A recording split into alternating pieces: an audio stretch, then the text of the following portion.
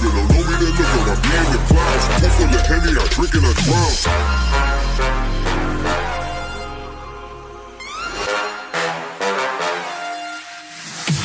Daytime better come correct. Ain't playing at your best, then you will get left. If it don't involve money, then I don't accept. If it don't involve money, then I don't accept.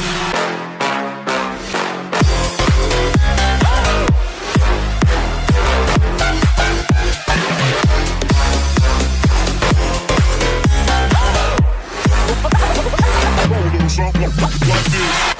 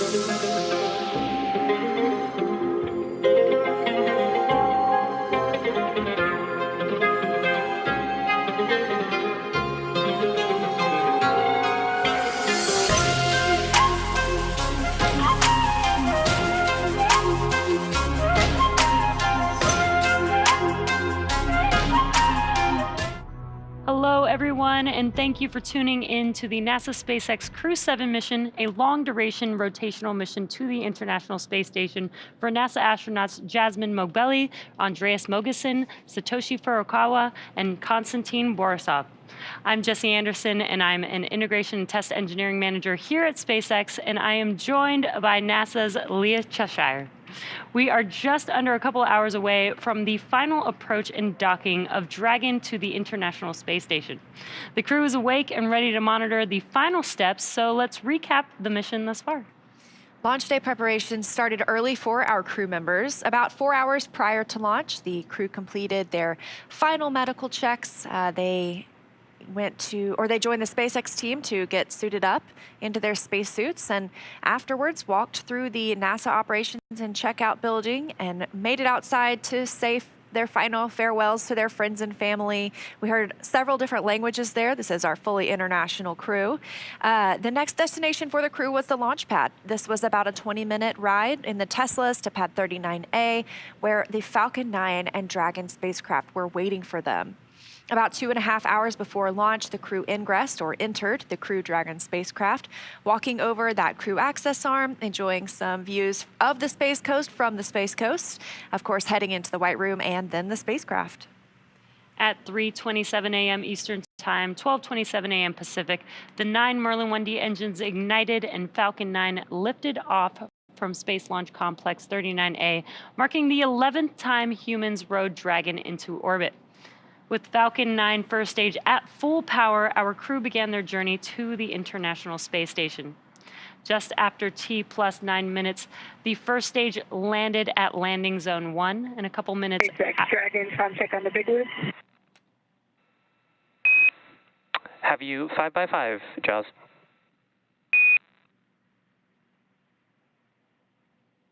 I have you the same. Houston, Dragon, contact on the big loop. Loud and clear, Jaws. How me? I have you the same. Station, Dragon on the big loop, com check. Dragon Station has you loud and clear. How me? Dragon has you loud and clear as well. Jaws, tally ho, you guys are looking good. Great to hear your voice.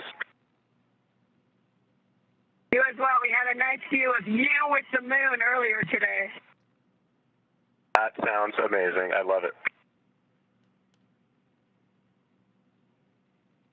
Love to hear that. So that was a lot of different voices, and you heard the term the big loop. So the big loop is up. That means this is a communication path from the ground to Dragon and the International Space Station and Hawthorne and Mission Control Houston. So everybody can talk on the same loop at this point. We will be entering integrated operations pretty soon. So you'll be hearing a lot of different voices from teams across, of course, here in Hawthorne as well as Houston, and then our space station and Dragon crew members as well. So back to liftoff last night, about 50 minutes after launch at 1:15 a.m. Pacific, Dragon executed the phase burn. This is the first of 5 major burns required to raise Dragon's orbit and position it for approach to the International Space Station. Dragon raised its orbit using the Draco thrusters over the last several hours as it chased down the space station. And just a few hours ago, the boost burn took place at 10:01 p.m. Pacific time. The boost burn put our crew in an orbit where Dragon's apogee, or the highest point, will be 10 kilometers lower than the station. After that, we executed the close co-elliptic burn at 10:45 p.m.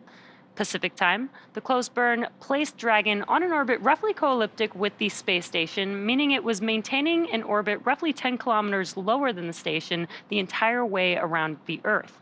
That's in contrast to only being 10 kilometers lower than the station during Dragon's apogee, or the highest point in its orbit, which is achieved by the boost burn. From there, at 11:54 p.m. Pacific, we executed the 4th major maneuver, known as the transfer burn. This is where we raised Dragon's apogee, the highest point of its orbit, to just 2.5 kilometers lower than the station. Then we rounded everything out with a final co-elliptic burn at 12:41 a.m. Pacific to once again maintain a constant orbit lower than the station, this time just that 2.5 kilometers below. This is a shorter burn lasting just over 30 seconds. So now we are getting into the approach initiation and final stages of Dragon's rendezvous with the space station. This is also when we start those integrated operations between the Dragon control team here in Hawthorne and the space station flight controllers in Mission Control Houston. You've got them both right there. These teams will transition to the integrated operations about 45 minutes prior to approach initiation. During the approach, SpaceX flight controllers will work in tandem with NASA team in Houston to maneuver Dragon Endurance to the proper attitude and initialize the navigation sensors used for the methodological approach to station. They'll also activate and test out a number of systems on Dragon, including bidirectional communications with the station using the C2V2 system. C2V2 stands for Common Communications for Visiting Vehicles. It sets up a data stream from Dragon to the station, giving another path for Dragon telemetry to come to the ground and giving an additional command capability to astronauts aboard the station. At about 4:29 a.m. Pacific, the Draco thrusters on Dragon will fire for the approach initiation burn when Dragon is about 2.5 kilometers below the station and just about 7 kilometers behind it. This will swing Dragon up until it's about a quarter mile, it's around 400 meters, directly below the station. This maneuver will also move Dragon inside one of 2 checkpoints around the station that requires a set of go-no-go poles with the different control teams. The first checkpoint is called the approach ellipsoid. You might hear it called the AE.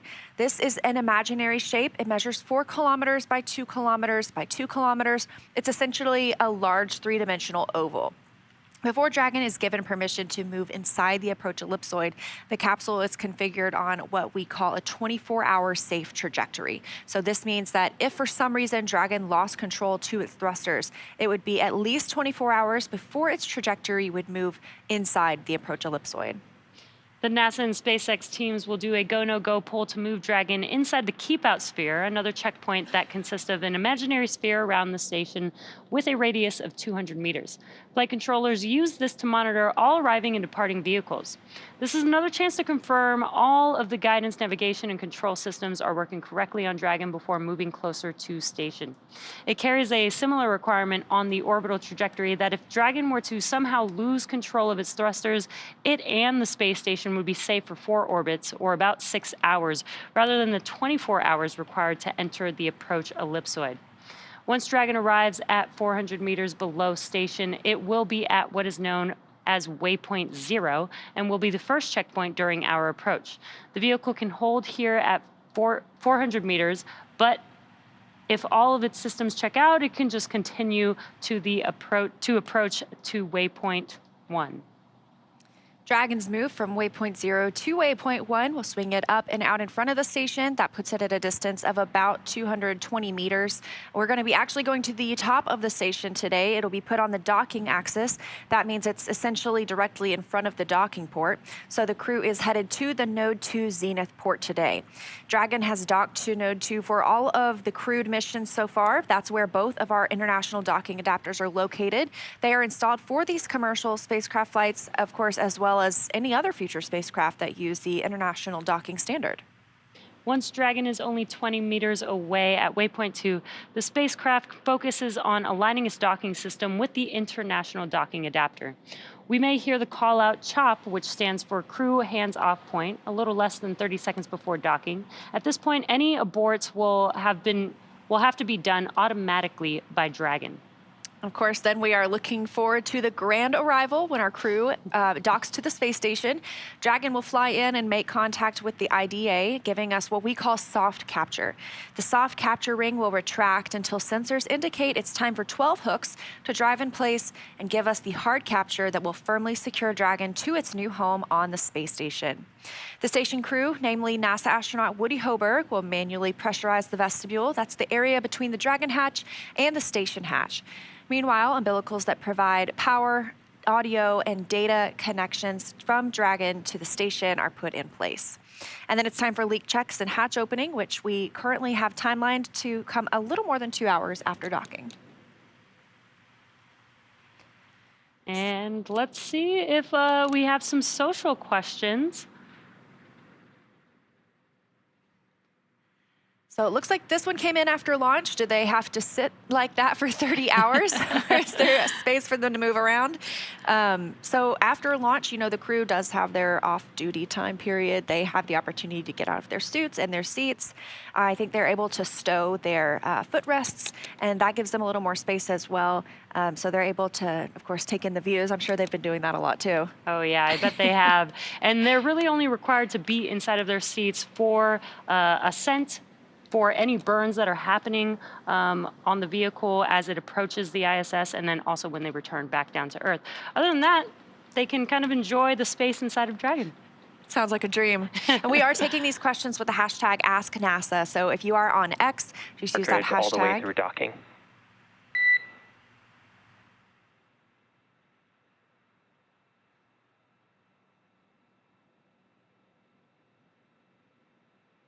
That was the core, so we expect to hear some comms from the crew and the core as we get into this more dynamic period of flight.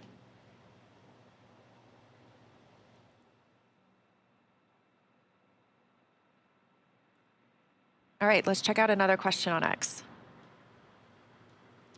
All right, since SpaceX CREW-7 is the most international launch, I'm wondering, has NASA ever launched a mission without any American astronauts?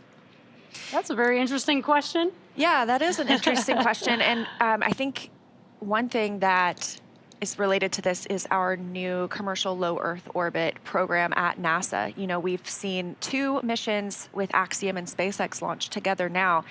Those do launch from Kennedy Space Center, and they have a former NASA astronaut as the commander, but those are fully considered private, or they have astronauts from other governments. So it's not necessarily a NASA mission. It's not necessarily NASA astronauts on board. But that is happening, and that is kind of paving the way for the future of spaceflight, where we have a low Earth orbit economy. Right, and here's on your screen our international crew. We do have Jasmine Mogbelli as the commander, pilot Andreas Mogeson, Satoshi Furukawa as a mission specialist on this flight, as well as Konstantin Borisov. And we are coming up on AI burn pretty shortly, I think just about a minute away. That is a 90-second burn approximately. Feels like things are really getting real. We're getting close to the International Space Station. Right now we are about 4.8 miles from the station, so not too far.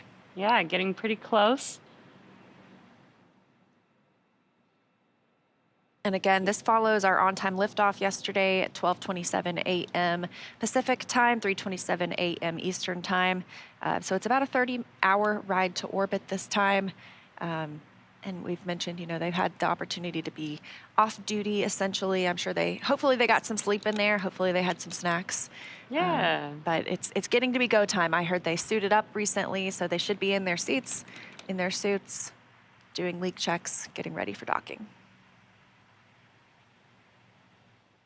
And we are just under a minute away from the approach initiation burn.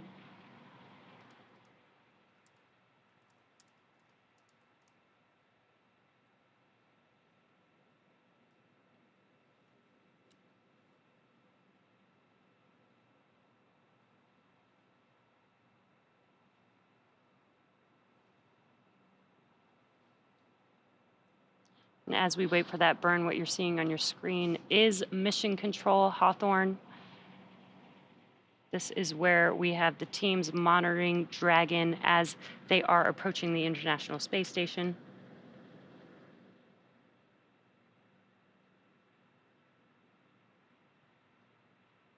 And of course, this approach initiation burn, we're using the Draco thrusters on Dragon.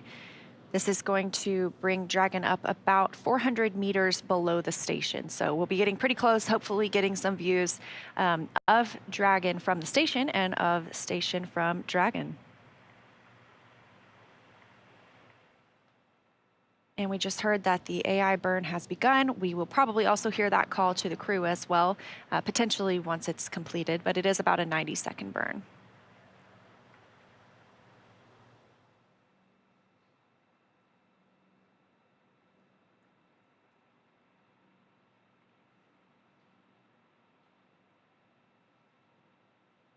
So the Draco thrusters on Dragon have just started to fire for the approach initiation burn. Dragon is currently about 2.5 kilometers below station, about 7 kilometers behind it. And again, this burn is going to swing Dragon up until it's about 400 meters, a quarter mile essentially, directly below the station. This also moves Dragon inside one of 2 checkpoints around the station that require our go, no go poles. We obviously got to go for that. The first checkpoint is the approach ellipsoid. We call it the AE. That's that 4 kilometer by 2 kilometer by 2 kilometer large 3-dimensional imaginary oval shape.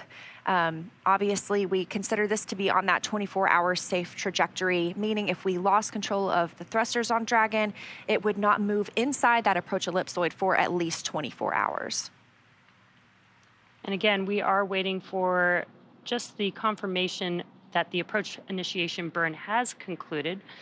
Dragon does have the ability to perform a mid-course maneuver about halfway through the journey to waypoint 0 to ensure the Dragon... And Dragon SpaceX on the big loop, we had a nominal approach initiation burn. If desired, you can review your impulsive retreat cue cards. SpaceX Dragon copies on the big loop and reference cue cards have been reviewed.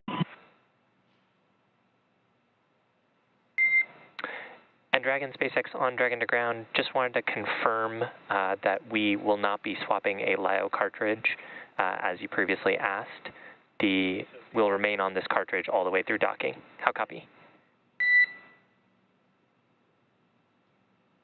Dragon copies will stay on this cartridge.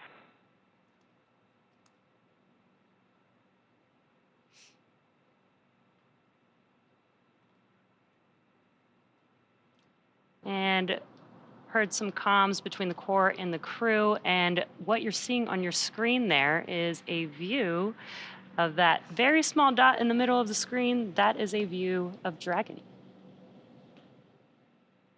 That's actually a view from Dragon looking at the International Space Station.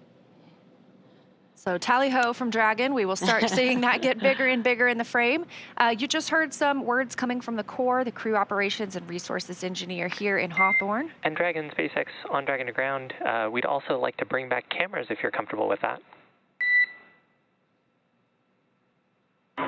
You are go to bring back camera, SpaceX, thanks.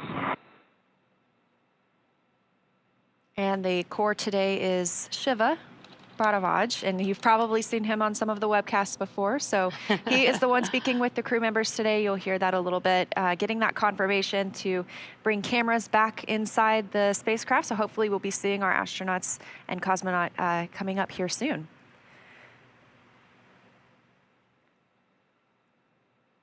SpaceX Dragon on the big loop, successful intercom check.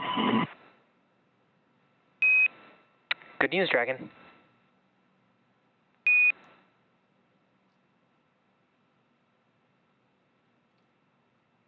And you can see on your screen some first views of seeing inside of Dragon. You can see the crew. And again, that is the International Space Station that you can see on the screen there. One thing I love about the International Space Station is it is about the size of a football field from end zone to end zone, and you can see that with your naked eye. So if you check out spotthestation.nasa.gov, you can put in your location and track when the space station is flying over your area. It'll tell you when to look up and look outside, what direction it'll be coming from, and it's pretty amazing to be able to see our humans from Earth living in space. And back inside the Dragon capsule, we have everyone in their suits and seats. Looks like they are fully suiting up now, putting those gloves on, as well as we have a view of those crew access panels, those displays in front of them, pilot and the commander there in the center.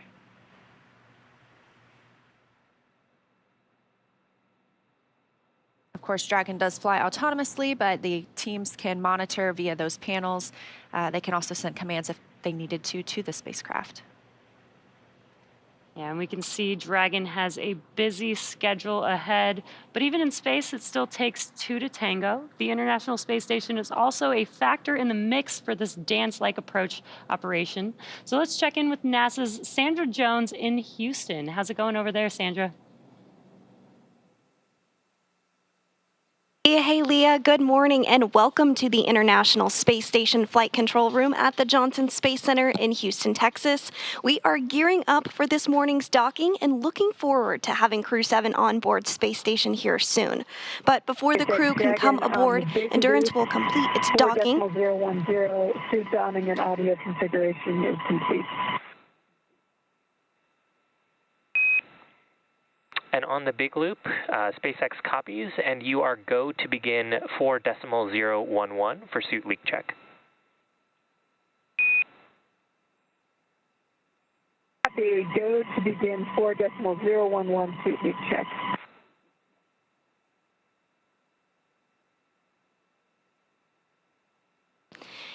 And those words up to Jasmine Mogbelli, the SpaceX Endurance Commander. But on board the International Space Station, NASA astronauts Steve Bowen and Woody Hoberg are going to be in the station's cupola using special software to help track Dragon's approach and make sure it stays in the expected zones. Once Dragon is docked, Hoberg will be primed to start hatch opening operations, and he'll start by opening the large hatch on Node 2 Zenith, giving him access into the pressurized mating adapter. Then the crew will have to pressurize the vestibule, which is the small space between hatches on Dragon and Space Station. Because this was exposed to vacuum prior to docking, the crew will need to fill it with air and make sure its pressure is nearly equal with the atmospheric pressure on Dragon and the Space Station. Hoberg will then use a small valve on the station's hatch to slowly introduce air into the station's vestibule. Flight controllers here in Houston will monitor and verify the pressure readings to make sure that everything is leak-free before we get ready to open up the hatches. Here in Mission Control, NASA Flight Director Judd Freeling is leading the team for Dragon's approach and docking today. And to their right is our Capcom today, Amy Dill, who will be communicating with the crew aboard Space Station. Now, as you may know, right now there are 7 astronauts aboard the space station, but of course that number will jump up to 11 once CREW-7 arrives on board. So again, we're excited to get our CREW-7 astronauts aboard to work on handover and orientation with the CREW-6 astronauts before they depart space station. But for now, that's the latest from here in Mission Control, so back over to Hawthorne. Thanks, Sandra. So while we wait for our next milestone, let's take a moment to meet our crew. Captain Jasmine Mogbelli hails from Baldwin, New York, and earned a bachelor's degree in aerospace engineering from the Massachusetts Institute of Technology and a master's degree in aerospace engineering from the Naval Postgraduate School. She also graduated with honors from the U.S. Naval Test Pilot School, and as an AH-1W Super Cobra pilot and Marine Corps test pilot, she has flown more than 150 missions, accruing 2,000 hours of flight time in more than 25 different aircraft. At the time of her selection as an astronaut, Mogbelli was testing H-1 helicopters and serving as the Quality Assurance and Avionics Officer for VMX-1. She is also the proud mom of twin girls. They were really sweet the other night in their SpaceX replica suits when they said farewell. Loved it. So cute. This is pilot Andreas Mogeson's second trip to the space station. His first was as the flight engineer for the ESA IRIS mission in 2015.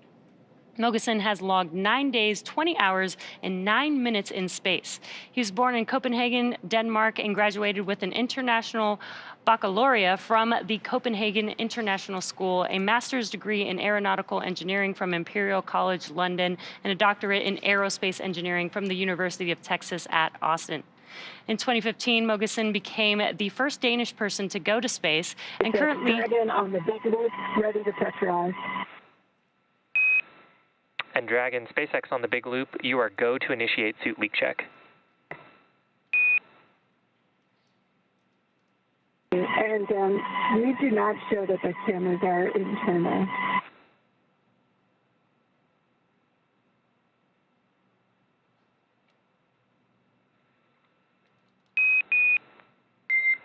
And Dragon, SpaceX on Dragon to ground, we are seeing good video.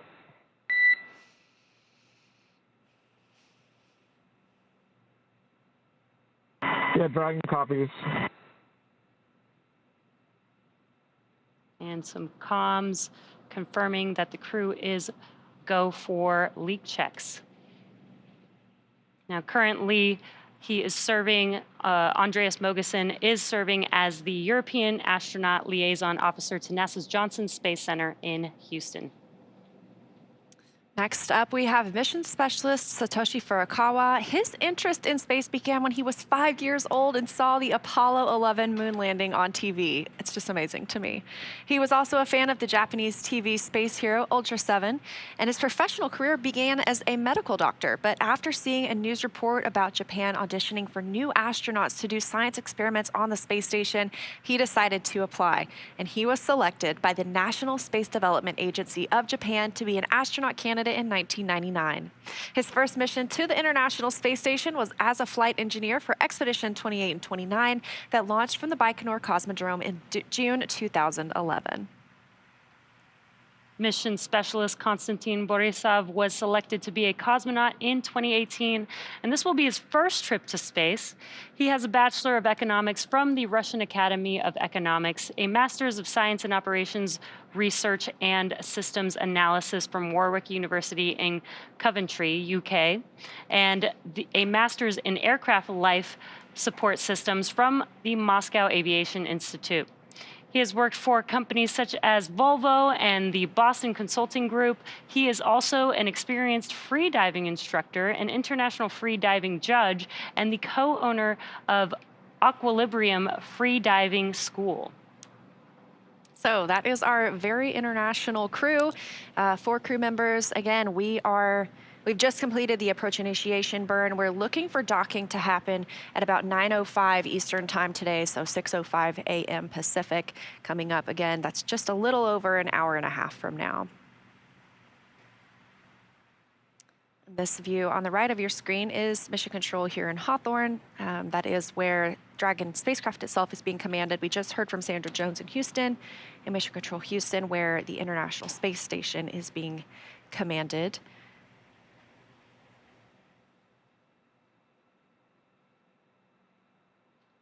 And there you can see on your screen the Dragon spacecraft. It is about 27 feet tall. There are some differences in this Dragon spacecraft that we see now, the second iteration, and the first one, where at the bottom they're pointing out those solar cells. Those are on the base of the trunk of Dragon. The previous iteration of Dragon had solar arrays, and of course, trunk is jettisoned ahead of re-entry, so it'll stay attached the entire time while we're on the International Space Station, but only that top half, that top portion where the crew is inside, of course, that's what brings everyone home and safely splashes down off the coast of Florida. And we expect to see that happen in just about a week with our CREW-6 crew members currently living on the International Space Station. They arrived about 6 months ago. Dragon, we show 4 good suit leak checks.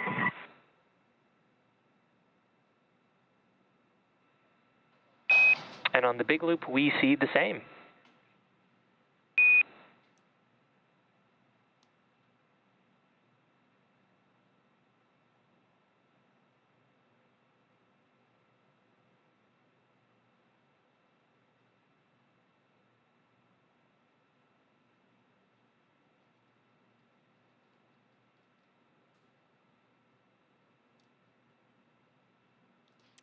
And we just heard confirmation of 4 good suit leak checks, so that's great news.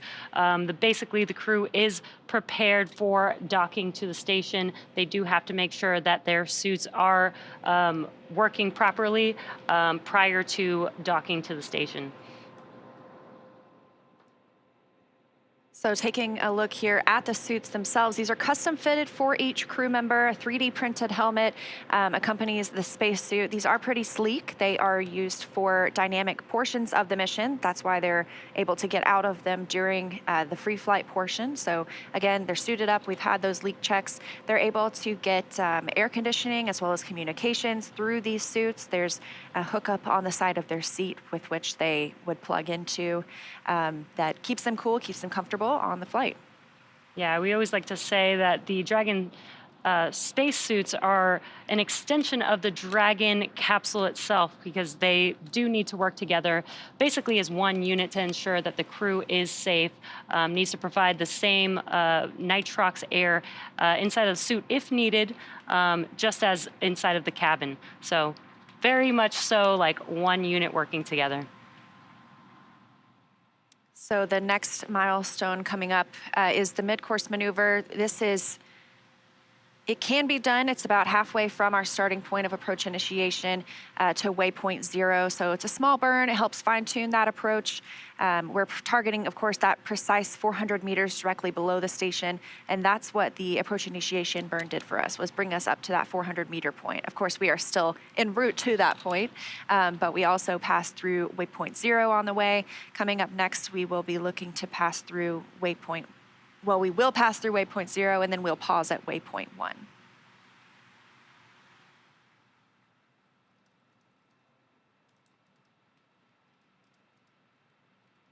And there you can see that maneuver there as the space station will move upwards into waypoint 1. And you can see on your screen the graphic says the keep out sphere. This is an imaginary sphere, but basically it's a 3D sphere where the vehicle has a few checkpoints in order to make its way to the International Space Station. These are checkpoints that enable to make sure that everything is safe as the vehicle approaches and docks with the International Space Station. And of course, today we've talked about we are docking to the Zenith port. This is the space-facing port on the International Space Station. That's really the easiest way to say it, because there necessarily isn't an up or down in space. And Dragon Endurance today is joining Dragon Endeavour, which is docked to the forwardmost port of the International Space Station, both on Node 2.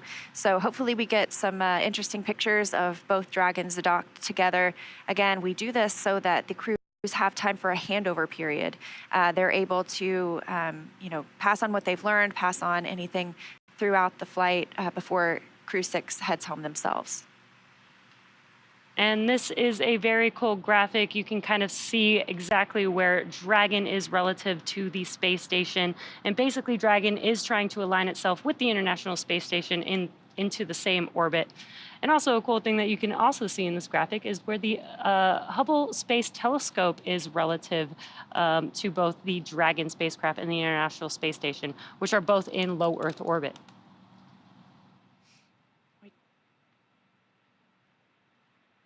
We are taking your questions on X with the hashtag AskNASA. So if you're wondering something, we will definitely try our best to bring that up and answer it here. So let's see if we have anything.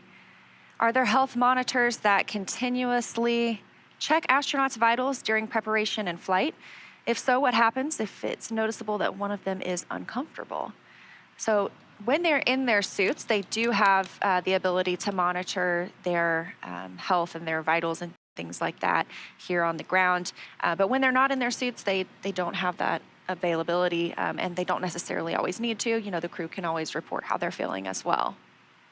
We also have something similar in our suits on a spacewalk. So the flight surgeon is able to monitor on the ground, kind of the consumables is what we call it. So the amount of oxygen or the temperature of the astronaut. And so they can recommend things like maybe let's pause here or,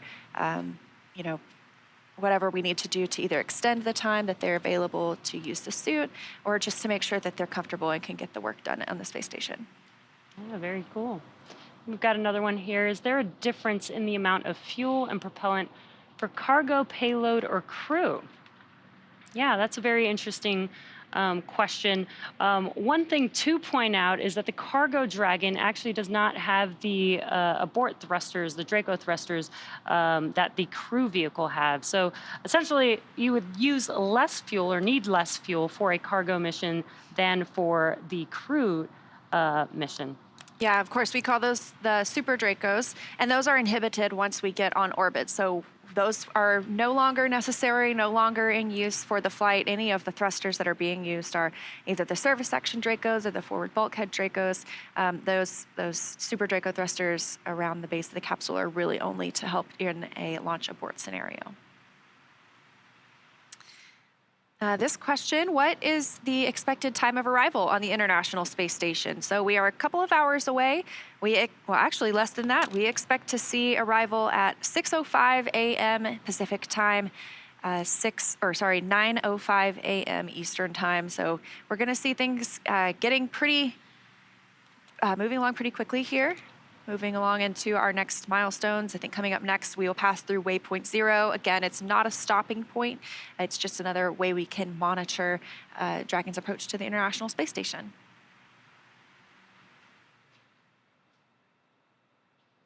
And we've got one more question here. What science are we expecting from CREW-7, and what impact is it going to have in future interstellar travel? I don't know about future interstellar travel necessarily, but of course, I love the opportunity to talk about the science here. There are several investigations going up that CREW-7 will work on. Some of the designers of spacecraft and spacesuits to support the exploration of other planets, they are considering the possibility that humans carry microbes to like bacteria, anything like that, to those locations. So for the ISS external microorganisms mission, the astronauts are going to go on a spacewalk and swab the outside of the space station to determine if the space station releases microorganisms through the life support system vents and if anything could live out there in the vacuum of space. So I think that one is really interesting. Yeah, that would be very interesting to know. The International Space Station is in low Earth orbit, so that's pretty close to Earth. So it'd be very, very interesting if they did find or discover something new.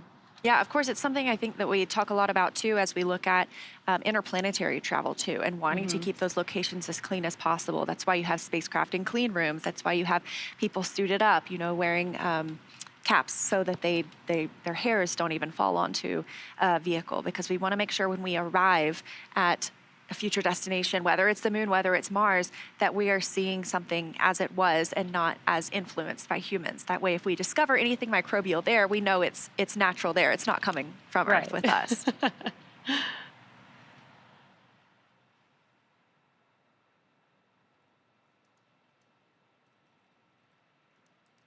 Now on your screen, on the left-hand side is Mission Control Hawthorne. This is the team that's actually monitoring Dragon, and they monitor Dragon from liftoff all the way to the crew arriving at the International Space Station, as well as when the crew returns back home all the way through splashdown. That mission control room in Hawthorne, that's the team that is monitoring Dragon and the crew throughout the entire mission. Yeah, and obviously we are getting into joint operations now. That means both of these teams are working together. So previously, the International Space Station was obviously clearly monitoring Dragon's flight, but mainly focused on the International Space Station and preparing it for docking. But now these teams are really working in tandem as we get closer to those two vehicles linking up. Again, coming up in just a little over an hour from now, 6:05 a.m. Pacific, 9:05 a.m. Eastern Time. Yeah, and this really shows that teamwork makes the dream work. I think you're 100% right.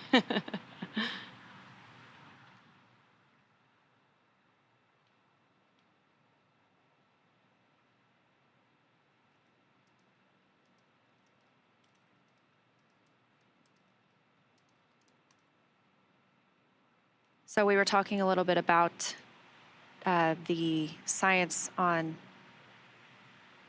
that CREW-7 will be working on. Of course, the International Space Station has been in orbit been constantly inhabited for almost 23 years now.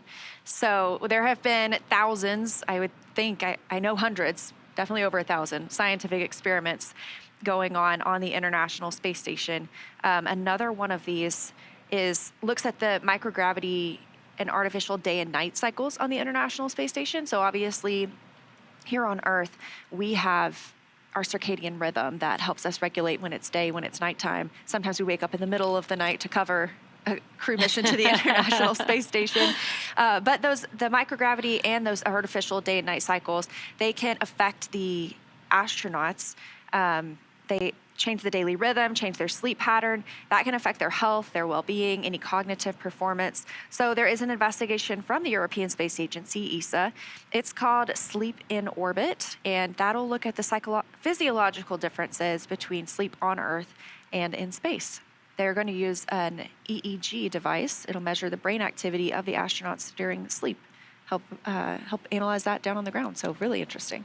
Yeah, that does sound very interesting, especially when the International Space Station sees about 16 orbits a day. I can't imagine, what that does to the human body or the human mind when typically, you associate daytime with sunlight and nighttime with darkness. Right. And you're kind of getting that fluctuation throughout the entire day. So I wonder how that kind of changes somebody's body when they're there for, 6 months or more. And tally-ho on Dragon from the International Space Station. You can see that little blinking light. That is our CREW-7 crew of 4 getting closer and closer to the International Space Station. Of course, we did have our approach initiation burn. We are standing by. We may see a mid-course maneuver. This is an optional burn just to help fine-tune that approach to the International Space Station. We will pass through waypoint 0, and then waypoint 1, we'll do that brief pause. I'm pulling up my data right now. Let's see. We are just about a mile from the International Space Station. So if you've ever run a mile before, you can run between Dragon and the space station. That's how close they are.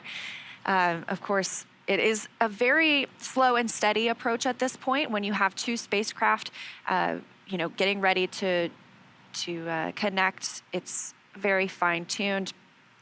And I just did get confirmation the mid-course maneuver is underway. This will be a short burn.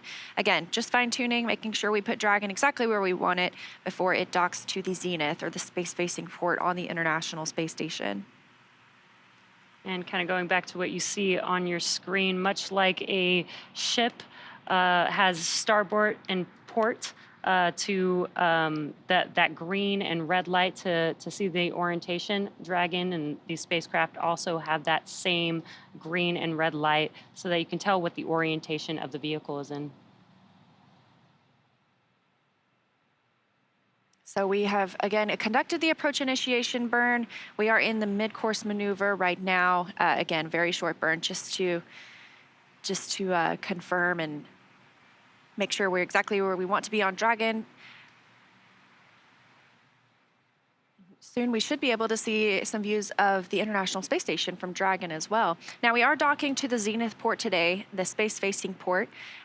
We may not have views at the time of docking. That is because when we send signals from the cameras, we don't want it to bounce back off of Dragon. That can damage the cameras themselves. So we may not have views during that point as it prepares to dock, at least not from the closest camera, but we will have confirmation. And Dragon SpaceX on the big loop, we had a nominal mid-course correction and the trajectory has converged on waypoint 0. Expect waypoint 0 arrival at 1217 Zulu.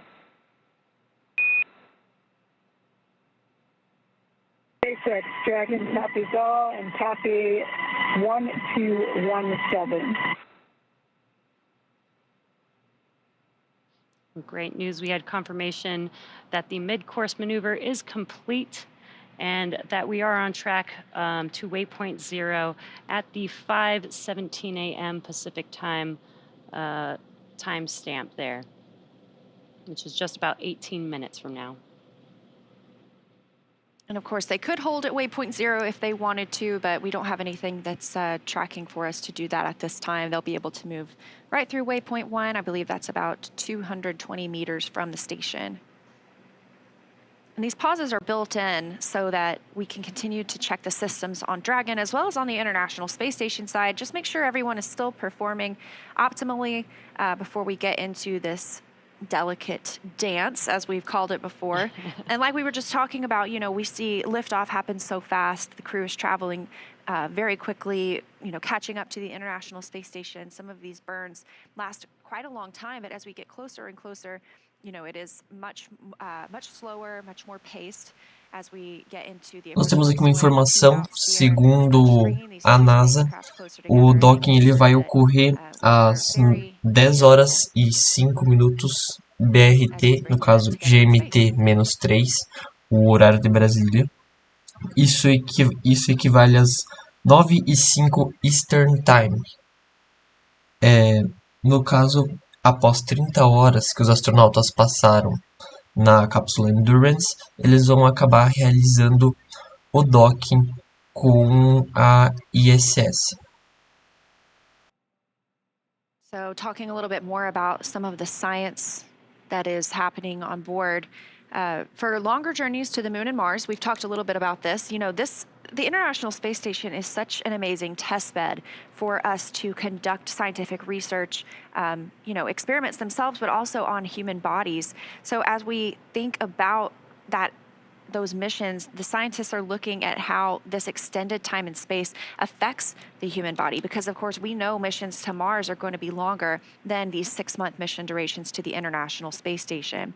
So astronauts on these missions of various length can participate in an integrated set of studies that monitor their health before, during, and after the missions. These are 14 experiments. They are collectively called the Complement of Integrated Protocols for Human Exploration Research. To shorten that, we just call it CIPHER. These collect multiple physiological and psychological measures of the human response to time and space. So these results could play a pivotal role in ensuring the safety, the health, the success of astronauts on deep space exploration missions, which of course is our next big goal.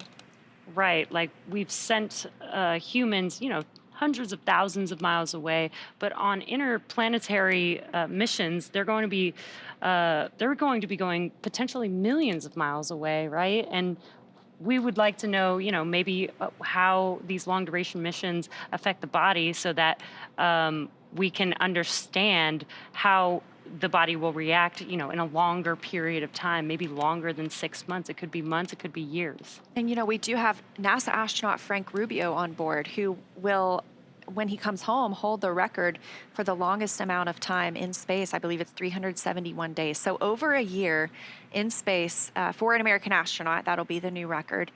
He is still on board. We expect to see him come home next month. So I know he must be looking forward to his return to Earth. Now, our next milestone is we expect waypoint 0 arrival. Again, that'll be at about 5:17 a.m. Pacific time, so about 15 minutes from now.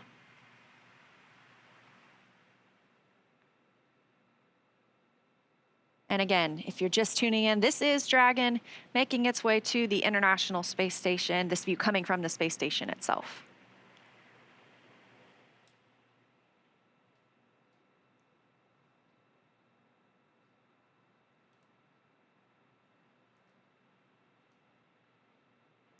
And again, we are taking your questions on X with the hashtag AskNASA. See if we have some questions here. How long was the prep for this mission overall? Ooh, that's a great question.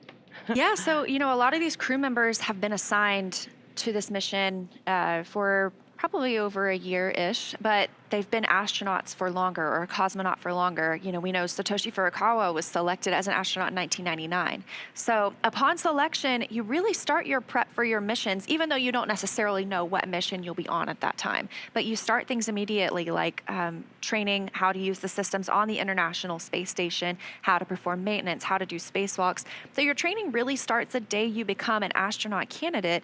However, training for this mission gets a little more intense when they are assigned and when they can come here to Hawthorne and start training with the teams here, as well as training specific experiments they might conduct on the International Space Station.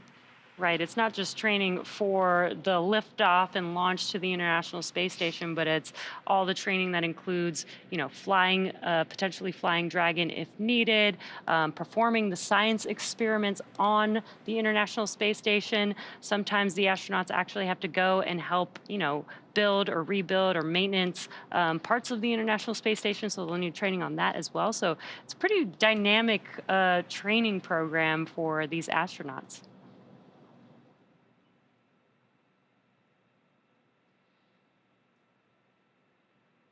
We've got a live look inside Dragon Endurance right now.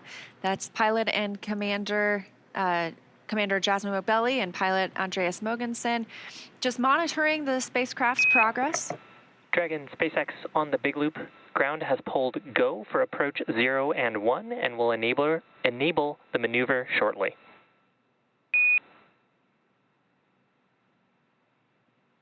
SpaceX Dragon copies, go for approach 0 and 1. And those words confirming that we are good to continue the approach to the International Space Station, and we'll pass through waypoint 0. Again, we expect that waypoint 0 mark to come at about 5:17 a.m. Pacific, so about 12 minutes from now. Again, they will not pause there. They will go to pass through to waypoint 1. That's about 220 meters away from the International Space Station. This view again from inside Dragon, crew monitoring as Dragon flies autonomously to the International Space Station, continuing to get closer and closer.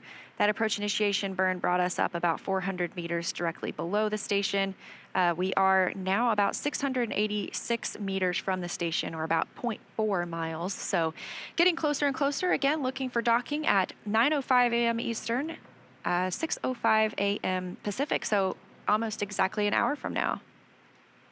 And we did see views of the International Space Station before, which looked like a tiny little dot, and now we are getting so close that you can really see the International Space Station there, and that's on your left-hand screen.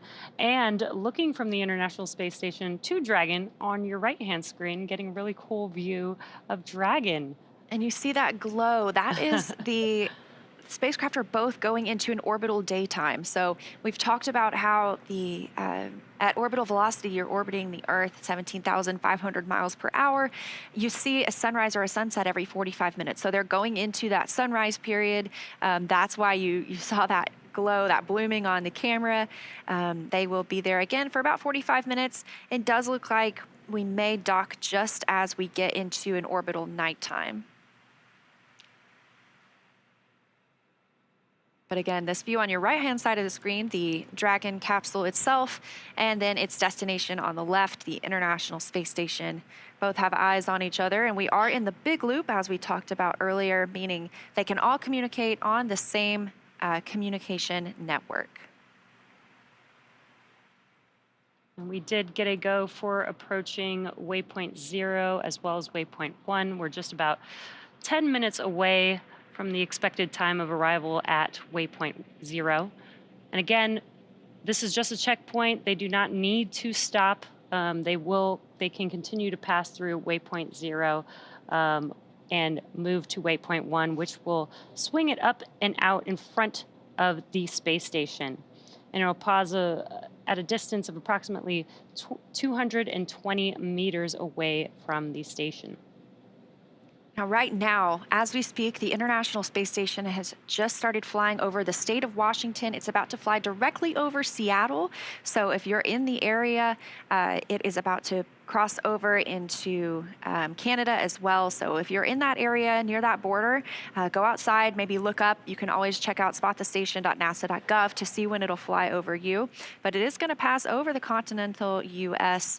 Right now. It's flying right over the state of Washington. So I'm sure if they looked down right now, would have beautiful views of the mountain ranges there. It'll be south of Calgary here pretty shortly.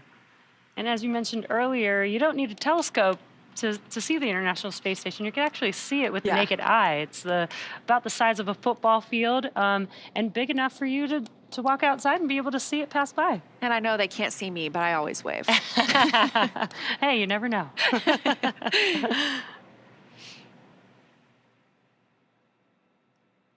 So again, things still progressing pretty smoothly this morning. Next milestone being that they will pass through, will not stop at waypoint 0, less than 8 minutes from now. And a reminder, we are going to the zenith, or the space-facing port of the International Space Station today. They will be next-door neighbors with Dragon Endeavour, which is at the forward-facing port on Node 2.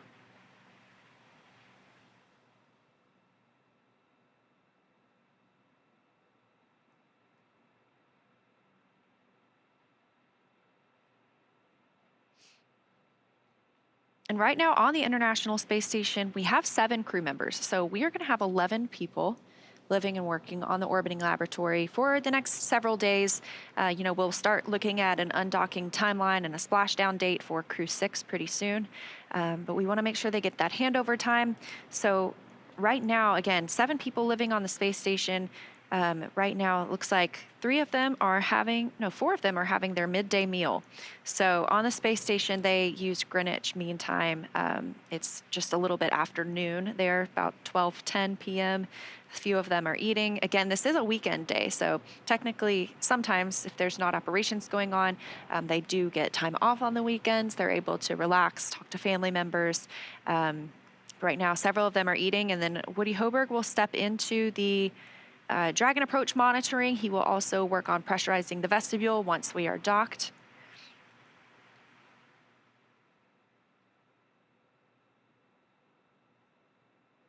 And on your screen is a pretty cool view from the International Space Station looking at Dragon. You could see the nose cone deployed, and you can also see some of the thrusters. They're using the Draco thrusters to maneuver Dragon towards the International Space Station. You can see Earth in the background. Yeah, right now they are flying over Saskatchewan, so south of Saskatoon. That's the view below Dragon there. And then Dragon's view of the International Space Station. So if you're in that area, go take a look up. You might spot our crew members.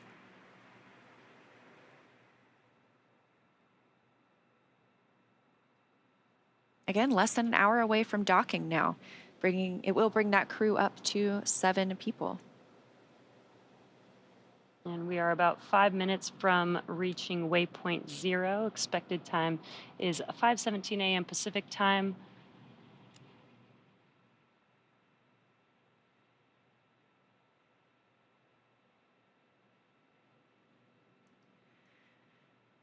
So during that crew handover period, when we talked about, these 11 crew members on the International Space Station, we have Crew-6. That consists of Stephen Bowen, Woody Hoberg, Sultan Al-Nayati, and Andrei Fedyayev. They have been living up there for about 6 months now. And before we bring them home, we want them to be able to talk to CREW-7. We have some first-time flyers, especially on this spacecraft. So we want them to be able to show them the ropes of what's going on aboard the International Space Station. They can hand over any science experiments that they've been working on, show them any of the safety protocols. That's actually one of the very first things that they will do right after they dock. They will move into an ISS safety briefing. They get a lot of training on the ground about how to handle any contingencies or off-nominal situations, but once you get in space, it's just different. You need to do it again. You need the refresher. So it's, safety is the utmost importance. So that's the first thing that they'll do after they dock and do their welcoming ceremony for us. But that crew handover period, it gives a nice buffer for these team members to be able to share what's been happening on the International Space Station over the last 6 months with this crew who has just arrived.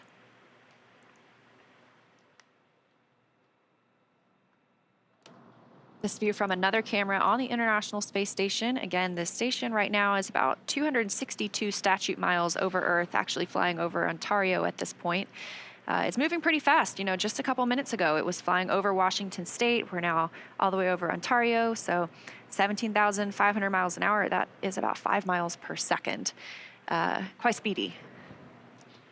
And speed is relative, so it doesn't look that fast on your screen, but that is very, very fast.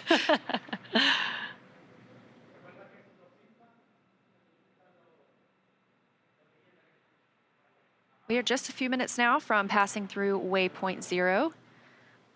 And we expect to pass through waypoint 1 as well. That'll be about 25 minutes following our pass through waypoint 0. Again, these are points built into the docking process. That way, if we needed to hold at these, we definitely can. It's a great opportunity to check out any systems, but the teams here in Hawthorne as well as in Houston have pulled go. They're not tracking any issues that would preclude us from a safe docking. Again, looking at that coming up at about 6:05 a.m. Pacific. And our Cronus flight controller in Houston is the one who is navigating these cameras on the International Space Station. So they always do a great job of getting us some really amazing views as Dragon gets closer.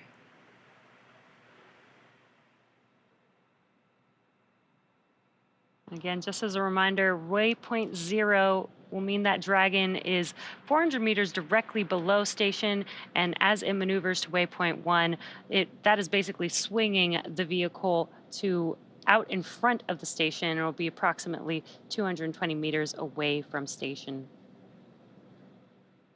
And that is coming up here in just about 2 minutes from now. We're reaching waypoint 0 is coming up in about 2 minutes. And waypoint 1 puts us on the docking axis, so it pretty much lines us directly up with that corridor that the spacecraft will follow all the way in to where it docks on the zenith port of the International Space Station.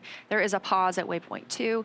That's about 20 meters away, so that is kind of the final check of all the systems on both sides of the spacecrafts to make sure that everyone's still go for docking. We're not tracking any major issues. They can hold there for any lighting changes if they wanted to, but not always necessary. So sometimes it's a brief pause, and sometimes they just hold to make sure that everything is checking out as planned.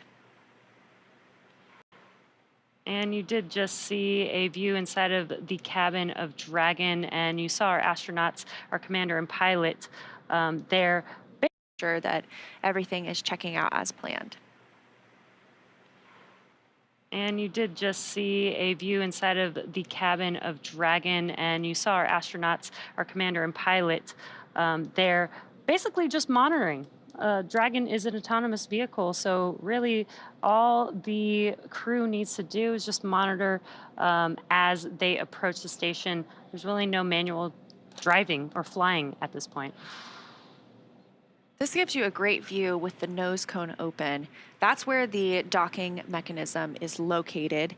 That's the hatch through which these astronauts will fly through Dragon and into the International Space Station. Of course, yesterday during launch, we saw them enter through the side hatch. They won't use that again until they splash down and are back on Earth and egress on the recovery ship. So, we just got confirmation. We have arrived at waypoint 0. We are converging our trajectory on waypoint 1. So again, things continuing to move smoothly. We'll start to get a different view of the International Space Station as we're going to be going to the zenith port. So we're going to be going directly above it. We'll be looking down on the space station. So that view we have right now of the space station looking down on Dragon, it'll be flip-flopped. So Dragon will be looking down on the space station and see Earth below that. So again, we've just reached waypoint 0, which means Dragon is 400 meters directly below station. And we can see it in views now coming from the International Space Station. But coming up, Dragon will move from waypoint 0 to waypoint 1. That'll swing it up and out in front of the space station, actually directly above it, pausing at a distance of approximately 220 meters. Again, that puts us on the docking axis. That essentially means it's directly in front of the docking port. And again, we've heard teams do the go, no go polls. Everything remains go for us this morning.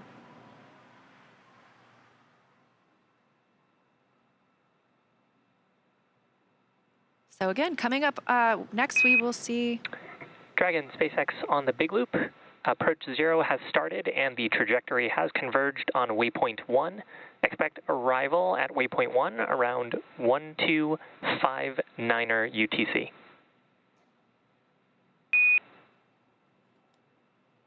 SpaceX Dragon copies on the big loop, arrival at waypoint 1 at 1259er.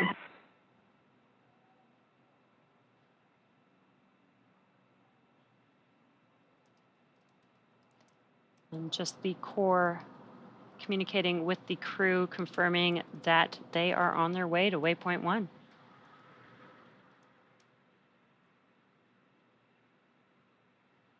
Now this maneuver from waypoint 0 to waypoint 1 is coming up in just about 30 minutes from now. So we do have some time as this maneuver happens.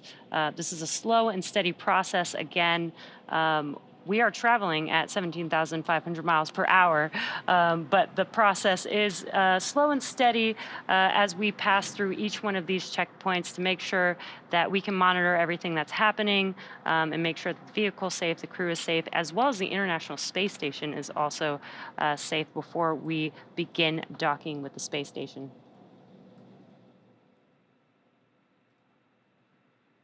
We were just talking about what's underneath the nose cone. So obviously the docking port, but we also have those forward bulkhead thrusters. We use those for some of the larger burns. We also have the service section Draco thrusters. Those are positioned around the spacecraft.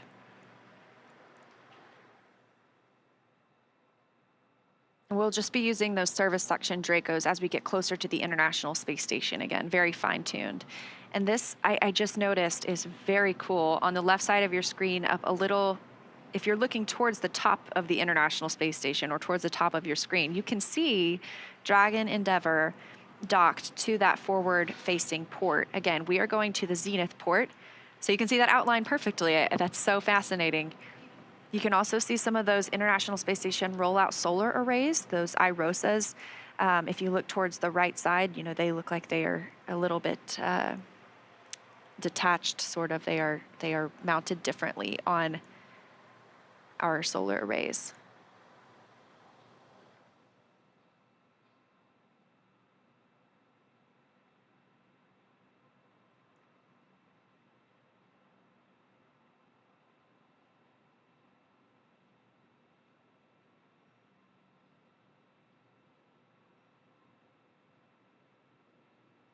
Again, we have passed through waypoint 0, heading up to waypoint 1. International Space Station looking especially beautiful this morning.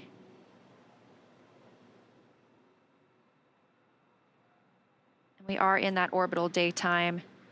We are now flying over the Atlantic Ocean, so we have at this point passed over the continental US, North America.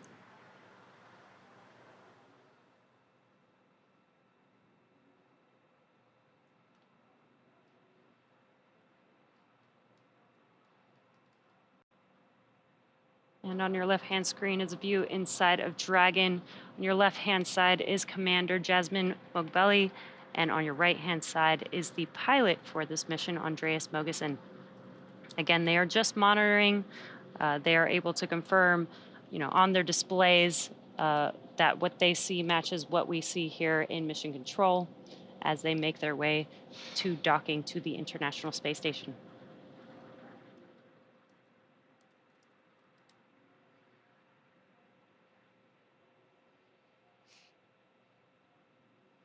And these views are really awesome. Seeing Earth in the background, looking almost so crisp there. I know.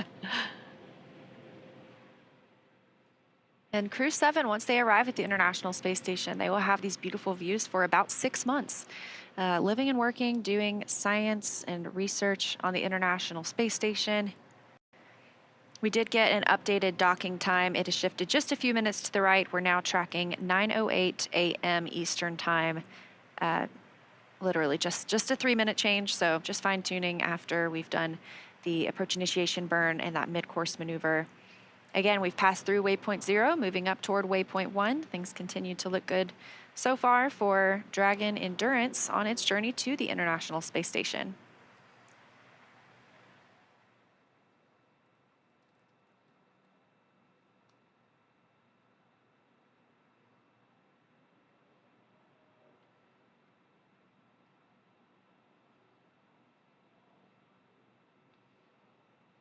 And the astronauts, the first crew to fly on a spacecraft, have the opportunity to name it. And so the first flight of Endurance was the CREW-3 mission. It was named Endurance by the astronauts themselves. Obviously, they said it's a tribute to the tenacity of the human spirit as we push farther than ever with commercial opportunities in low Earth orbit and plans to go to the moon and Mars. So common theme.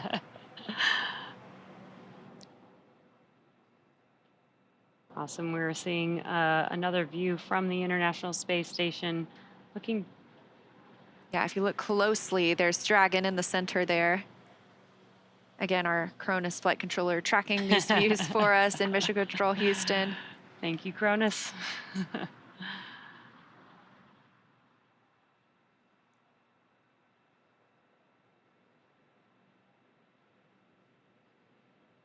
And as a reminder, as Dragon approached waypoint 0, was directly under the International Space Station. As it moves to waypoint 1, it's actually going to swing up and align itself with the space station. So you no longer will be looking down from the space station and have that view of Earth in the background, because it will be aligned with the docking port, which is the zenith port today. It's the space-facing side of the International Space Station.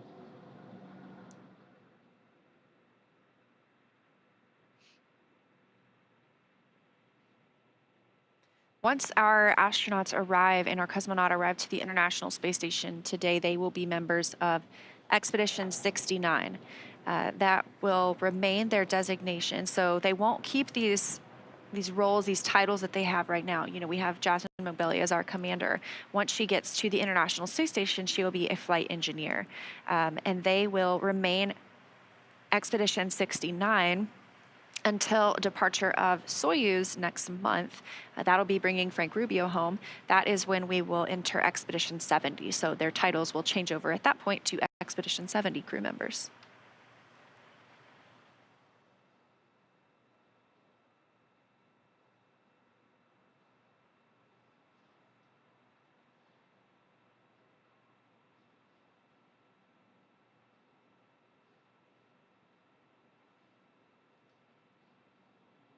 We're about 25 minutes until we expect to reach waypoint 1.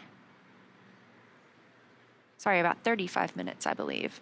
Again, that's that 220-meter It can be used as a hold point. I don't think we intend to use it as a hold point today, but it is on the docking axis. It'll be directly above the International Space Station, directly above that Zenith port on Node 2.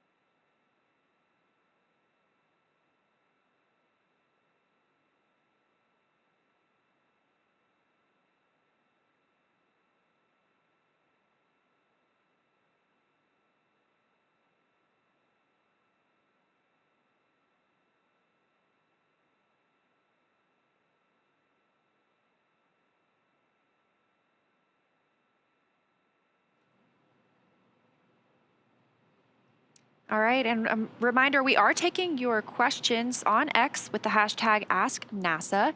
We have one from Sahid asking if there are any problems with docking if they are on the dark side of the Earth, which it does happen several times a day. We see that happen about every 45, 90 minutes, or sorry, a sunrise, sunset every 45 minutes. And do they face visibility issues? So Dragon is fully autonomous. It uses LiDAR to track the International Space Station and to line up with that docking port. The crew members do have the opportunity to take control if needed, but they don't necessarily need to wait for that lighting. The Dragon knows where the station's docking port is, and we have lights out on the exterior of the International Space Station anyway. So sometimes we do hold for lighting just to double confirm, just to make sure, but there is usually no problem docking in darkness. Yeah, I believe it's actually more of a problem when it's too bright. So when it's too bright, they do take a pause and wait for it to get a little bit darker, just to make sure that, again, because this is an autonomous vehicle, make sure that the Dragon spacecraft can actually see the International Space Station.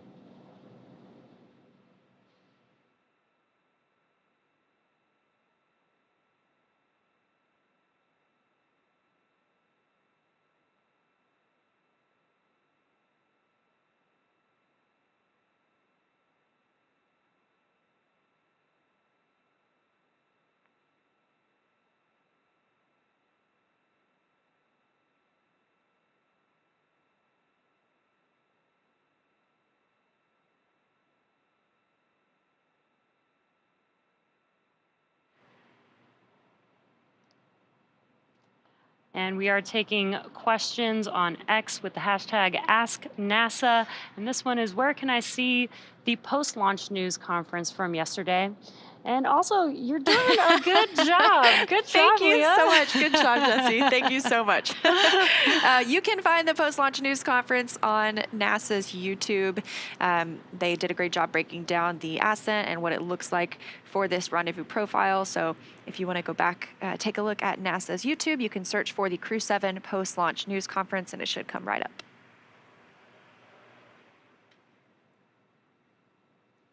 Next question is, when will CREW-7 be back to Earth? Well, these are long-duration rotational missions, but the durations are approximately 6 months. So every 6 months, we fly a crew up to the International Space Station, and the crew on board will then return back home. So CREW-7 will be up there for about 6 months and come back. We're starting to see the views change a little bit. You know, we were looking directly down on Dragon, but now we are swinging up and above the International Space Station, because we'll be docking to that Zenith port. So again, like I mentioned earlier, we were looking directly down on Dragon with the Earth below it. Pretty soon, Dragon will be looking directly down on the International Space Station with the Earth below it. Looks like right now they are flying off the west coast of Senegal, about 260 statute miles above Earth.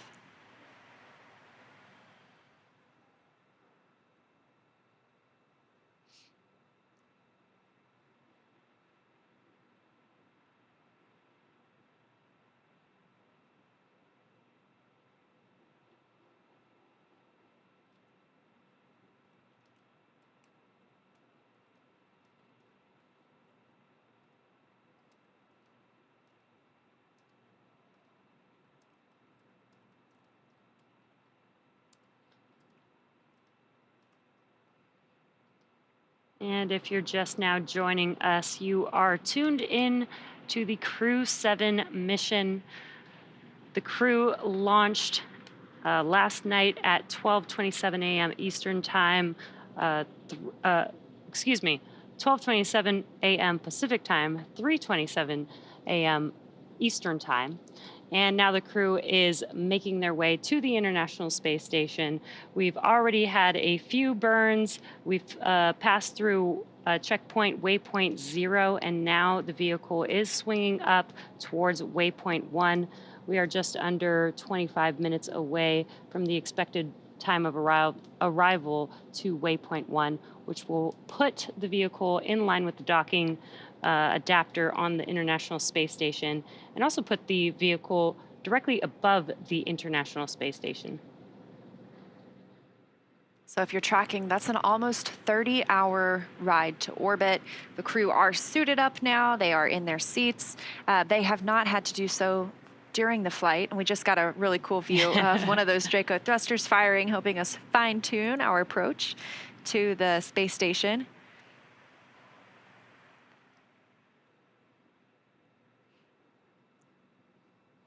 Our 4 crew members arriving today: Jasmine Mogbelli, Andreas Mogensen, Satoshi Furukawa, and Konstantin Borisov.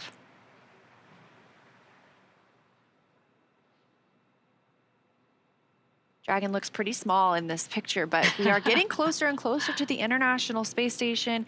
Waypoint 1 is our next really milestone. That'll be 220 meters directly above the station. We'll pass through that, head to waypoint 2, which is a hold point. It can be a brief pause. That's 20 meters away from the docking port.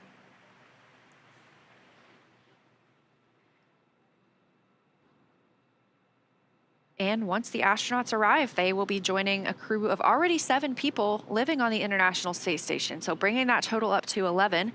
The other astronauts and cosmonauts living on the station right now are Stephen Bowen, Woody Hoberg, Sultan Al-Nayati, Andrei Fedyaev, Frank Rubio, Sergei Prokopyev, and Dmitry Petelin.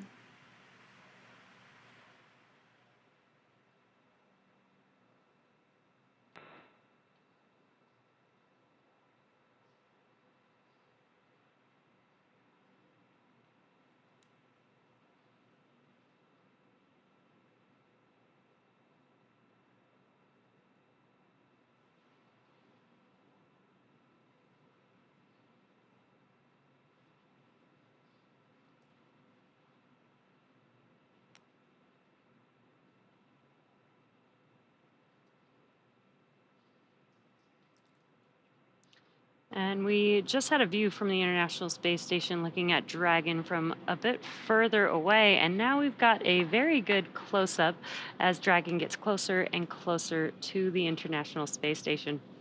Yeah, looking crystal clear. Again, that nose cone is open. Of course, when we launch, it is closed.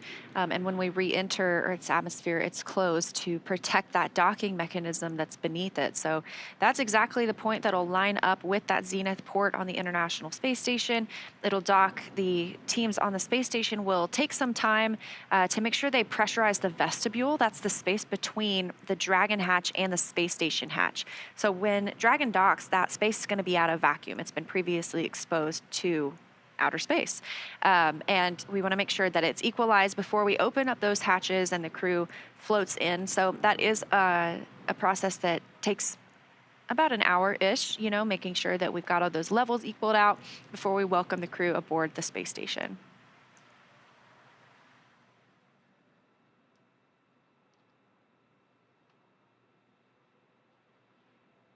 Yeah, this is another view from the International Space Station. You can see one of the robotic arms on the left, and close to center of your screen, that is Dragon.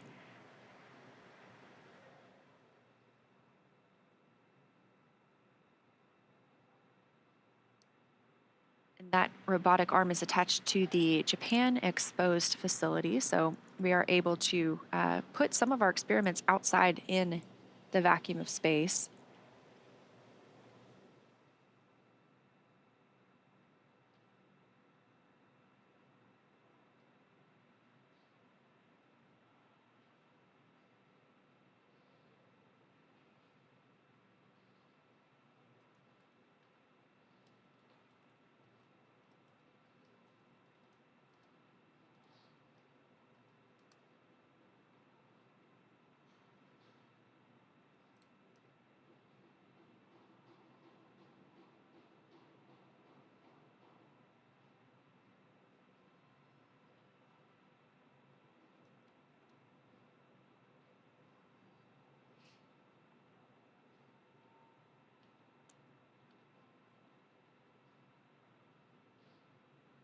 Again, we are about 23, 22 minutes away from waypoint 1, reaching waypoint 1.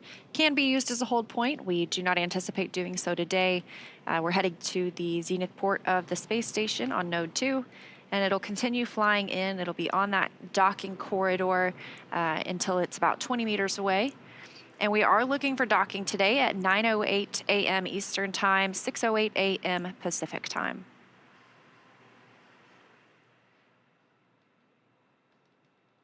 And this again is Dragon Endurance that we're looking at. It flew first on the Crew-3 mission. It also flew the Crew-5 astronauts to the International Space Station. Dragon SpaceX on the Big Loop. Expect reconfiguration of the C2V2 return link shortly.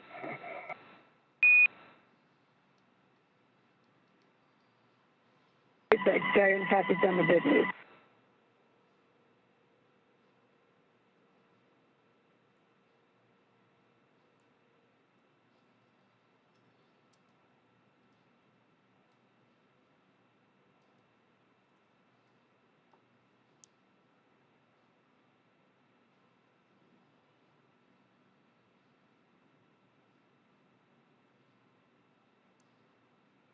And a reminder, we are taking your questions on X with the hashtag AskNASA. So if there's something you're curious about, let us know.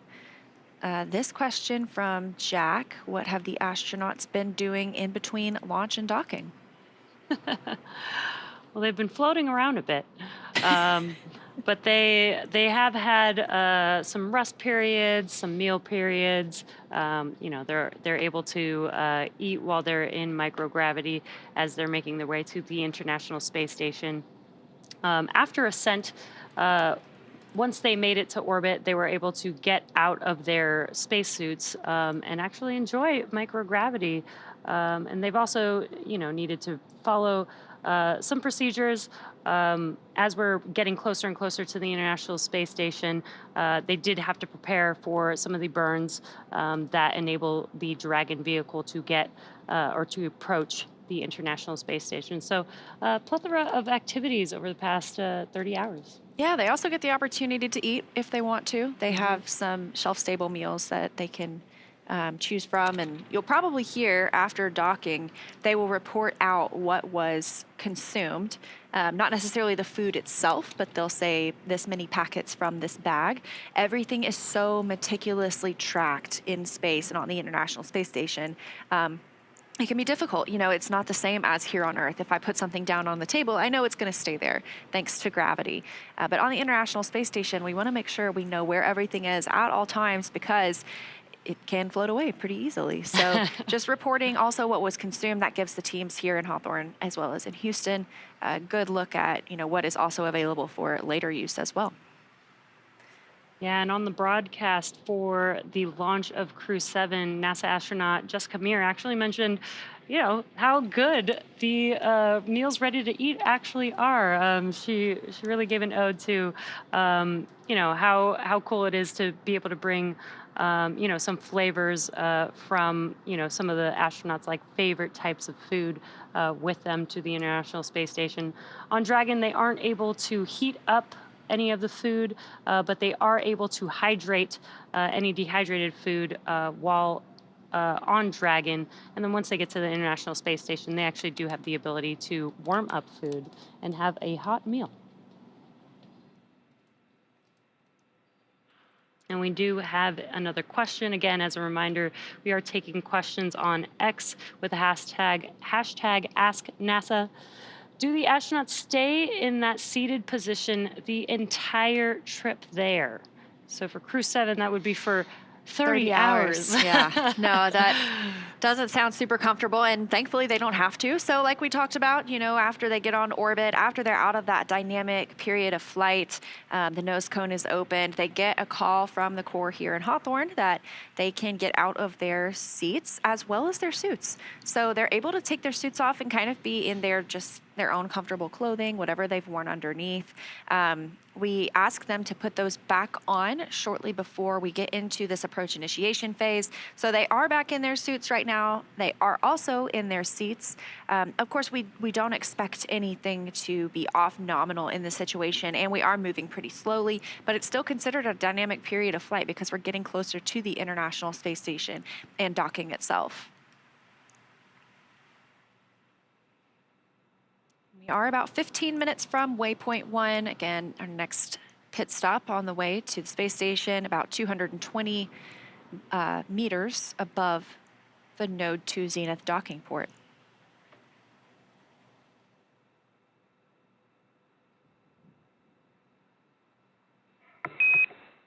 And Dragon SpaceX on the big loop. C2V2 link reconfiguration is complete. Could you give us a quick comm check?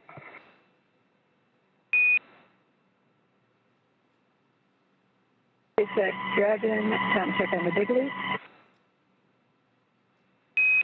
We have you 5 by 5. Have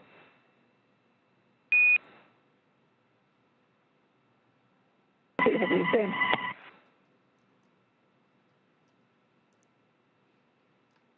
Hearing that conversation between the core and the crew, that is Shiva Bharavaj down there in Mission Control, Hawthorne.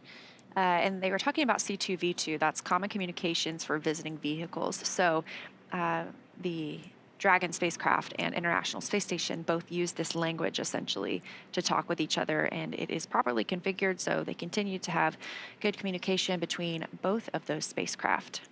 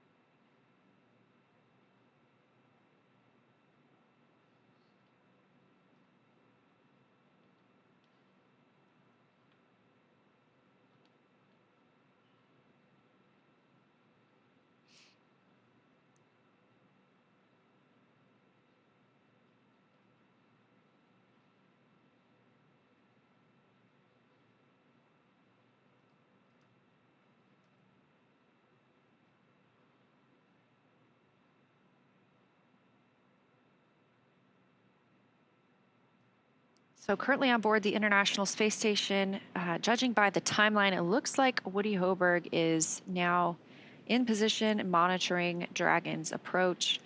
They can actually send commands from Dragon or from the International Space Station to Dragon if need be, if there was some reason that we needed the spacecraft to retreat. Obviously, we're not tracking anything this morning, but he'll be monitoring that approach as they get closer all the way through docking, and then he'll be the person to work through the depressurization of the vestibule and make it a welcoming transition from Dragon to the space station for the 4 new crew members.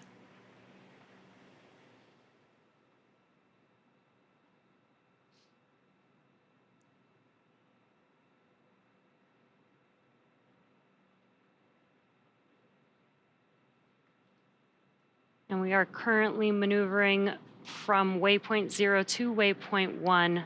We are expecting to arrive at the waypoint 1 checkpoint at 5:59 a.m. Pacific time. And again, this will put Dragon directly above the International Space Station. So you could see on your screen, Dragon made its way to waypoint 0, which was directly under the International Space Station, so between Earth and the International Space Station. And now it is swinging upwards and will be above the International Space Station, basically on the space side of the station.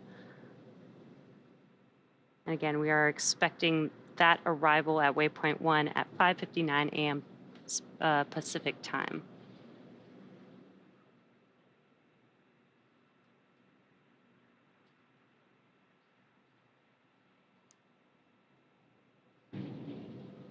And we got the go from the International Space Station team that they are good to have Dragon proceed past waypoint 1. So Waypoint 1, they will stop at Waypoint 2. Again, that's about 20 meters from the space station. That's the final checkpoint before moving in. And we expect to see them at Waypoint 1 in about 12 minutes from now.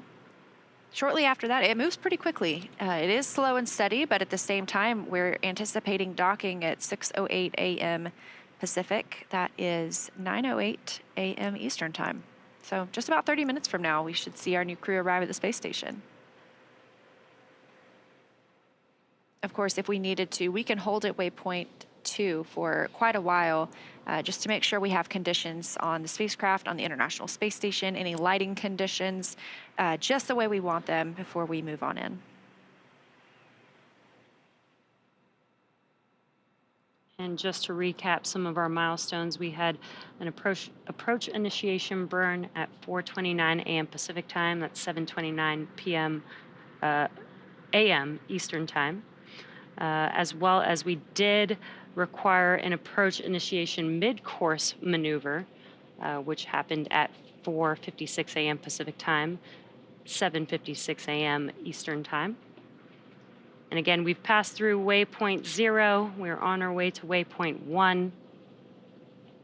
And as Leah mentioned, after waypoint 1 is waypoint 2, just 20 meters from the International Space Station. There will be that will be a checkpoint where they will make sure that everything is good before docking. And again, docking is autonomous. Dragon is an autonomous vehicle. So the astronauts still are just monitoring all the way until the vehicle basically latches onto the International Space Station. We'll start hearing more and more chatter too as we get closer between all the crew members. And one of the call-outs that we'll hear just as the crew is about to make contact with the International Space Station is CHOP, or that stands for Crew Hands-Off Point. That's about 2 meters from the space station. At that point, the crew should not be sending any commands to Dragon. However, again, we really don't anticipate that they would be because it is an autonomous docking.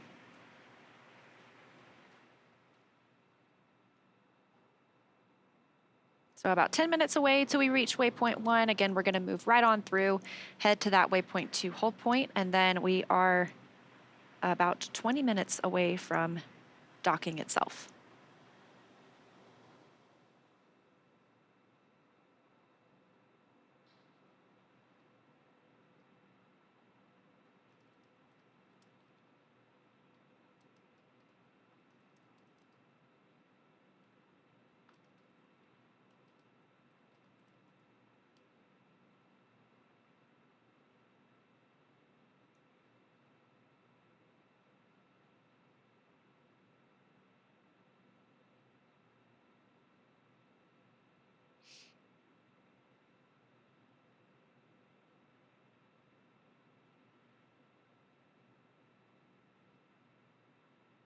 So again, we're docking to the Node 2 Zenith port today. That's the space-facing port. And this is, we may not see the docking. We may see it. But we have 2 bands of communication on the International Space Station. We have the KU band, which is how our video comes down. We have the S band. That's our sound and audio. The KU band antenna, we do something called KU masking. So we send commands to this antenna to not radiate in a certain area because it could reflect off of Dragon and the International Space Station. So we don't want that to radiate onto Dragon and back on the antenna itself. It can damage the antenna. It's a higher power KU link, so we don't want to damage that antenna dish if we don't have to, obviously. It can, risk the electronics inside, any tracking sensors. So we may not see docking. There is still a possibility. It just kind of depends on the location of those antennas at the time. But if we don't have video of the docking from that one location, obviously we will still have audio communications as well as comms with the crew to let us know that Dragon has arrived.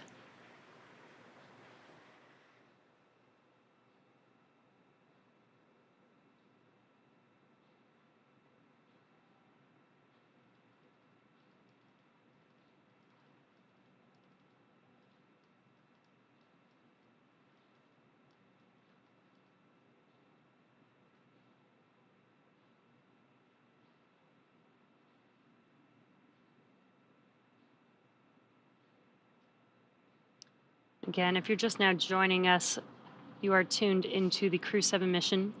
The CREW-7 crew is inside of that Dragon vehicle that you see there on your screen, and they're currently making their way to waypoint 1, which we expect to reach and pass through without a hold in about 7 minutes or so from now.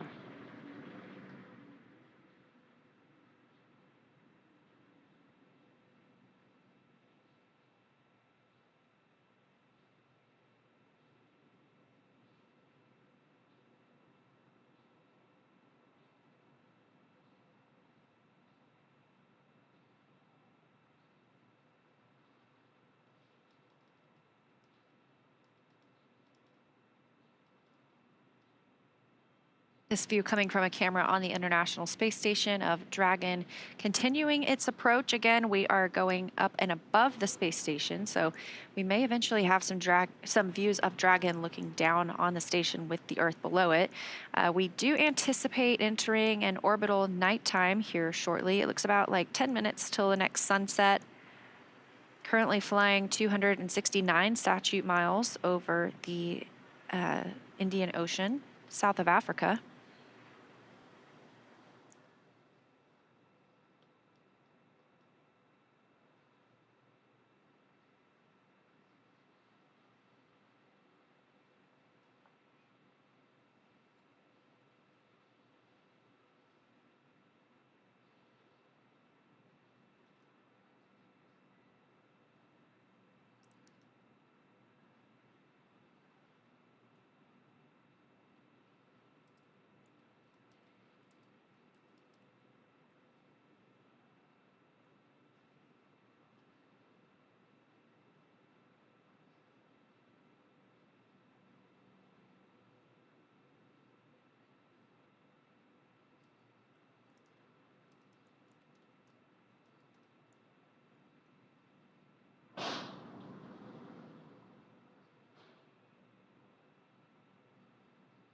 Another view here from the International Space Station.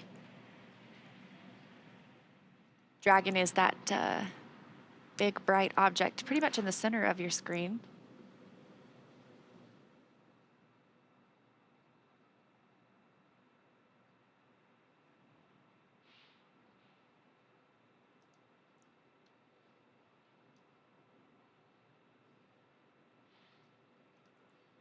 And this view in Mission Control Hawthorne here at SpaceX headquarters.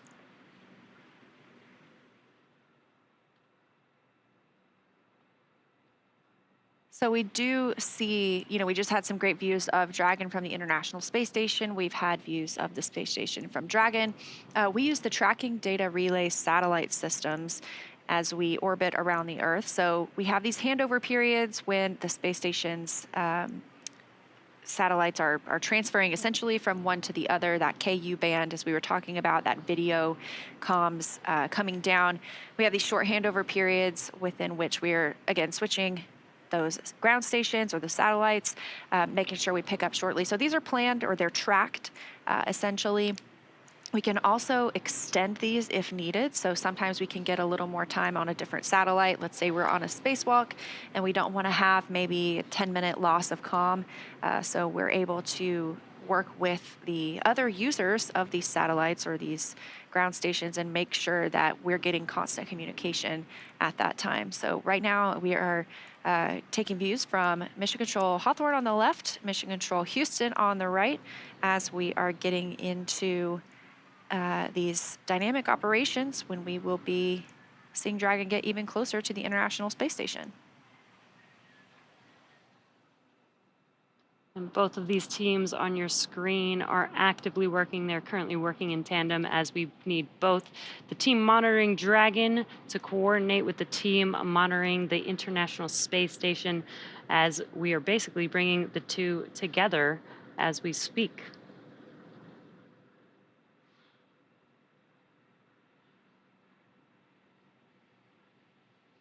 So again, we do expect to get those communications back, those videos back from Dragon and from the space station pretty shortly. But we are tracking to arrive at waypoint 1. Again, we're passing right through waypoint 1 today. We didn't have the need to stop. Both teams polled that they are go to pass through and head to waypoint 2. But we're expecting to see or hear that call out of waypoint 1 in just a couple of minutes. Again, we're tracking Dragon SpaceX on the big loop, approach 1 and soft capture ring extension will begin shortly, and then expect Dragon to continue approach to waypoint 2. SpaceX, Dragon, copies all.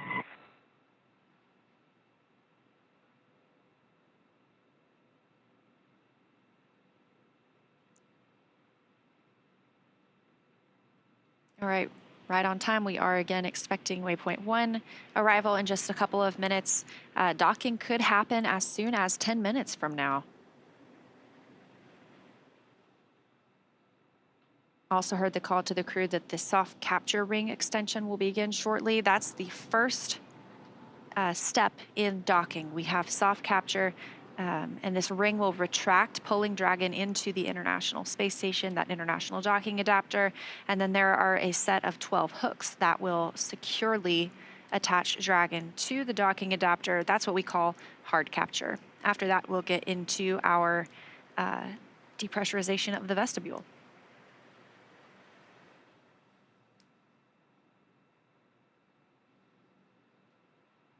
Also, a part of docking is where the Dragon spacecraft will actually connect an umbilical, set of umbilicals, to the space station, basically provide power to Dragon while it's on the International Space Station.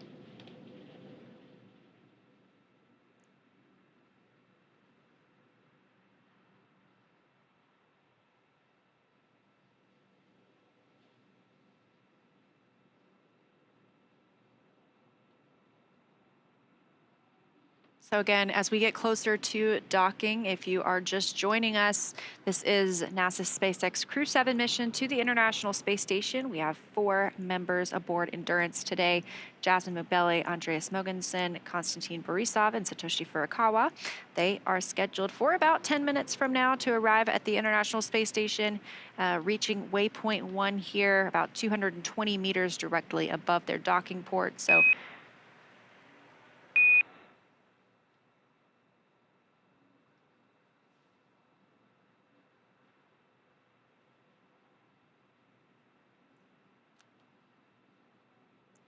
we hear those Quindar tones. We like to pause to make sure that we can hear the real stars of the show. The teams in our mission control rooms talk with the crew members aboard the spacecraft.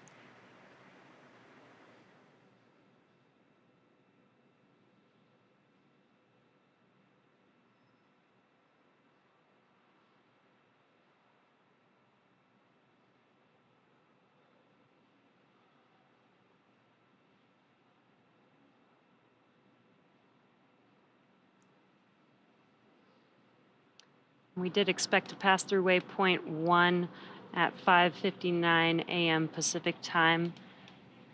So that may be why they may be trying to establish comms here. We'll see if we can get an update here shortly. Yeah, that's our crew. That's CREW-7. They will be arriving here just within the next 10 minutes, potentially. We have on the left, from the left, Jasmine Mobelli, NASA astronaut and the commander of CREW-7. To her right, pilot Andreas Mogensen.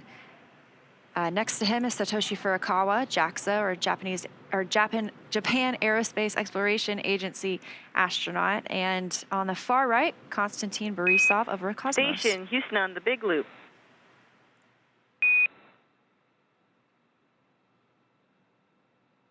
Houston Station with you on the big loop. Okay, Woody, we're ready for you to monitor approach per step 3 of 1.102 Dragon approach and retreat monitoring. Let us know when your review is complete and you are ready for docking. Amy, I copy monitor approach per step 3. Review of steps 5 and 6 is complete, and ISS is ready for docking. Welcome, CREW-7. Excellent, and for your awareness, at waypoint 2, Dragon will briefly pause to align for docking and then automatically resume approach. Station copies.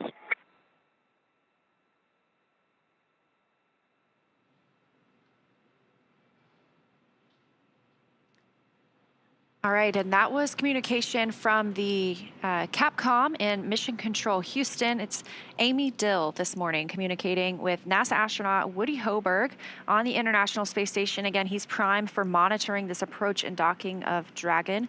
So they are getting all set up on the space station side ahead of docking. Again, we're looking for that to happen around 6:08 a.m. Pacific time, so within the next few minutes. Yeah, it's getting pretty exciting. Initial contact between Dragon and the International Space Station is expected, as Leah said, at 6:08 a.m. Pacific time, 9:08 a.m. Eastern time. Before reaching Waypoint 1, mission operators conducted a go-no-go poll to allow Dragon to begin its approach to Waypoint 2, which is located inside of the keep-out sphere, about 20 meters away from the space station. As we've talked about previously, all of these visiting vehicles take this phased approach to the space station. They stop at these predetermined gates for teams to run quick checks on the vehicle performance before approaching the space station. So we know slow and steady wins the race when it comes to bringing two spacecraft together. The docking operations require a really great deal of precision to make sure we're keeping the spacecraft and obviously the crew safe.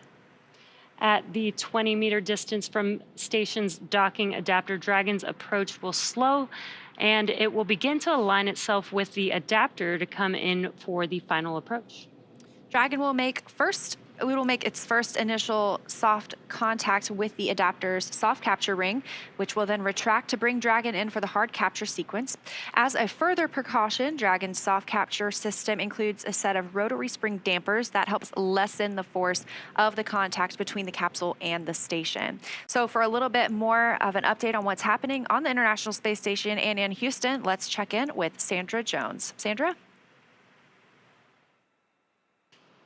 Thanks, Leah. Right now, the crew on board Space Station is awake and preparing for the upcoming docking of Dragon to Space Station. Everything continuing to look good here on the Space Station side. NASA Dragon astronaut Woody SpaceX on the Hoberg big will... loop. Soft capture ring extension is complete. SpaceX at Dragon copy, soft capture ring deployed complete.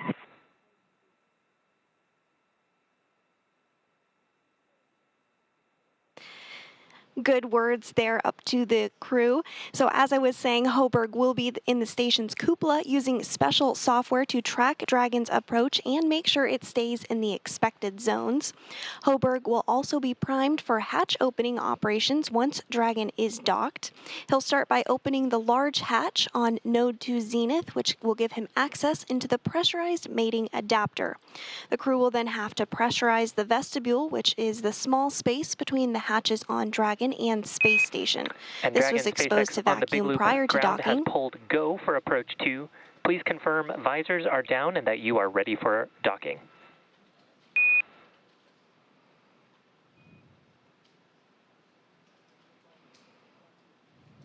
SpaceX Dragon copies on the big loop go, and also crew members have visors down. We are ready.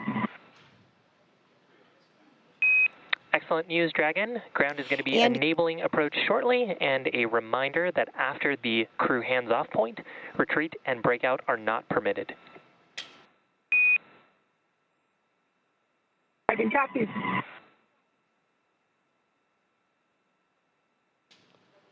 And great calls again up to the crew, letting them know everything is going smoothly. We're getting really close to docking, just confirming that they have their visors down and they can be in that configuration ahead of docking. So everything good here from the space station side. I'll toss it back over to Hawthorne so that you guys can give us an update on your end.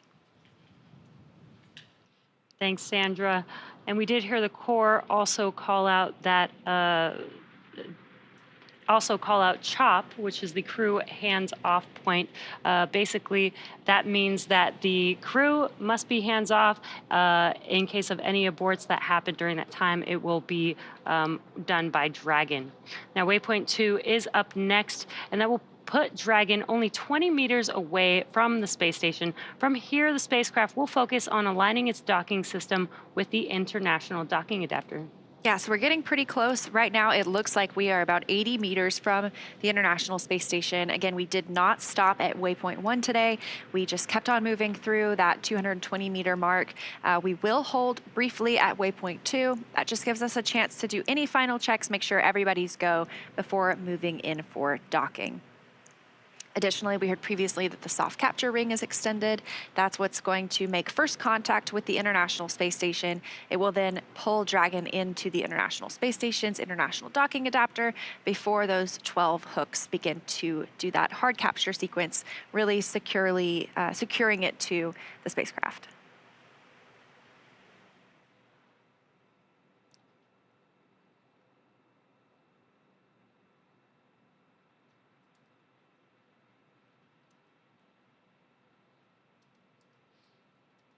And we are expecting initial contact between Dragon and the International Space Station any minute now. Yeah, we are now 60 meters away from the space station. Again, this is really methodical. It's a very careful process as we prepare for docking, just to ensure the safety of the spacecraft. Like we mentioned, of course, the crew.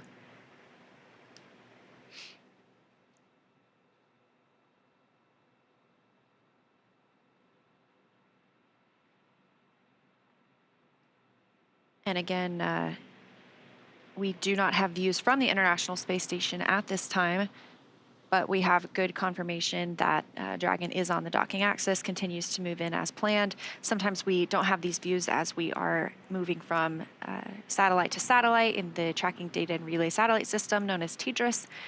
Additionally, sometimes we just don't have great views because it's nighttime on the space station. You know, we see sunrise or sunset every 45 minutes.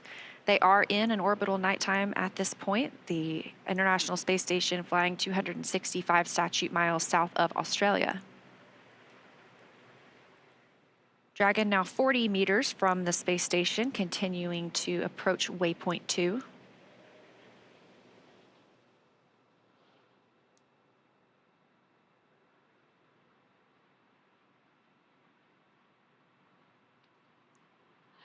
And there you can see on your screen, this is a view from Dragon approaching the International Space Station. You can see how close it is. You can begin to see those details on the station. And looking straight ahead in the center of your screen was the International Docking Adapter.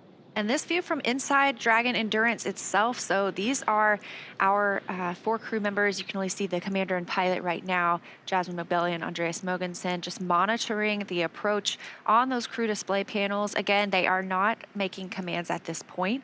Additionally, at that 2 meters away from the space station, we hear the chop call, at which point they should not send any commands. Right now, we are at 23 meters from the space station, continuing to close in on that zenith port of Node 2. Down toward the bottom of your screen, you can see the nose cone of Dragon Endeavour, which brought the CREW-7 or CREW-6 astronauts to the International Space Station. So we're expecting to hear the call for waypoint 2 shortly, where we will do a brief pause before moving in towards the docking port.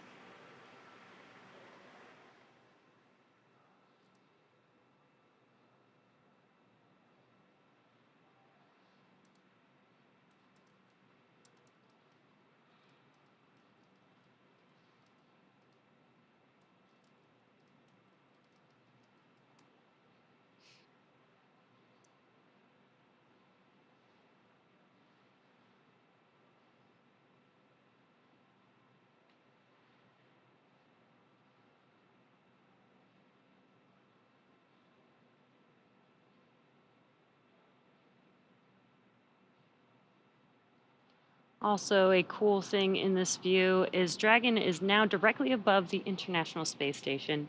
And you can tell in the view because you can see the clouds on Earth in the background. And it looks like we have reached that 20-meter waypoint 2 mark. Station, Houston on the Big Loop. Dragon is on final approach and is go for docking. Monitor per steps 5 and 6 in 1.102 Dragon approach and retreat monitoring.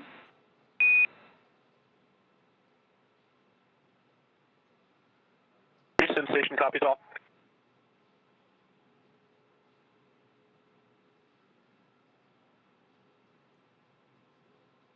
All right, confirmation from Amy Dill, the Capcom in Mission Control Houston, to the crew that they are moving in for docking. So we are now 16 meters away from the International Space Station.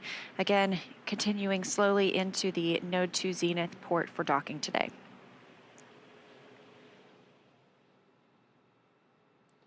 It's such a cool view. It almost feels like we're on Dragon approaching the International Space Station.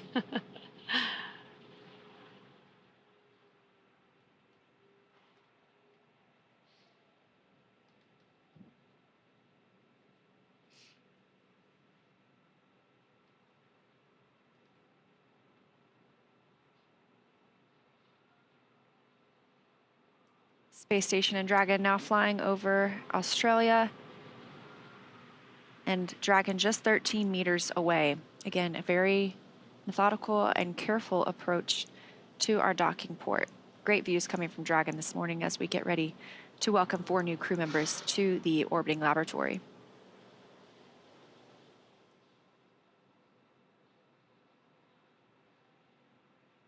Dragon is at 10 meters.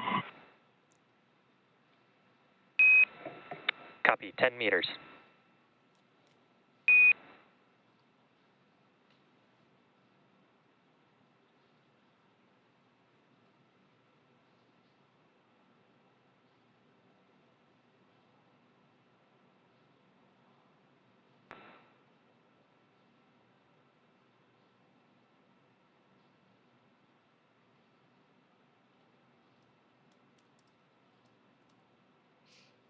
And we are just moments away from Dragon docking with the International Space Station. First will be a soft capture, and then there will be 12 hooks deploying 6 at a time to create that hard capture between the vehicle and the station. Dragon now just 7 meters away, now 6 meters away from the Node 2 port. 5 meters. Copy, 5. That call coming from Dragon Commander Jasmine Mogbelli, her first space flight to the International Space Station.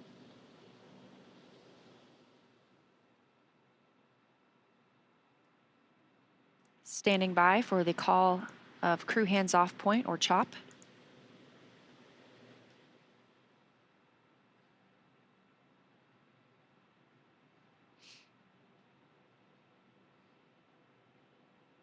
Stop. Copy, chop.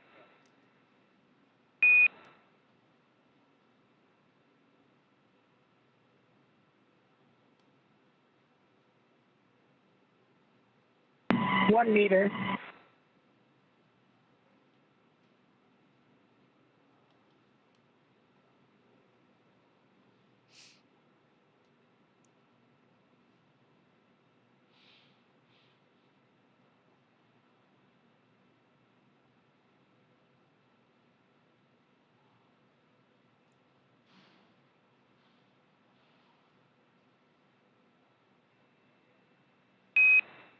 And Dragon, we see soft capture complete, and attenuation will begin shortly.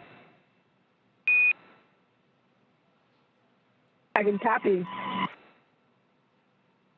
And contact confirmed, 6:16 a.m. Pacific time, 261 statute miles over Australia.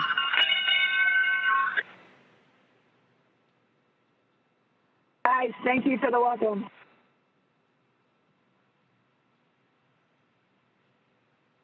And that welcome coming from the crew aboard the International Space Station. Endurance has arrived with its international crew.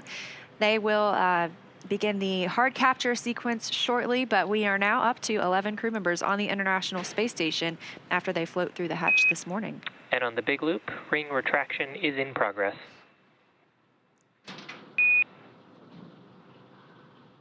Dragon copies, ring retraction in progress.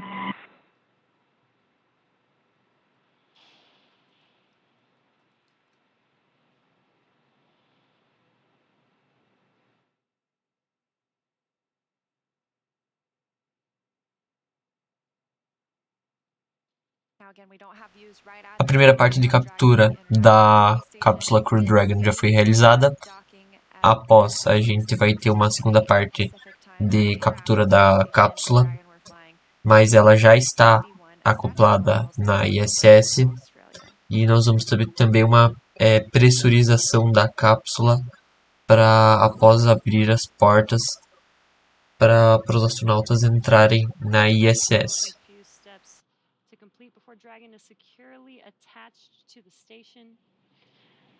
That is, we've now done the soft capture, but then there will be the completion of the soft capture ring retraction, as well as hard capture sequence beginning, and then finally hard dock completing. Again, that will require 12 hooks to deploy. Again, 6 at a time will deploy to make that hard capture completion. Of course, once we have a successful hard capture, it still is going to take a little bit before we see our crew members float through the hatch into the International Space Station and officially bring us up to that total of 11, at least for about the next few days or so. We will first pressurize the vestibule. Well, Woody Hoberg will open the station side of the hatch. He will pressurize the vestibule, the space between both of those hatches, the Dragon hatch and the station hatch, bringing that to the same pressure as is inside Dragon and the space station. It's much of what we are used to here on Earth.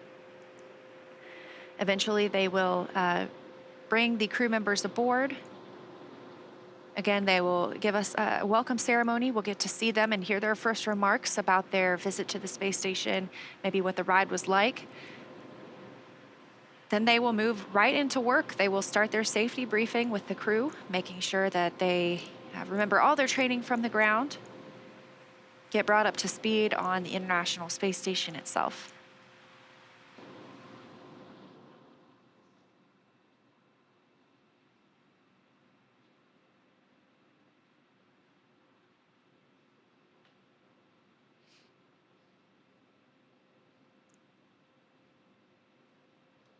This is Dragon Endurance's third visit to the International Space Station, first on CREW-3, then with CREW-5, now CREW-7. It joins Dragon Endeavour, both docked to the Node 2 module, also known as Harmony.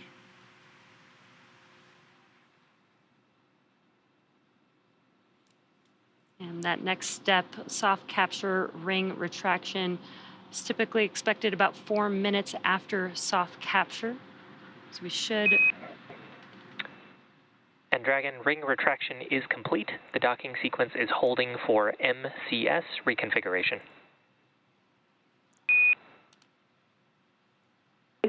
Dragon copies. And what perfect timing. Soft capture ring retraction is now complete. As you mentioned earlier, during this time, we're also connecting an umbilical from Dragon to the station. Dragon has been using power generated by its solar arrays, also battery power. Once it's connected to the International Space Station, it can start using power from the station itself. You got a great view of those solar arrays as we were flying in this morning. And so at this point, Dragon will probably start using the station power for the remainder of its time on the space station over these next 6 months.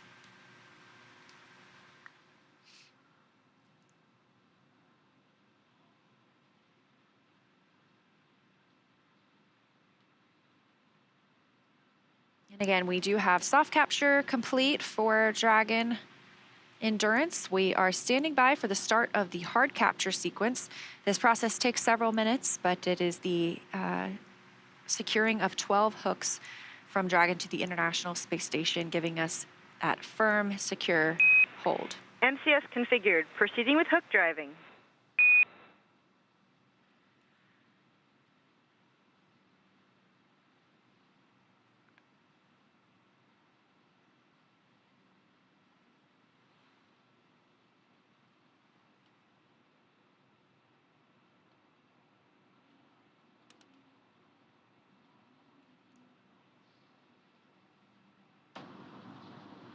And we did hear that call out, proceeding with hook driving. That is the beginning of the hard capture sequence. Again, as Leo was just mentioning, there will be 12 hooks, and they will deploy 6 at a time. So there'll be 6 hooks first. Once those are fully latched to the International Space Station, then the next set of 6 hooks will begin to deploy. And this process should take a few minutes, about 4 minutes or so, until hard docking is complete.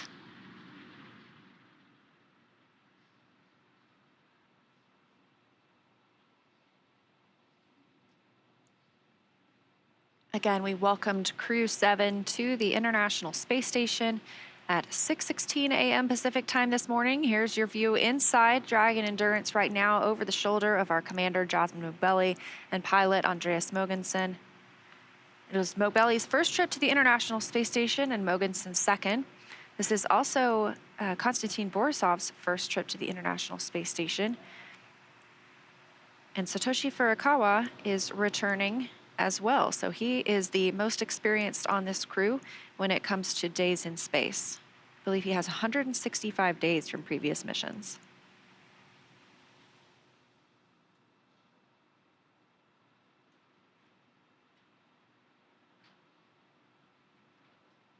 This is the view that we saw as we were preparing for docking. It was giving us great views of the docking port itself. Now that we have completed that soft capture, we are obviously pulled into the space station.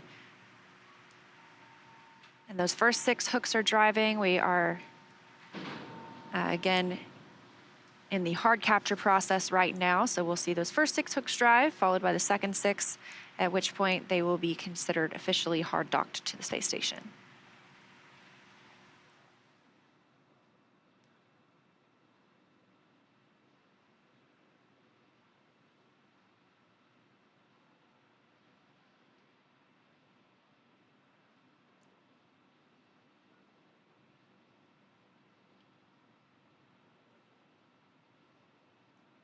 We're getting some good progress on the hooks driving. It looks like the second 6 are now starting to drive.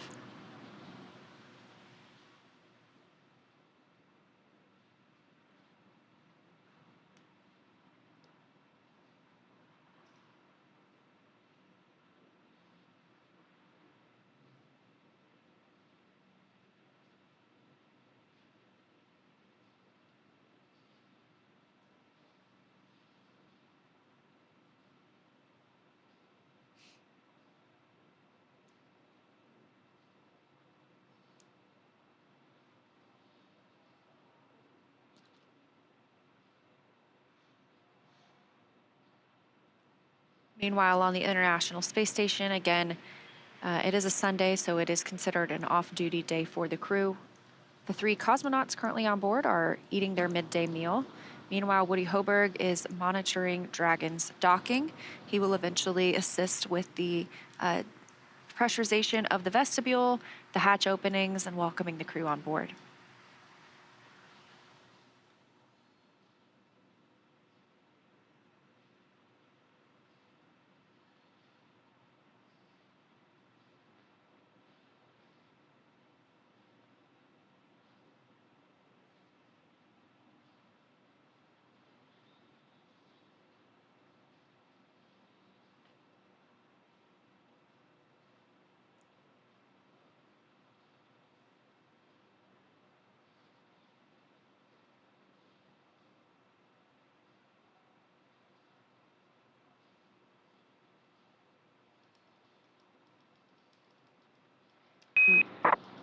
And on the big loop, hard capture is complete. Dragon, you are go to raise visors.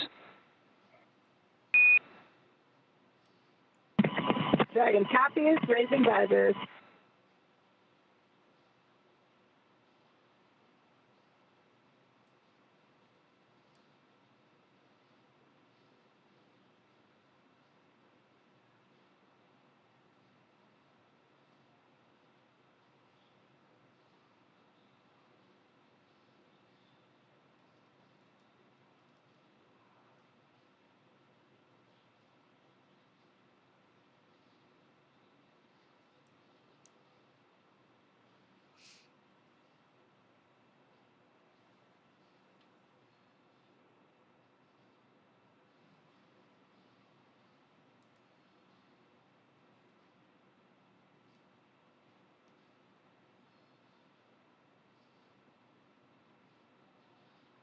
And if you're just now joining us, you are tuned in to the NASA SpaceX CREW-7 mission.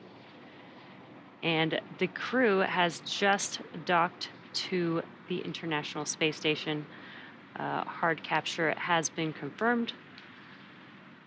And the crew lifted off from Space Launch Complex 39A on Friday early morning at 12:27 a.m. Pacific Time, 3:27 a.m. Eastern Time. And about 30 hours later, they are now docked to the International Space Station. Yeah, that docking of our 4 crew members coming at 6:16 a.m. Pacific Time. Houston Station on the Big Loop, PMA ingress, step 1.1.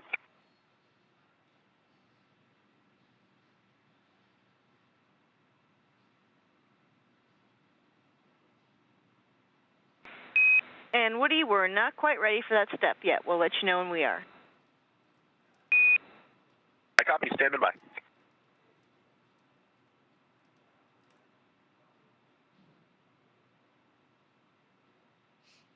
Again, those comms coming from Mission Control Houston, the Capcom there, speaking with Woody Hoberg aboard the International Space Station, who's been monitoring the approach and arrival of Dragon, as well as the pressurization at the vestibule, the hatch opening that we'll see over the next couple of hours. Docking came this morning at 6:16 a.m. Pacific Time, 9:16 a.m. Eastern Time, as the spacecraft and the International Space Station were flying over Australia. We've again seen completion of soft capture as well as of hard capture. And on the Big Loop, docking sequence is complete. Dragon, welcome, Vilkom, Yokoso, Dobro Lovet to the International Space Station. ISS from Dragon on the Big Loop. Thank you so much. I have to keep reminding myself this is not just a dream.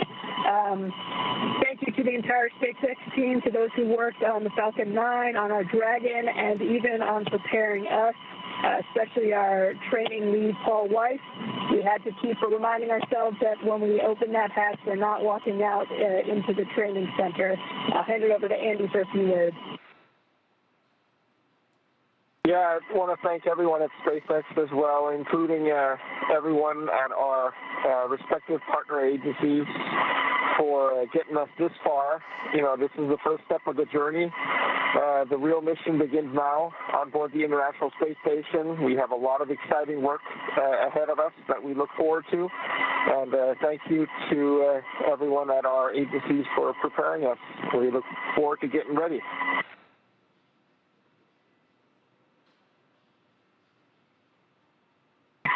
This is Satoshi. It was just like a training session in Hawthorne, California, and I'd like to express my appreciation to NASA, ESA, CSA, Roscosmos, JAXA, and especially SpaceX for flying us safely to the International Space Station. Thank you. Thanks all. It was exciting. Like my friend said, it was really, really close to what we have experienced during the training. We just had to remind ourselves that it's happening for real. Very excited, very happy to be on ISS. Looking forward to opening that hatch. Thanks all the agencies. Thanks Paul. Thanks the team. We're really excited to be here. Thanks SpaceX for this marvelous vehicle. Thanks.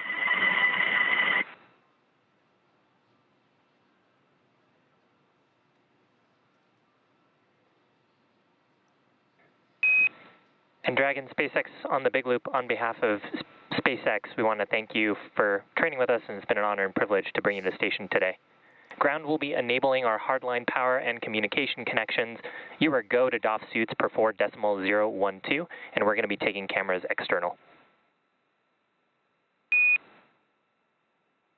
SpaceX Dragon copies all. We'll step into 4.012 suit docking and audio configuration.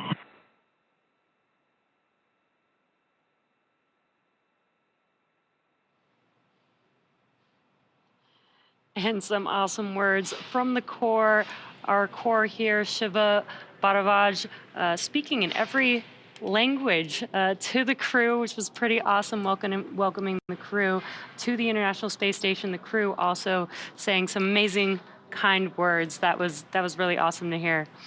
Now that Dragon has completed the docking sequence, the spacecraft must undergo a handful of checks before we will be able to open the hatch.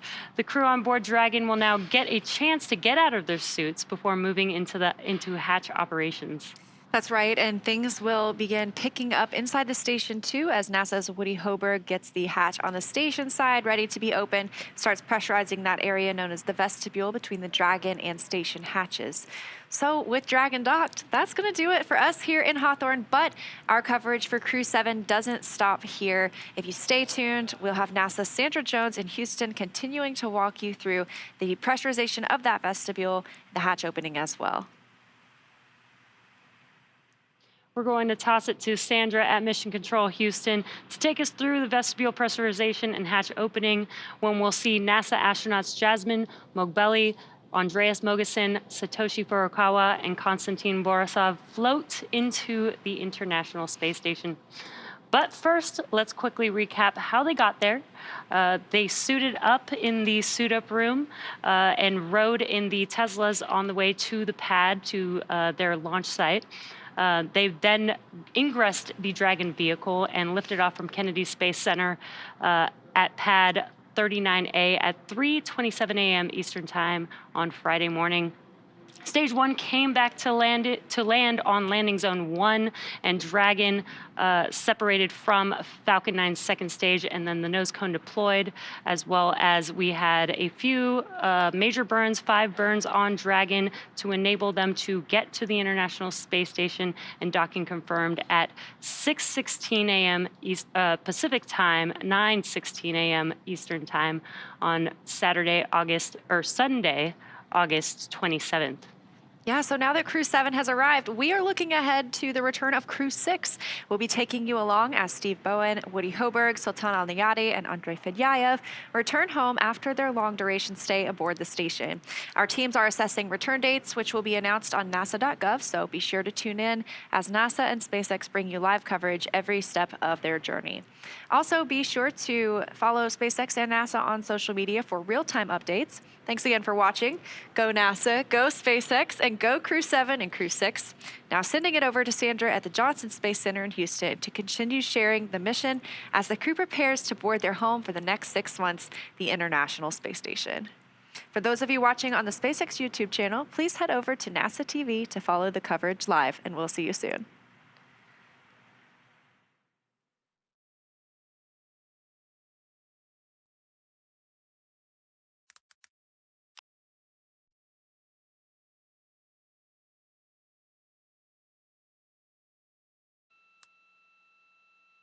This is Mission Control Houston. CREW-7 successfully docked to the International Space Station. That docking occurred at 8:16 a.m. Central Time this morning while flying 261 statute miles over Queensland, Australia. Now that Dragon is docked, NASA astronaut Woody Hoberg is going to begin securing some hardware and then moving right into hatch operations. First, he will open the large hatch at Node 2 Zenith, which will give him access inside the pressurized mating adapter. He'll then work to pressurize the vestibule, which is the small space between the hatches on Dragon and the space station. This was exposed to vacuum prior to docking, so it needs to be filled with air to make sure its pressure is nearly equal with the atmospheric pressures on Dragon and the space station. To do this, Hoberg will use a small valve on the station's hatch to slowly introduce air into the vestibule, and flight controllers here in Houston will monitor the pressure and temperature readings inside to verify that everything is leak-free before we get ready to open up the hatches. We expect it to take a little bit of time to get everything pressurized and checked out before we open up the hatches, but we'll keep you updated on the targeted hatch opening time. Following hatch opening, there will be a welcoming ceremony which will take place. Following this, the crew will get a safety briefing, get oriented, unpack their belongings from the CREW-7 vehicle, and get situated in their new home for the next 6 months.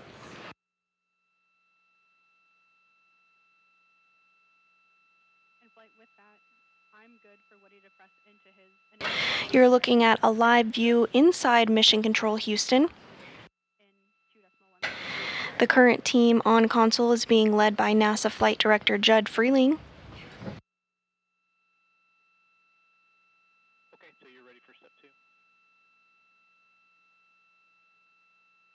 And that's a firm flight. We are ready for step 2. Okay.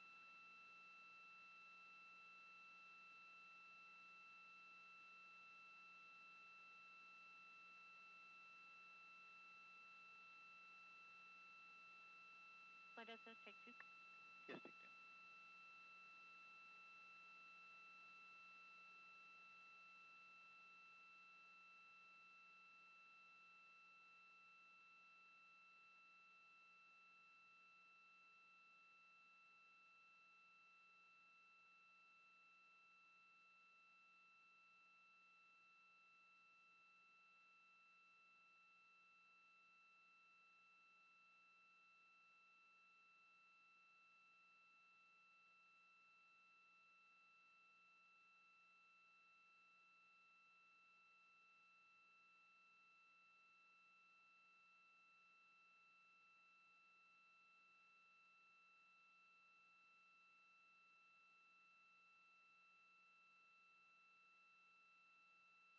The flight control team here in Houston has been busy this morning as approach and docking neared. The team on the ground was in preparation. About 3 hours prior to docking, flight controllers began to feather solar arrays. This is a multi-step process and helps protect the arrays from plumes and keeps them safe when a vehicle arrives.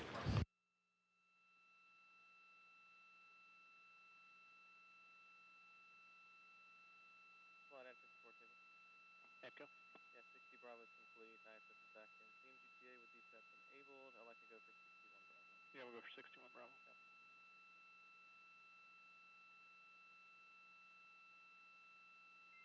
And Dragon SpaceX on Dragon to ground. No response required, but ISS power connection has been established.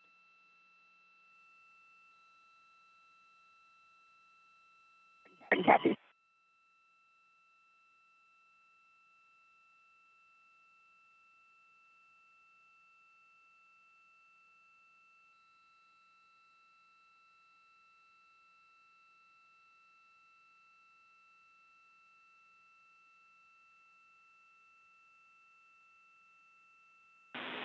And Station Houston on 2 for Woody, you have a go in step 2.2, your go to perform initial IDA Dragon vestibule pressurization for leak check.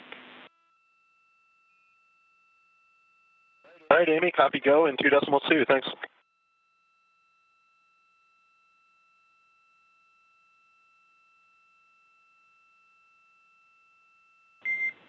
And Dragon SpaceX on Dragon to ground. No response required, but expect ISS crew to begin vestibule pressurization.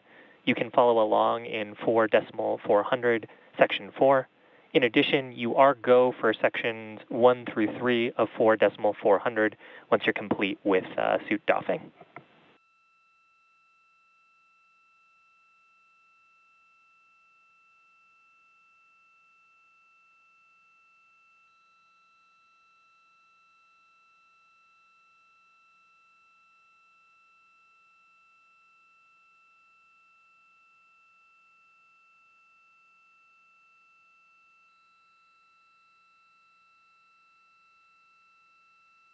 And NASA astronaut Woody Hoberg is continuing to step through the procedures ahead of hatch opening this morning. He's working on getting that small space or vestibule repressurized because it was exposed to vacuum.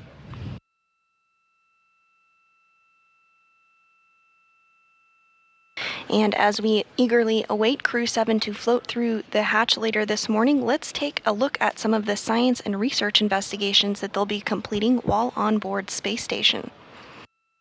The International Space Station is a state-of-the-art microgravity laboratory that is unlocking discoveries not possible on Earth and helping us push farther into deep space. Every single day, we are answering big questions about Earth and about space, about where we came from and about where we're going. But the other thing that we're doing is we're learning more questions to ask.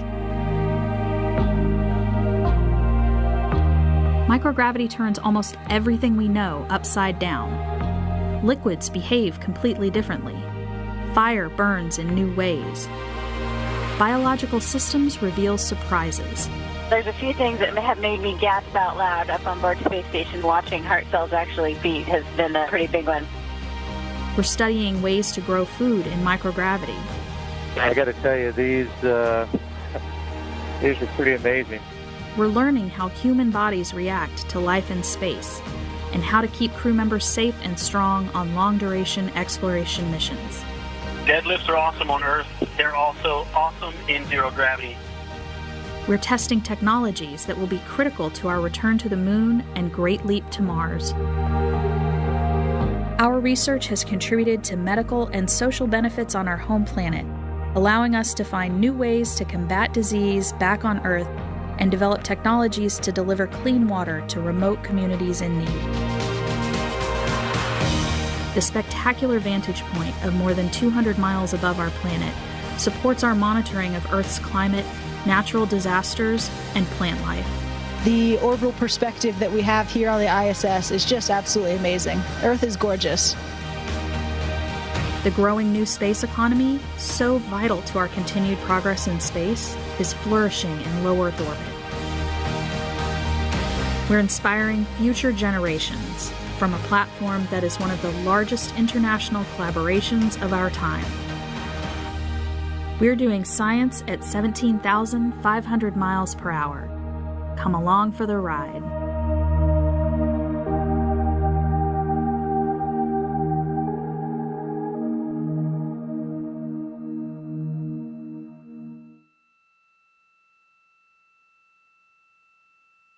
This view inside Mission Control Houston following a docking of CREW-7 at 8:16 a.m. Central Time earlier this morning.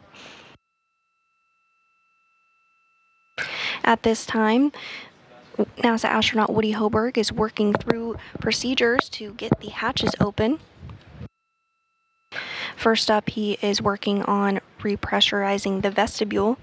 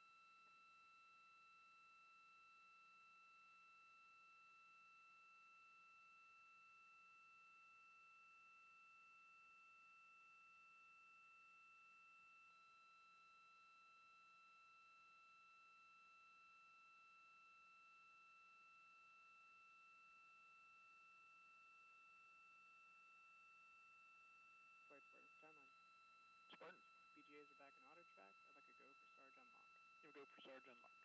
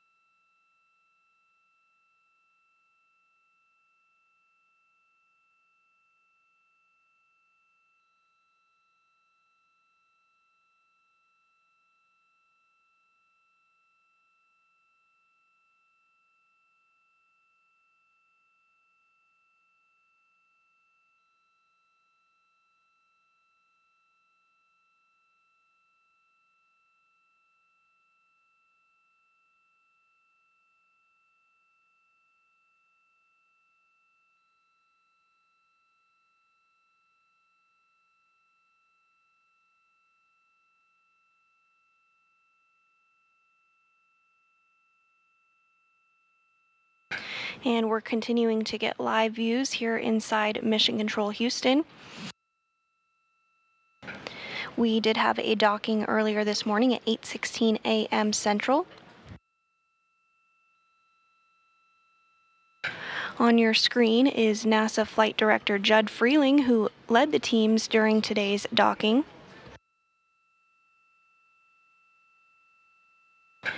He is on the console that has the bouquet of roses on them. For more than 30 years, one Texas family has shown their support for NASA Mission Control with this simple gesture of sending flowers to Mission Control Houston.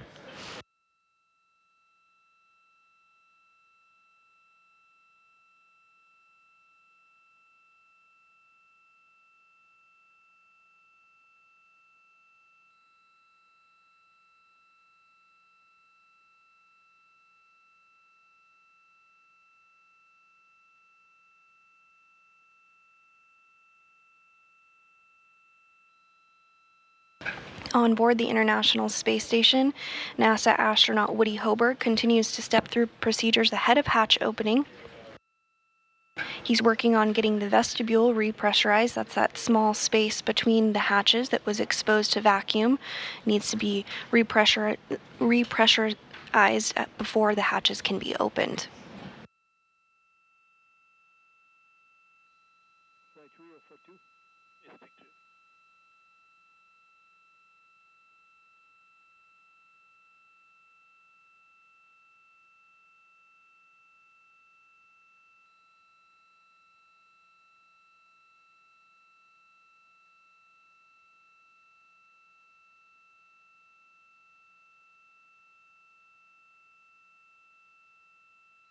The International Space Station is currently flying 262 statute miles, approaching Toronto, about to enter into New York State.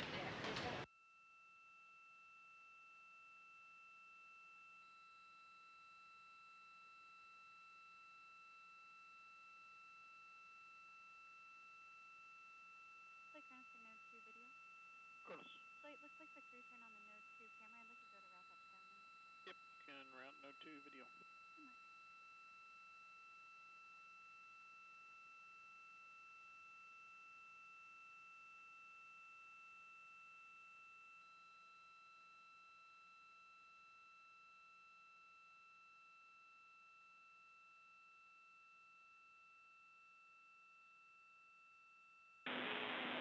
And Station Houston on 2, we noticed you turned on the Node 2 camcorder, so we are going to join you on board.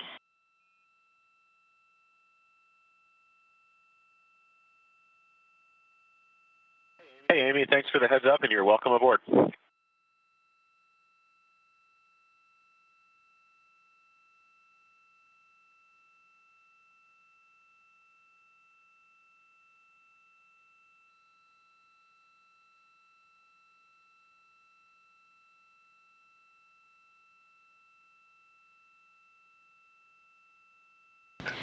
sounds like we'll be getting some views on board here shortly as Woody Hoberg continues to step through procedures ahead of hatch opening.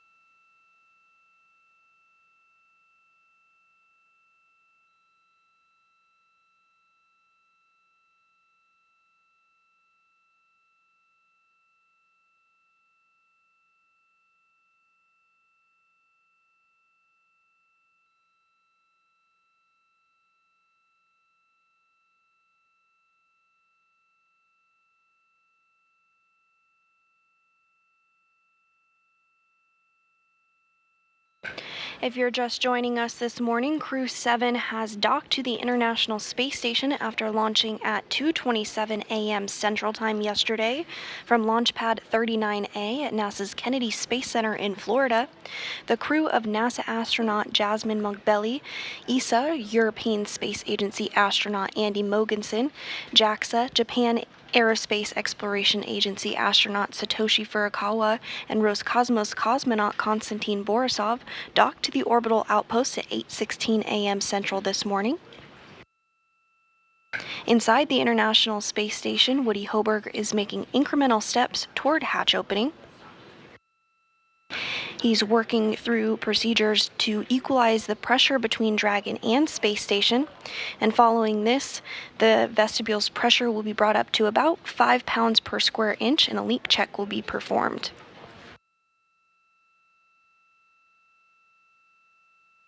If all goes smoothly with that leak check, the pressure will then be equalized to that of Space Station and Dragon, and then after pressure is equalized and some additional checks, Hoberg will be given the go to open up the station side hatch, the A-pass hatch.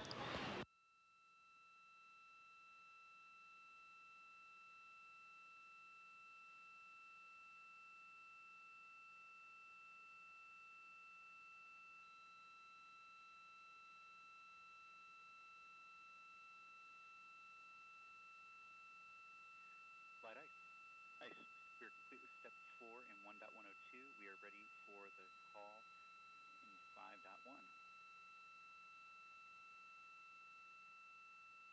The call of Dragon for standby for hardline audio config. Okay, copy.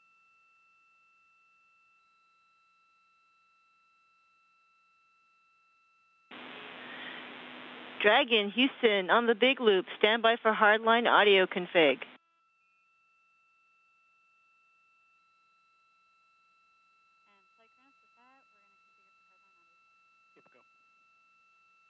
And you're looking at a view inside the International Space Station. Houston, Dragon copies.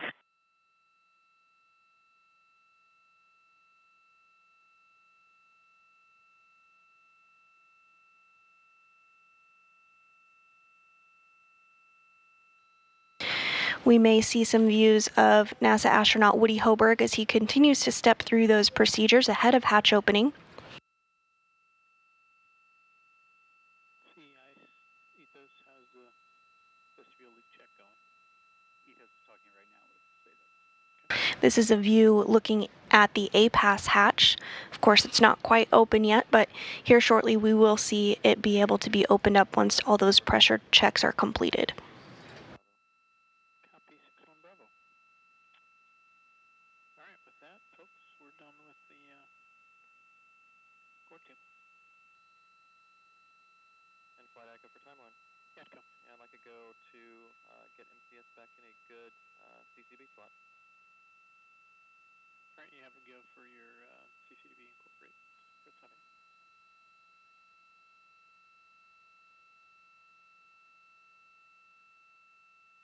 Flight Ethos for leak check. Ethos. Flight, we are trending in the correct direction, but still need a little bit more time for the leak check to resolve. I'm going to recommend extending our leak check by 15 more minutes until we get rotations resolved. Okay, what are you seeing? What's wrong? We're still seeing our leak rate at a negative number, and they're still fluctuating around, and we're not quite passing our leak rate yet. And we have room to extend up to. Yeah, Fire MD, this is expected, and I think per the brief, we'll just kind of keep waiting for it to come into bounds. Okay. And it might be 15 minutes, but it could be shorter, so we'll just kind of see when it passes the check. But this is all expected. Copy. Those copies.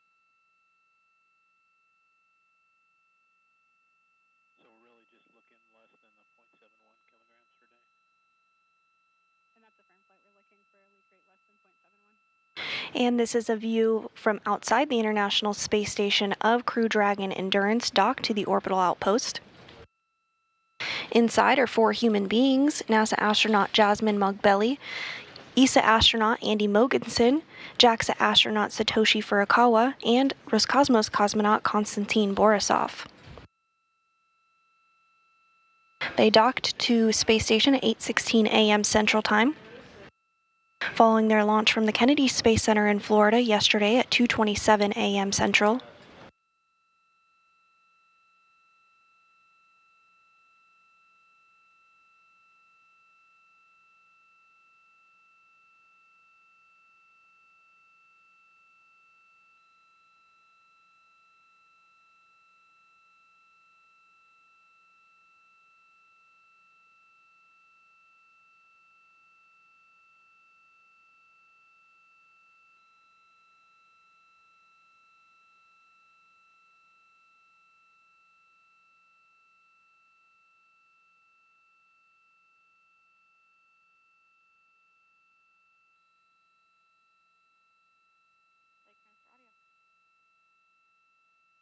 Cronus. Hardline comm config is complete. We're ready for voice check.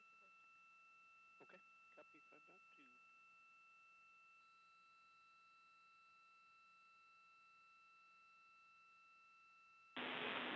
Dragon, Houston on the big loop. Hardline audio configuration is complete. Please do a comm check.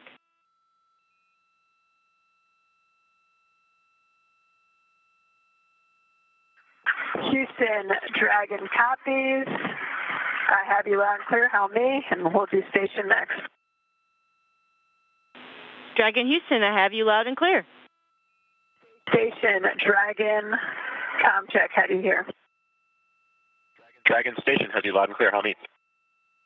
We have you the same. All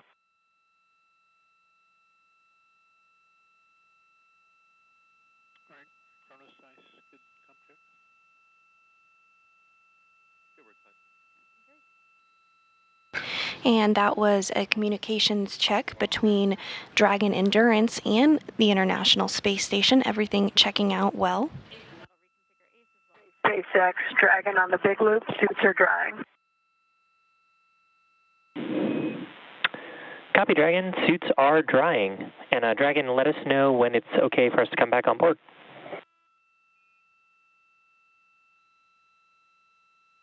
Wilco, not quite yet. SpaceX copies.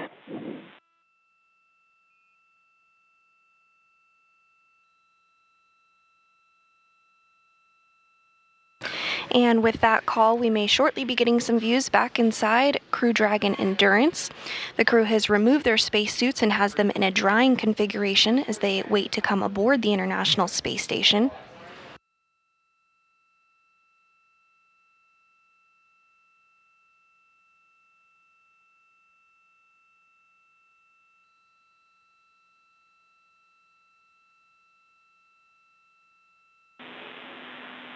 Station, Houston on the big loop for leak check status.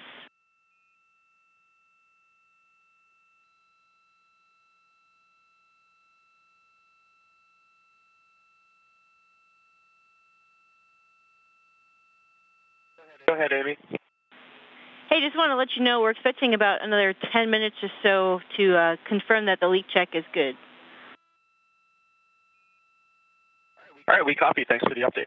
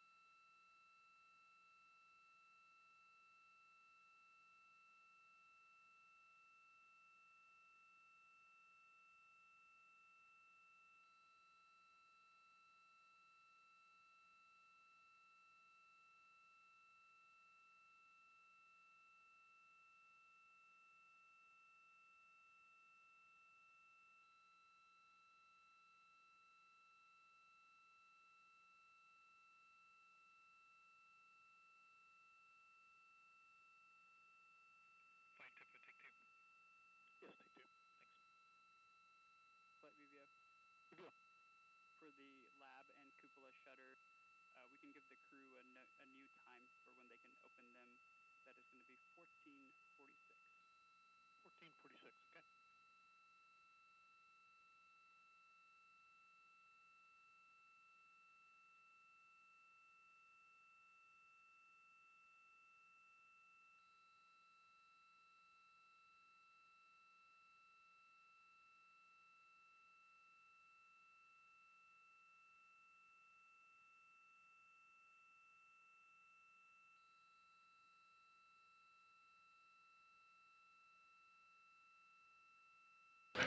While NASA astronaut Woody Hoberg continues to step through those procedures to repressurize the vestibule, his crewmates are enjoying a day off. On board the International Space Station currently are 7 human beings.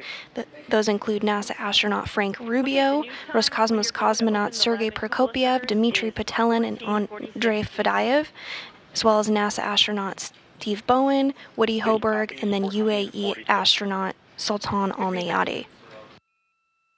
Once CREW-7 floats aboard the International Space Station, there will be 11 humans on board until CREW-6 departs here in a short time. Flight extra status. Nice. We're mostly complete with step 5. Current still has a few more cleanup steps, but we are now stepping into step 6 to swap over to 1553 data path. Okay, copy.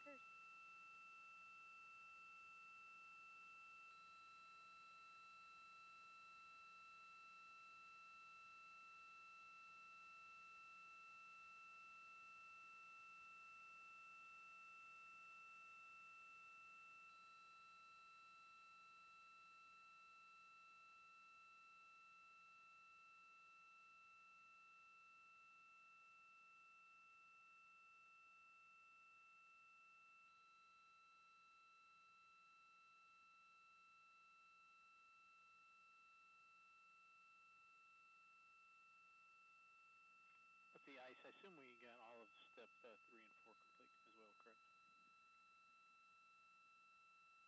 Good words, fine.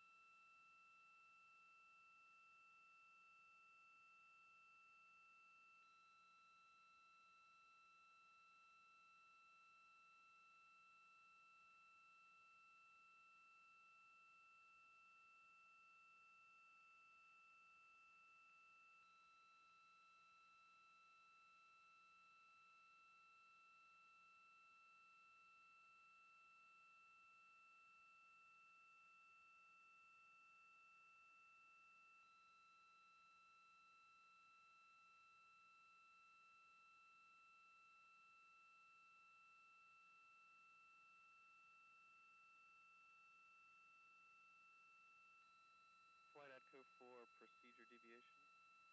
ADCO. So flight, our procedure has us incorporate this new CCB slot going from the one we did for ACS voting over to our normal slot with only a degree of error. However, due to an issue with our current mass properties that GNC engineering is working on, our steady state attitude error is a little bit north of a degree, so we're right about 1.4 degrees. In order to, I have no issue incorporating this given our steady state attitude error is above a degree, but the procedure does state that we shouldn't hand over above a degree. My recommendation is still to incorporate the new slot, but I needed to come to you for the go for that. Why does the procedure say you shouldn't hand over above a degree? It increases momentum, so we'll see for the shorthand an increase in momentum after incorporating this new Increase in momentum, but I mean, we don't expect any thruster firings or something. I mean, it might lead to a desat. And that's the reason why? It is, yes, that is the reason why. So, no harm in doing the desat though, right? There is no harm in doing the desat at this point, no. Okay. And what would be the alternative? The alternative would be handing over to Russian attitude control for them to drive down our attitude error, and then handing back over to handing over to the controller with low attitude error. So those are our only two options that we have. Either way, we use thrusters, right? Correct. We ran into this issue last week after the PDAM and the OPM. Yeah. Okay. And Flight Spartan, we have unlocked our starters, so if we do hand over to active Russian tester control, we need to go to relock our starters. No, I understand. But you're good for CMGTA with thruster firings at this point, right? And that would be my preference. Okay. Instead of having to hand back over. Yep, I understand. You have a go to incorporate the 1.4 degree error. Copy, go.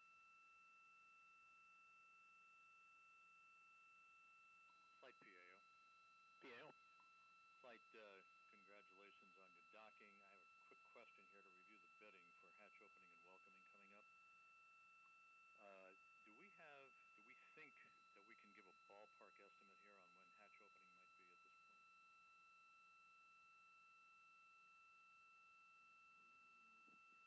Yeah, it's all going to depend on the leak check. So I don't think I can tell you that until we've completed a successful leak check. And Flight MD, we're currently in our acceptance criteria. Beyond for that, we should be able to keep for going. the welcoming remarks, just a note that this is Jedi message 963 whenever it happens. And again, as we discussed earlier, if we can't make 1530, we may have to default to the next KU opportunity, which we'll do. It's on the Node 2 encoder, audio and video down. Hold on a second. Let's see. So, MD, you said we're in our acceptance criteria? E-firm, we're just chatting out with Ethos real quick here. Okay. And Flight Ethos, I can confirm we had a good vestibule leak check, and we're go to complete our vestibule pressurization, which gives crew a go to proceed to ingress Part 2 activity. Okay. Capcom, we're go for Woody to proceed to Part 2 ingress activity. Station Houston on Station Ground 2 for Woody. Amy, with you on 2. We've had a good vestibule leak check, so you are go for the Part 2 activity in Step 3.1. I copy. Good news. Copy. Go in 3.1.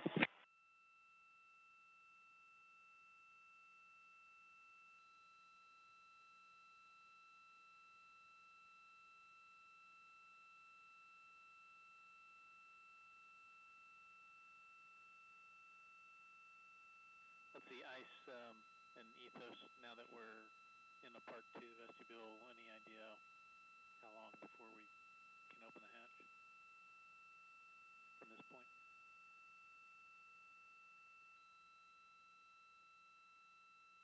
I'm on flight.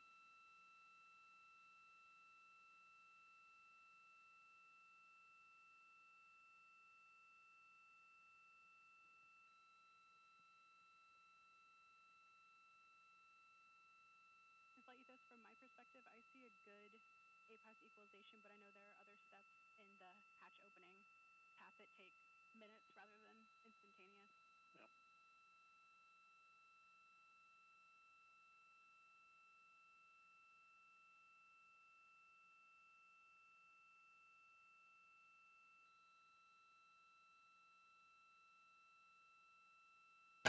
And we are getting a view of NASA astronaut Woody Hoberg as he continues to step through those hatch opening procedures.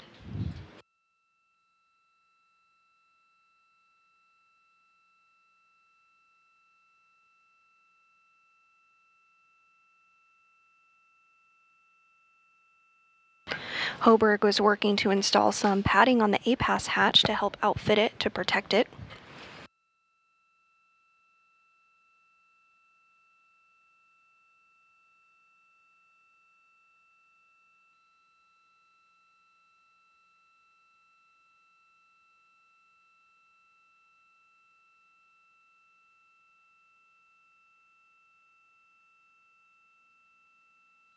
Let's see, PAO, I think my ballpark estimate is going to be about 30 minutes from now. We'll probably open the hatch. Copy. We'll just play along as we go here. It'll be on the Node 2 encoder, audio and video down for the welcoming remarks. Capcom will go up on 2, referencing message 963.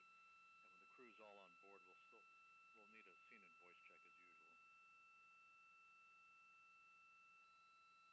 Copy. And flight as we can for about 35 minutes.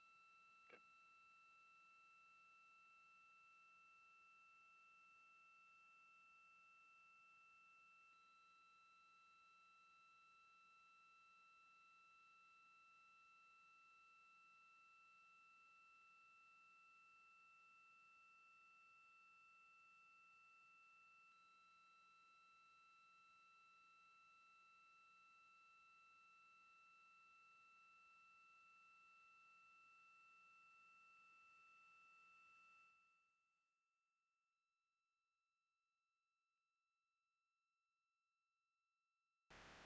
Em alguns minutos os astronautas vão abrir a porta da cápsula e eles já vão entrar dentro da ISS.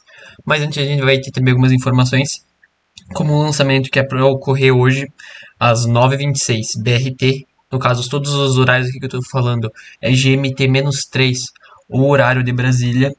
O nome do lançamento é CREW-7 and Slim. Vai ser com um foguete H2A202. Ele vai ser realizado pela JAXA, que para quem não sabe é a Japan Aerospace Exploration Agency. É uma empresa do governo que faz o lançamento de foguetes. A família do foguete é a H2, a variante 202.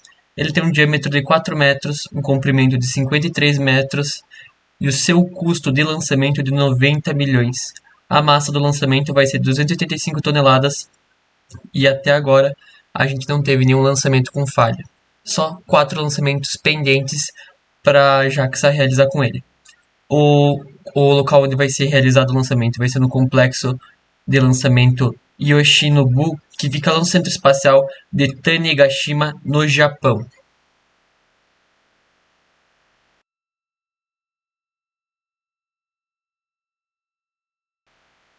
Algumas informações sobre o lançamento vão ser repassadas no Twitter, tanto que a live vai ser realizada na Twitch e no YouTube, como padrão, e algumas informações vão ser repassadas lá. E no nosso site oficial, algumas informações já estão abertas para o pessoal que quiser ver.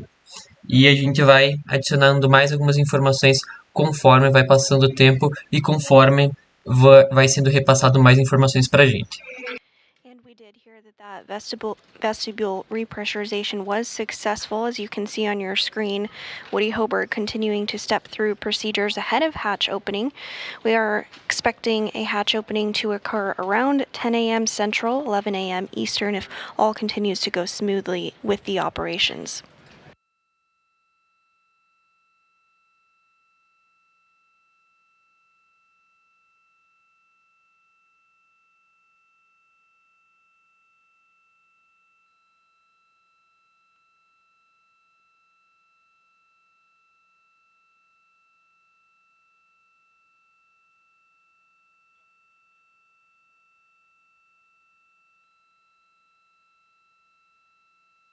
And this view of Crew Dragon Endurance inside our 4 astronauts, NASA astronaut Jasmine Mogbelli, ESA astronaut Andy Mogensen, JAXA astronaut Satoshi Furukawa, and Roscosmos cosmonaut Konstantin Borisov. They docked to the International Space Station at 8:16 a.m. Central Time and are now working through procedures on their end as well ahead of hatch opening around 10 a.m. Central Time.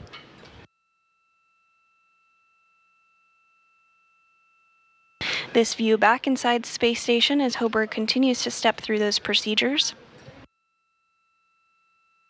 We did see him installing some padding on the A-Pass hatch. The A-Pass hatch is the androgynous peripheral assembly system.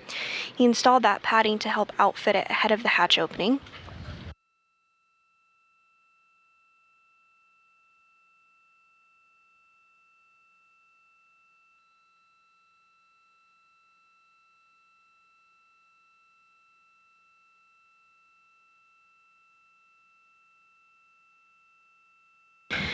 And you can see him now. He has a flashlight. He's going to visually inspect the hatch, make sure everything looks good before the hatch can actually be opened up.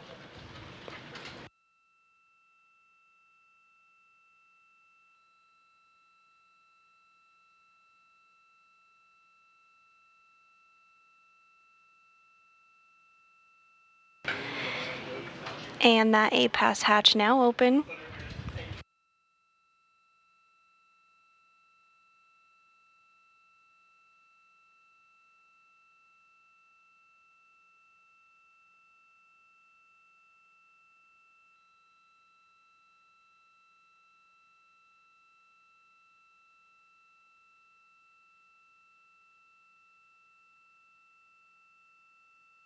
So with that A-Pass hatch open, that's not quite the end of the process here. There's one more hatch to open on the Dragon side. So the crew on both space station and inside Endurance are working through procedures to open up that hatch next, and then they'll welcome the CREW-7 astronauts on board.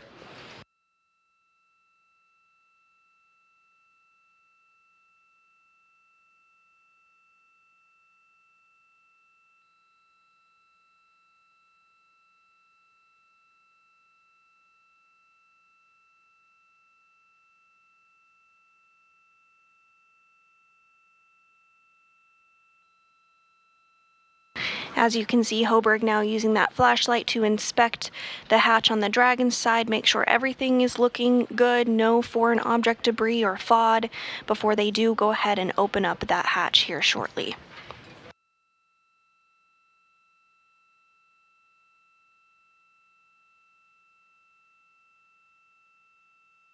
We are going to stand by for the pressure to just equal out between the space station hatch and the Dragon hatch.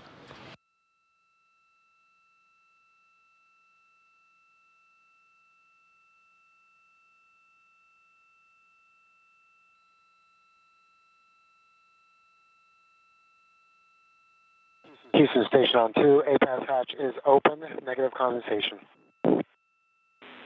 We copy all, Frank. Thank you.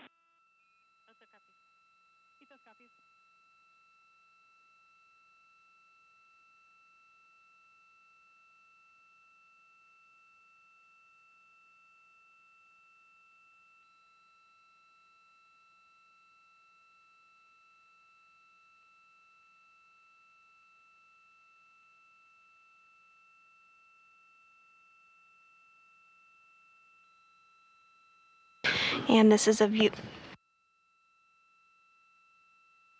This is a view inside Mission Control Houston.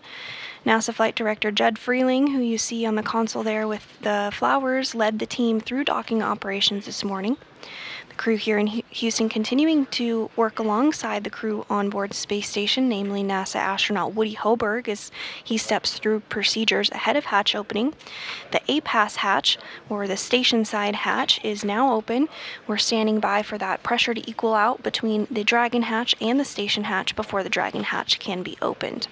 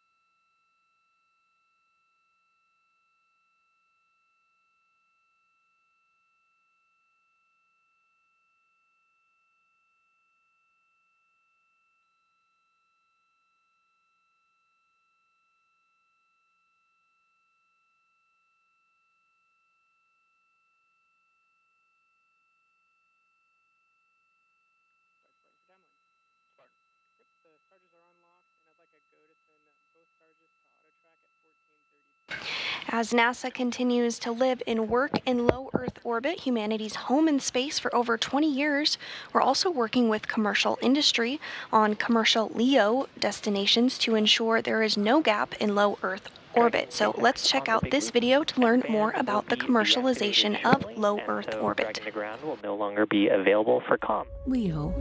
It stands for Low Earth Orbit. That's a portion of outer space about 250 miles up. And for over 20 years, it's been home to the world's most unique laboratory, the International Space Station. In this weightless environment, the space station has enabled scientific and engineering breakthroughs that just weren't possible on Earth. It's taught us more about our planet, physics and biology, and it's preparing humans to travel farther from home than ever before. And as the space station approaches its end of life, America will maintain leadership in LEO by enabling a new era of commercial spaceflight. Through the Commercial LEO Development Program, NASA is working with industry partners to develop the first generation of commercial space destinations. These will be privately owned and operated space facilities, where NASA will be just one of many customers. This new orbital economy will stimulate commerce and usher in the next generation of aerospace engineering, opening the door for scientific discoveries and private astronauts, allowing NASA to continue its critical research in LEO, supporting deep space exploration and bringing those benefits back home to Earth.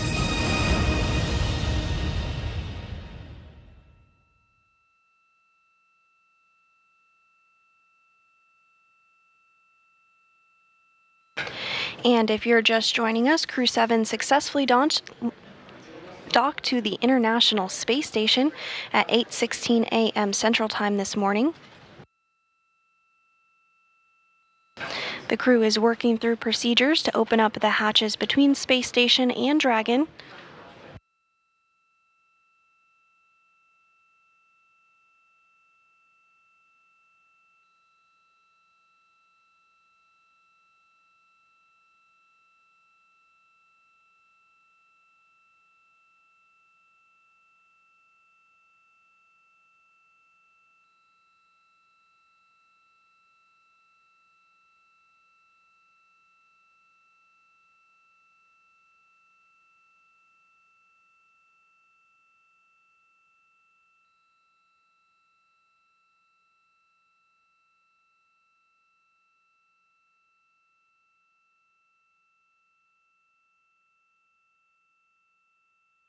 SpaceX Dragon for food and water inventory when available.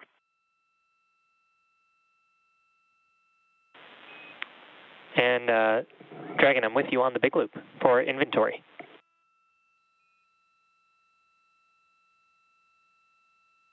Okay, regarding water, all bottles consumed from bag 201 and 202. Regarding bag 203, 4 out of 5 bottles consumed. How copy? Copy, Satoshi. All water consumed from 201 and 202, and 4 of 5 bottles consumed on 203. Good copy. Regarding food, bag 301, 3 quarters consumed. And 302, also 3 quarters consumed. 309er, also 3 quarters consumed. 310, also 3 quarters consumed. How copy?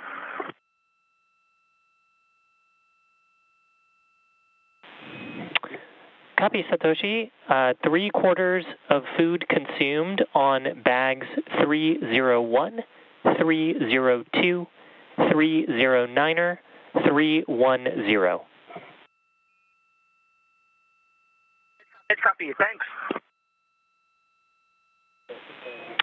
And Satoshi, one clarification, does the water count include the bottle for 4.400 section 5? Affirmative.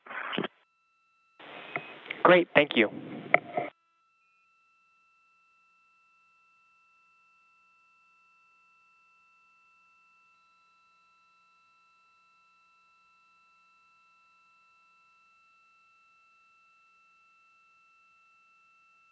And that was JAXA astronaut Satoshi Furukawa calling down to the core about water usage that was drank on the way to Space Station.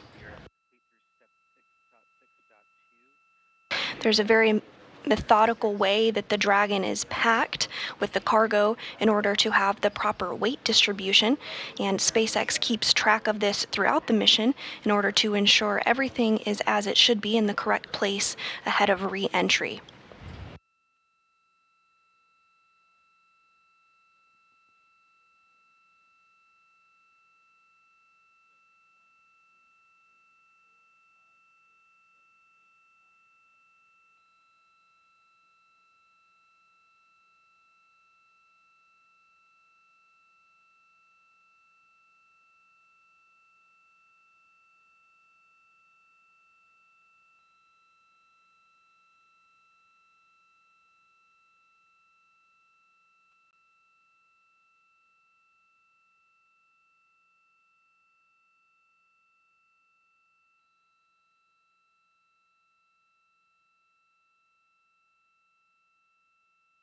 Houston and SpaceX station on the Big Loop station is ready for Dragon hatch equalization. Houston copies. Flight Ethos copies. Once the Dragon crew is also ready, we're expecting the equalization to take about 2 minutes. Okay, we'll tell them once they're ready. Ethos copies.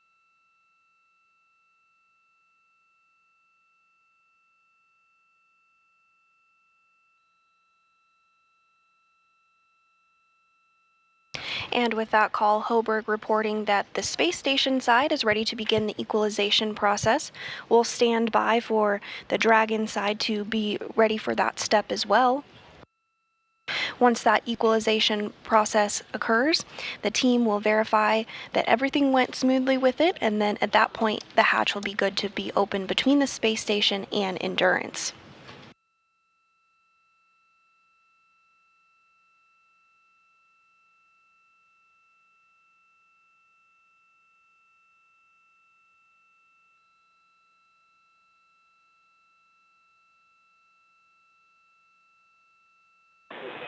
And Dragon SpaceX on the Big Loop for a couple of items.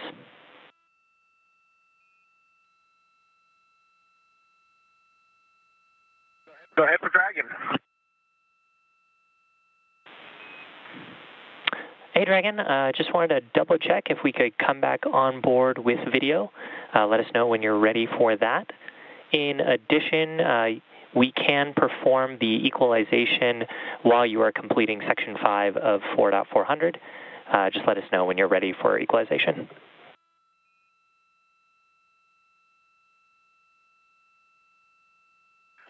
We're doing Section 5 now, and we're ready for equalization. The only thing we need to do is doff our undergarments and change into flight suits, so hang on with coming internal with the cameras, please. Okay, Dragon, thanks for the update.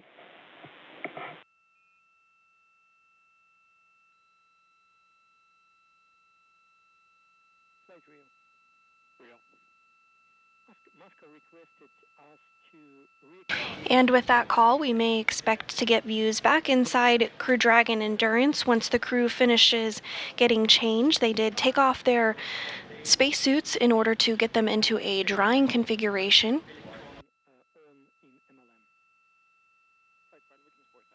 The next major milestone that we'll be tracking is for the pressure to equalize between Endurance and the space station before the hatch can be opened. So I copied that the Dragon crew is ready for hatch equalization, so once we get AOS here, we'll let everybody know that it's going to take 2 minutes. MD copies, that sounds good, and once you're good, then make the call to them. We can go ahead and send the catch-up and prep command, which would begin that equalization. Agreed.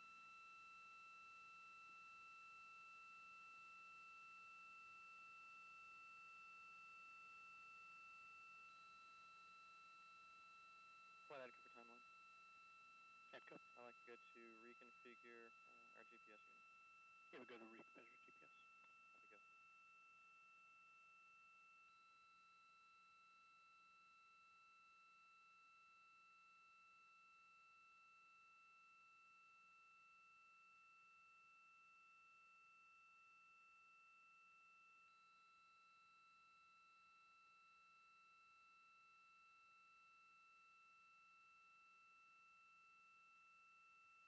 Flight Ethos for timeline. Go ahead. Flight, we're into our block for Node 3 Cedra activation. I'd like to push this a little bit to the right until we get crew on board and finish out our docking and ingress. Okay, that's fine. I'm assuming it's not a big deal if we delay bringing up Node 3 Cedra. Correct. These half cycles are for having extra crew come on board, so we just need to get them activated before we get too far into the crew day. Copy.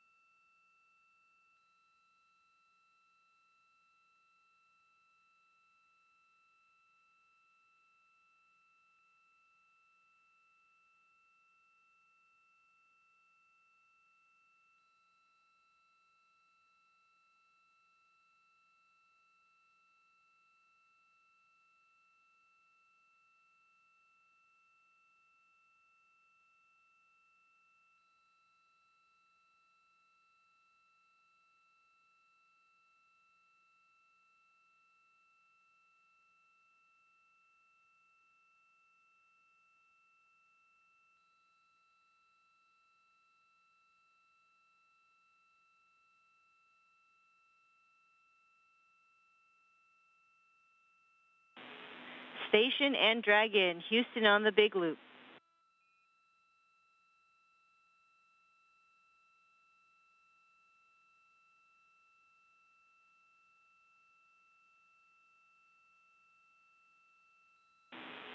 And Station and Dragon, Houston on the big loop. Dragon, ready to copy? Stand by for equalization. It's expecting to take 2 minutes. Dragon copies. Station copies. MD, you can equalize. Flight MD? Yeah, you can go ahead and equalize. Thank you much.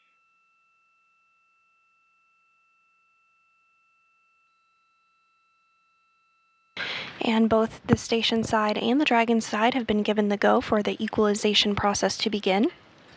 Expecting that to take about 2 minutes.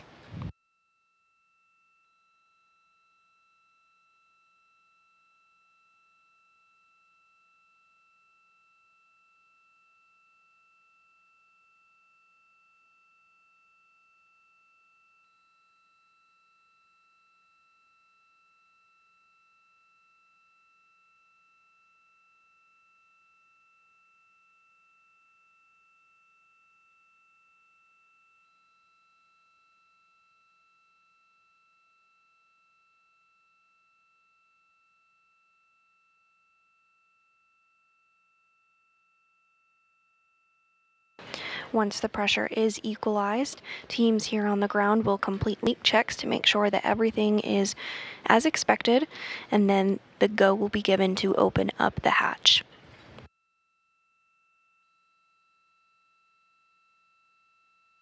And here is a view from inside the International Space Station. You can see that a pass hatch is open. So when we've been having these GPS-2 signatures that did trigger a collection of onboard cautions as are visible to the crew on the displays, we'd like your go to do some cleanup. We're going to keep one of the onboard cautions up just so in the event that the vehicle woke up, they would have that awareness or the need to do an emergency departure. However, we wanted to clear the rest of them out such that if we did have that signature again, they would trigger and notify the crew and the ground team. So we'd like to have you go for that cleanup, and then we'll let the crew know and then go ahead and clean those up. Yeah, you can clean up your caution list. Big copies, thanks. I'm seeing the Dragon ISS pressurization and work. Copy.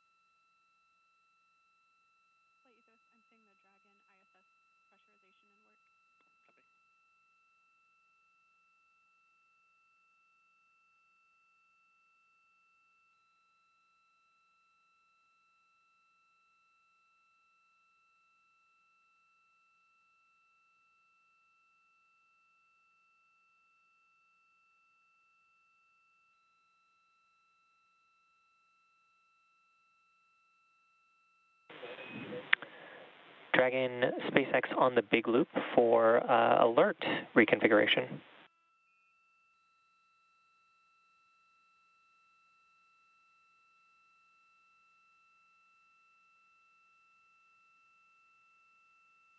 Go for Dragon.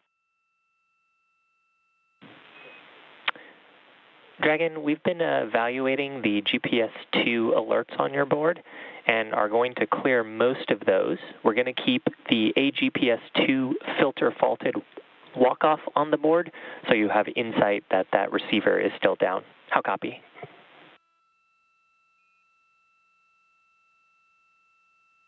Dragon copies all. Good news, and clarification, degraded performance, not hard down.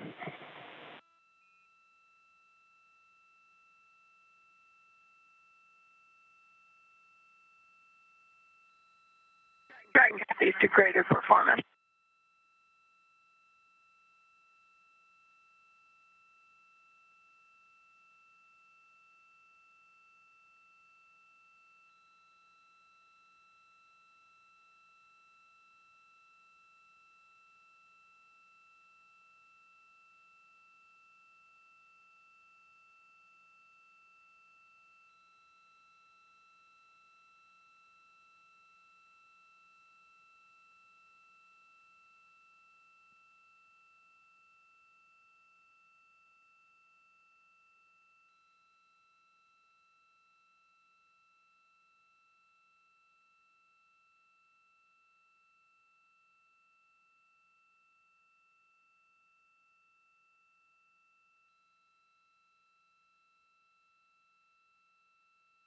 And the endurance equalization process is underway.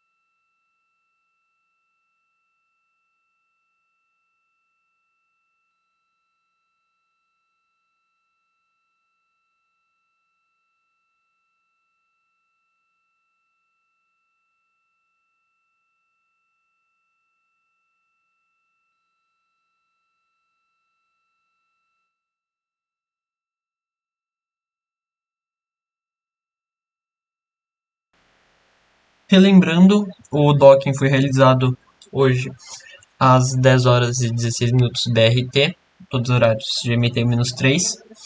If you're just joining us this morning, CREW-7 has arrived to the International Space Station following their launch Saturday morning from the Kennedy Space Center in Florida. We are standing by for the hatches to open here a short time from now. The A-Pass hatch, or the hatch on the space station side, has already been opened, as you can see here on your screen. We are just waiting for that pressure to equalize out between the A-Pass hatch and the hatch on Crew Dragon. Once that pressure is equalized, the team here on the ground will do some checks, make sure everything looks okay, and then the go will be given to go ahead and open up that hatch, at which point we'll see CREW-7 float through the hatch and be welcomed aboard their home for the next 6 months, the International Space Station.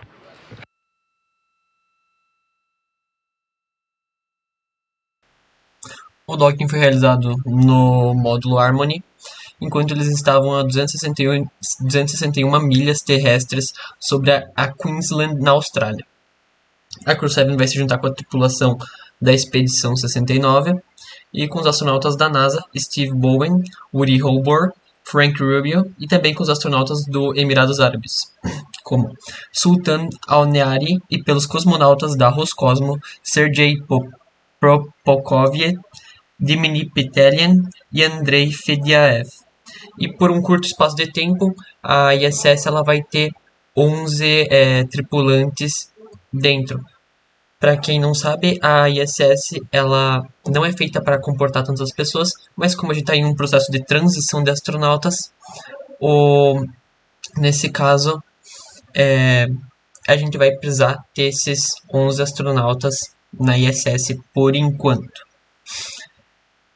Daqui a algum momento vai ser a pressurização ela vai ser igualada, porque nós precisamos ter uma pressão dentro da Crew Dragon igual com a da ISS, e daí nós vamos ter todos os astronautas dentro da ISS.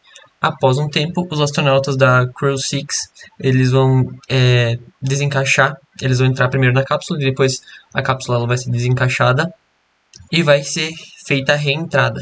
Daí a gente vai ter o número de tripulantes igualado com o permitido pela NASA. Nesse caso, o undocking da cápsula Crew-7 da missão CREW-7. A gente vai passar todos os horários no Twitter, para quem não sabe o nosso Twitter, NASA Tech Drive, e também no Instagram. Mesma coisa, a live vai ser feita no YouTube e na Twitch. A gente também está vendo a possibilidade de realizar essa live também no TikTok. Para mais notícias, só seguir a gente no Twitter.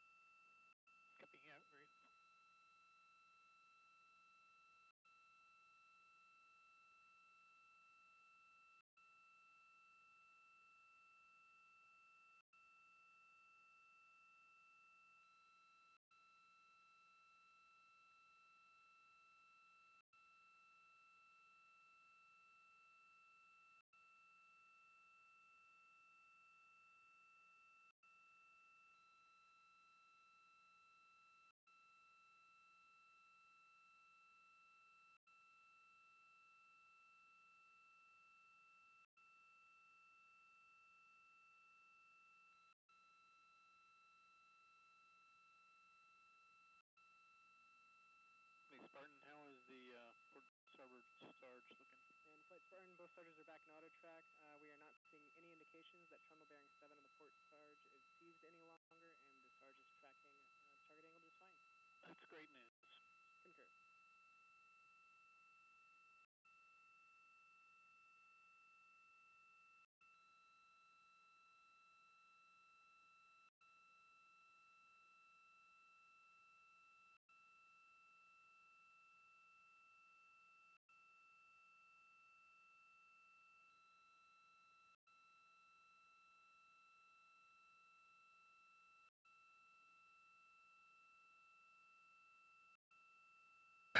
We're continuing to stand by for that pressure to equal out between Endurance and the International Space Station.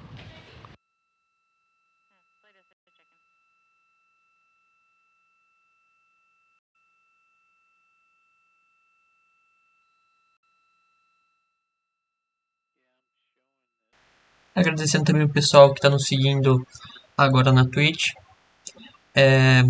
Muito obrigado pela força que vocês estão dando pra gente. E também as dúvidas elas podem ser enviadas sobre a missão CREW-7, sobre outras missões também que a gente vai ter mais pra frente. Podem ser enviadas no chat do YouTube e da Twitch. Caso também queira enviar no Twitter, use a hashtag NasaTechDrive que a gente vai retirando essas dúvidas aqui conforme a live vai indo. Avisando que a live ela já está chegando no final, a gente vai esperar os astronautas eles saírem da cápsula Crew-7 e daí após dessa forma encerrando a live porque eles também vão ter várias coisas para fazerem e seria mais ou menos isso. Qualquer dúvida pode enviar. Continuing to stand by for that pressure to equalize out before the hatch can be opened and CREW-7 can float aboard the International Space Station. Once they are on board, following a welcoming ceremony, they will take part in a safety briefing, which is typical for arriving crew members to Space Station. This safety briefing will be led by Space Station Commander Sergei Prokopyev and will officially kick off the handover period between CREW-6 and CREW-7.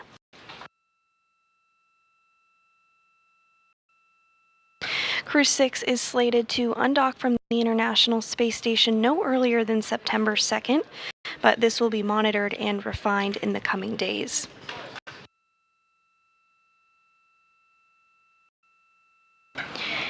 And we're getting views again of NASA astronaut Woody Hoberg floating inside the International Space Station as he continues to step through those procedures ahead of hatch opening. He does have the APAS hatch open already, that's the space station side hatch, while we continue to stand by for pressure to equalize.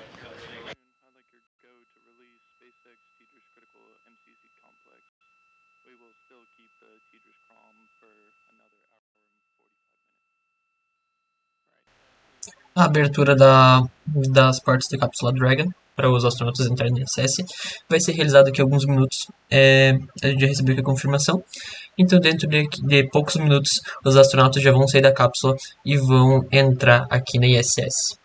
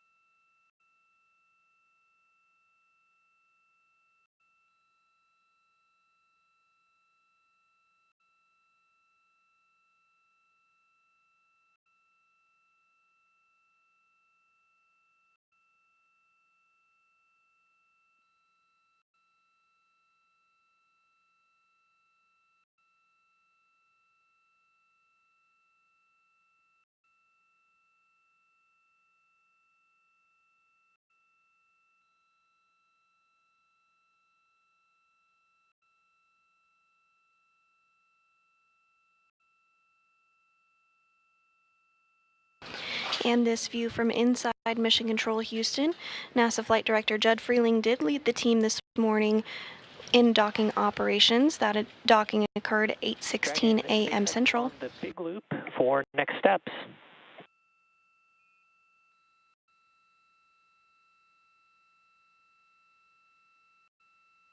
SpaceX Dragon, we are ready for next steps, and we're also ready for cameras to go internal. Excellent, Dragon. We'll put that in work, and I wanted to let you know that the vestibule and capsule are equalized, so we are ready for hatch open.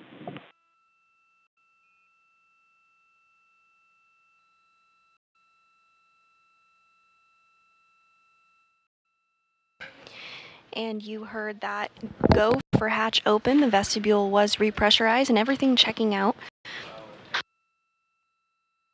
Short time from now, we should expect to see CREW-7 float aboard the International Space Station. Já vi uma confirmação do pessoal em hall turning do pessoal aqui da central da SpaceX, autorizando a abertura da porta para o pessoal entrar na ISS.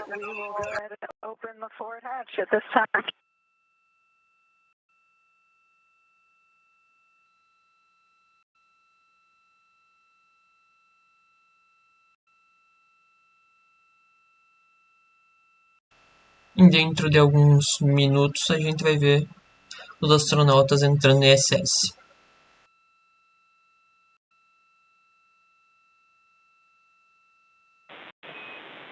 Copy, Dragon. You are go for hatch opening per the decal, followed by 4.400 section 6.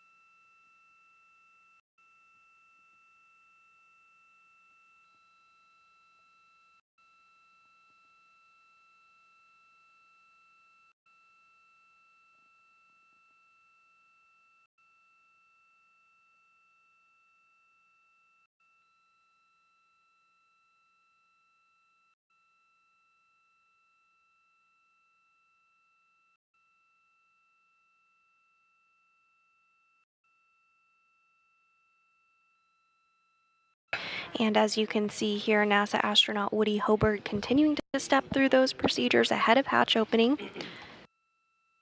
The CREW-7 astronauts are also getting things configured and will join the 7-person crew onboard station, bringing the total crew members on station to 11 here shortly.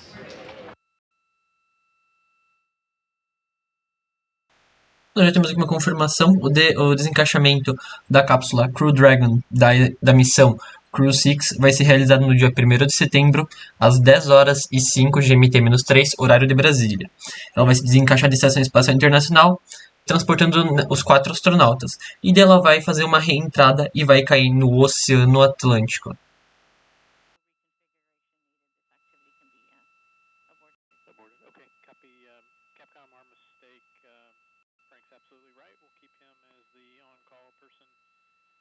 SpaceX Dragon on the big loop, hatches open.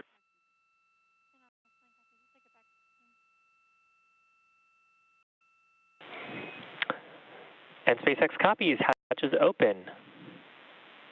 And crew, if you could complete section 6 of 4.400, and then just a reminder that this starts the LIO clock. After completing section 6 of 4.400 and copy on the LIO clock. O splashdown da cápsula Crew Dragon da missão CREW-7 vai ser realizado no dia 2 de setembro, às 10 horas e 38 minutos BRT, onde ele vai pousar no Oceano Atlântico.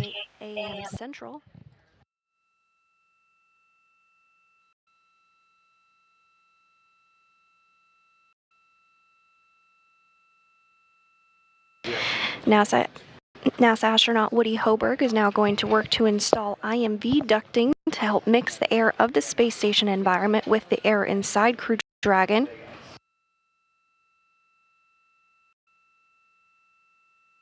And they're also working to seal some of the LiO or lithium hydroxide cartridges that scrubbed carbon dioxide inside the Dragon capsule on the ride to the International Space Station. The crew will also check some vent valves as well, so it may just be...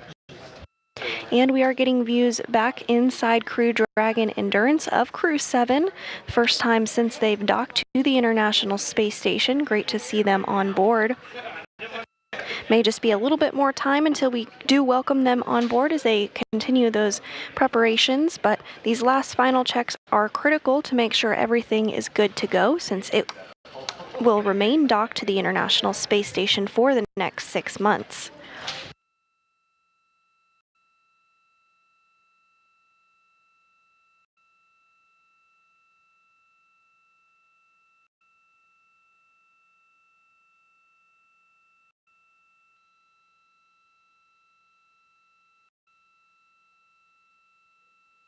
Flight Rio.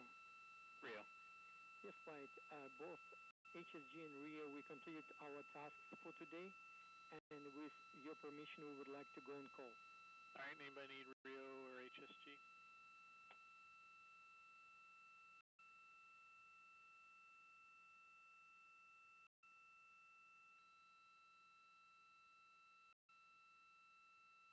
All right, Rio, you are released, and HSG, can you call the FOD phone? I can give you the number if you don't have it.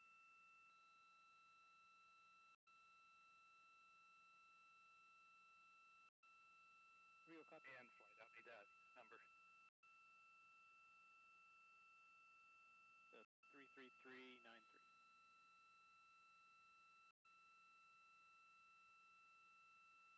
And flight Ice. both Dragon and ISS T22 transmitters are off. Copy.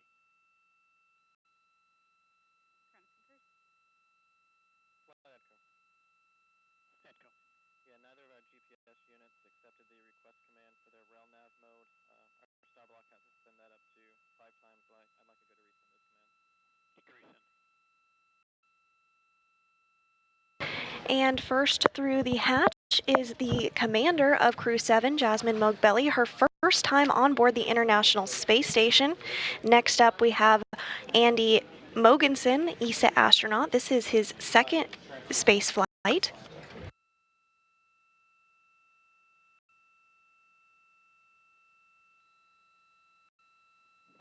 And coming through the hatch now is JAXA astronaut Satoshi Furukawa.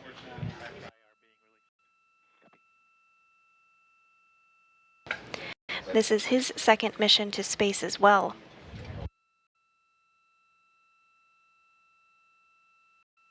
And next through the hatch is Konstantin Borisov of Roscosmos, his first time on board the International Space Station as well.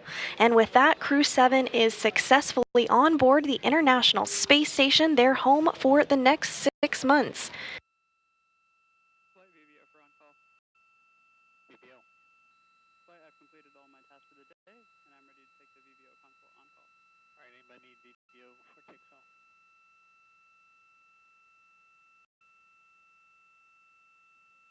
Sorry, VVO, you're released.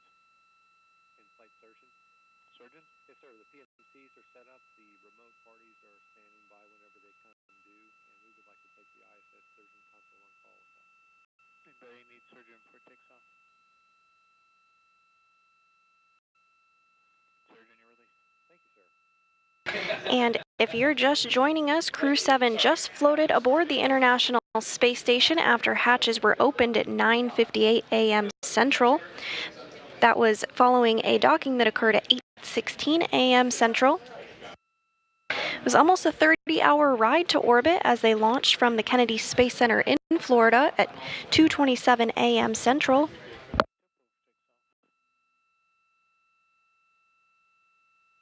You're released, Topo. Thanks, Mike.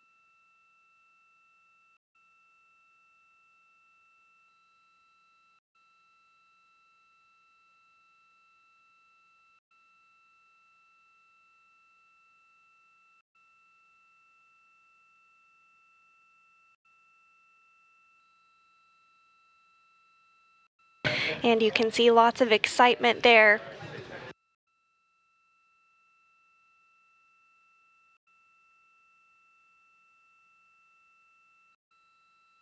Crew going to work on securing a few items and getting everything squared away ahead of a welcome ceremony slated to begin here shortly.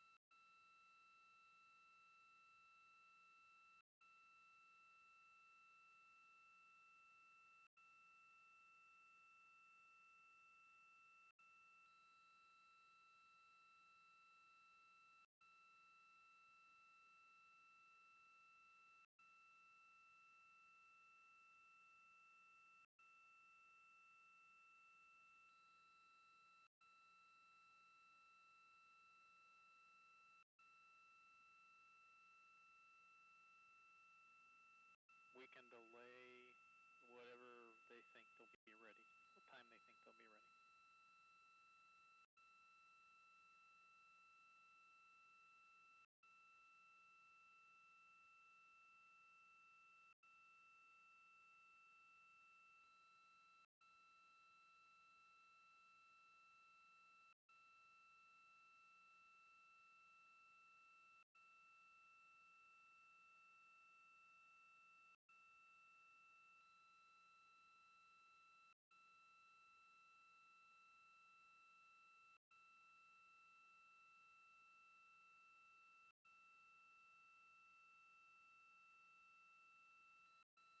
Houston Dragon, IMV duct installation complete. Go for IMV fan activation. Houston copies. We'll put that in work.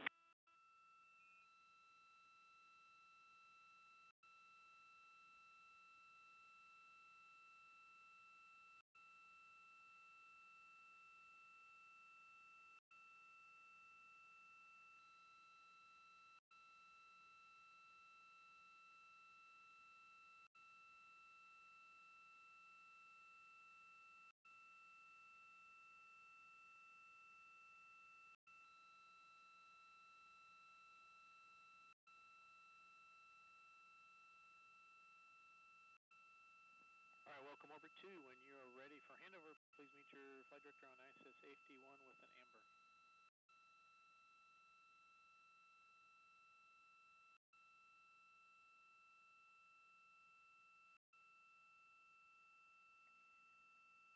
MER manager. MER manager. I'm taking the MER on call. Thank you very much for a good docking. All right.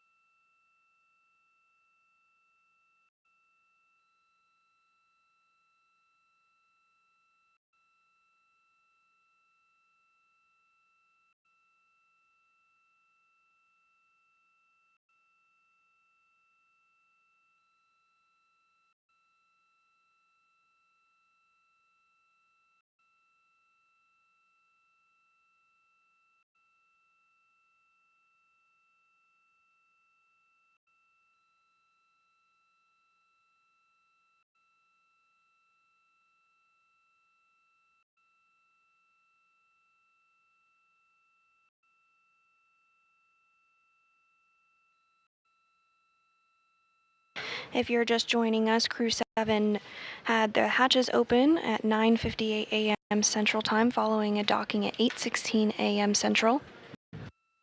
We're standing by for a welcome ceremony here slated to begin shortly. The crew is just configuring some items inside Crew Dragon, setting up the cameras and preparing for that welcoming ceremony.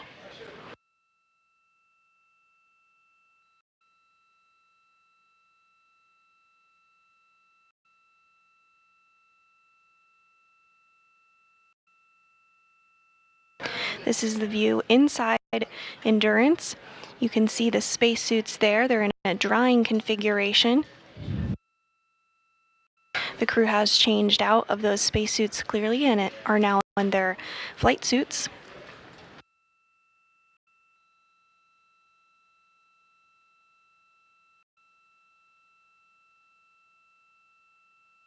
Houston, Dragon, do we have a go in step 6.3 of 2.102 to open location 23 and check for debris under panel? Checking. See who's got that one. So is that you or ICE? 6.3, go. And we're getting views now inside the International Space Station. The crew is working to set up for the welcome event. You see Woody Hoberg, NASA astronaut with the microphone in his hand. He was prime for hatch opening operations this morning.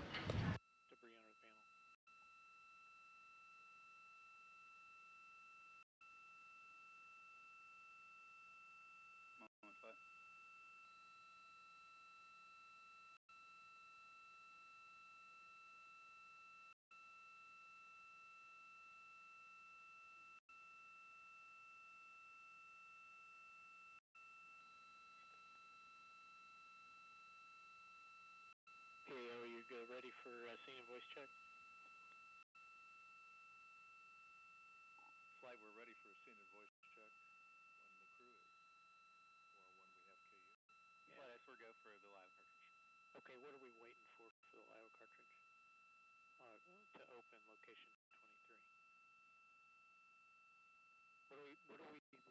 What specifically criteria are we looking for in 6.3?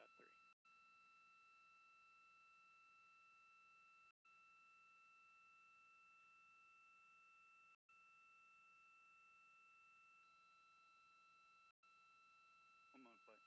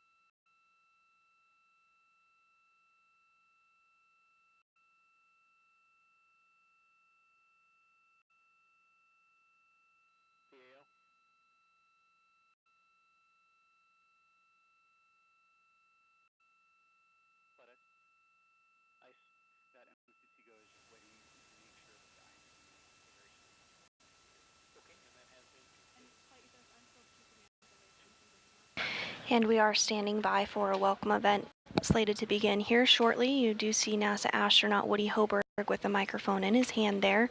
He is completing a scene and voice check. This is required for us to change out our LiO cartridge within 20 minutes for this, put the seal on. Copy, Jaws. We need to send 2 commands to get the IMV configured, so stand by. Shortly we'll be able to give you a go for 6.3. Dragon copy, standing by.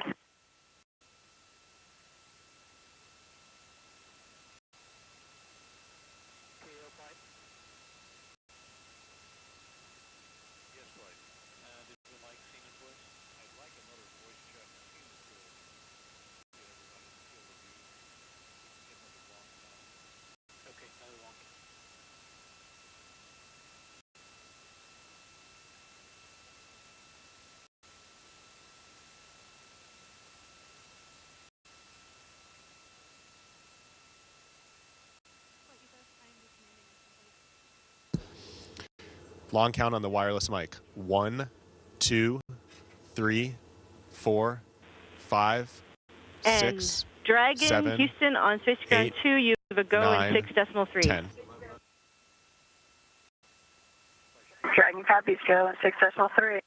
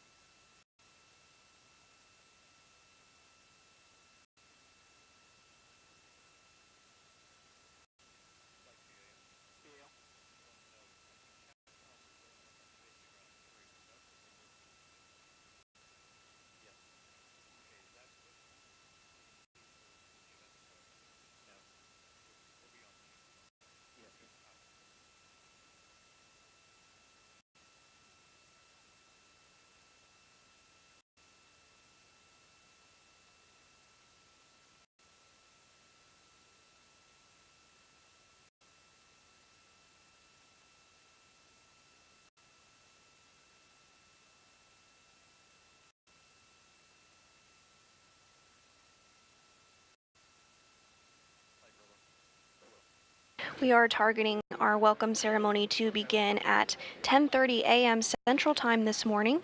If you're just joining us, CREW-7 docked to the International Space Station at 8:16 a.m. Central following their launch yesterday evening from Kennedy Space Center in Florida.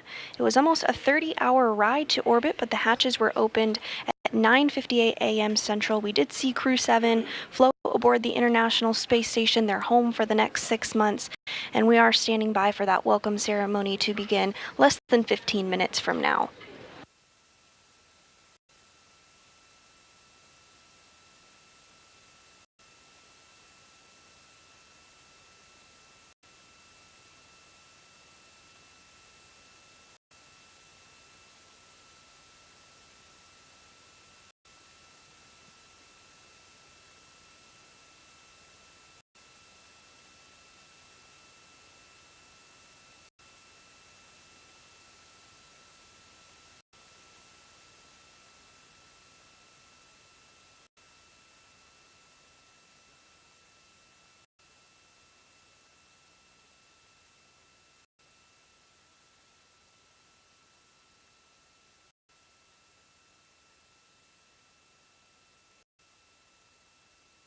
SpaceX Dragon, question on the LiO cartridge number.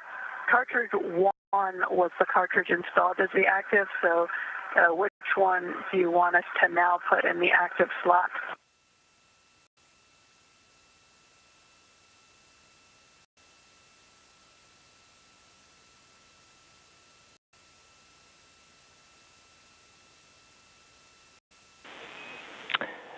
Checking Dragon. I'll get you an answer in just a sec.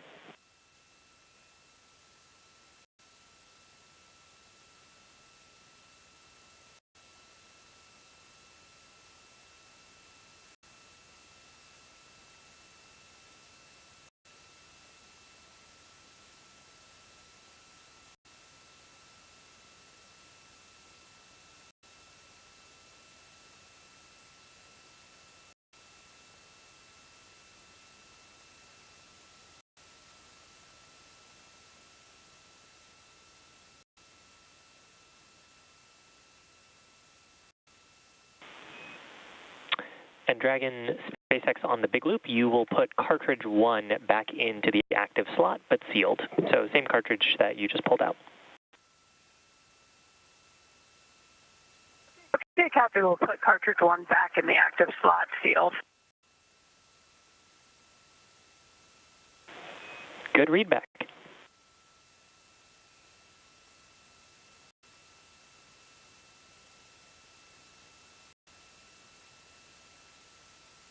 Everything looking good for our welcoming ceremony. Still on track to begin just about 10 minutes from now at 10:30 a.m. Central.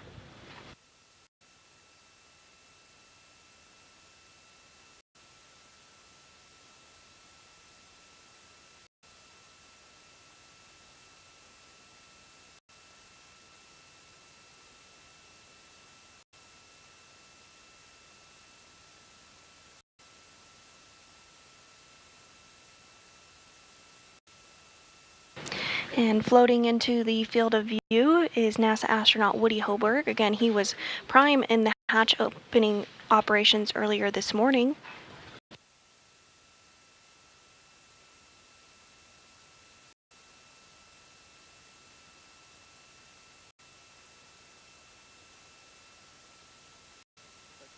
Also in the frame are Roscosmos cosmonauts Dmitry Patelin and Andrei Fedyaev.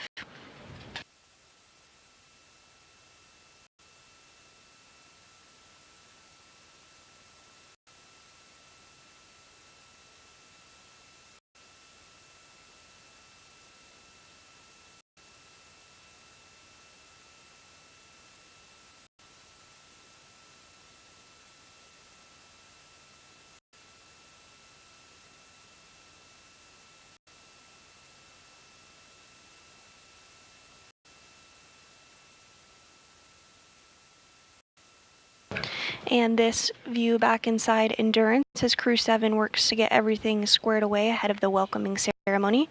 We can see the CREW-7 mission commander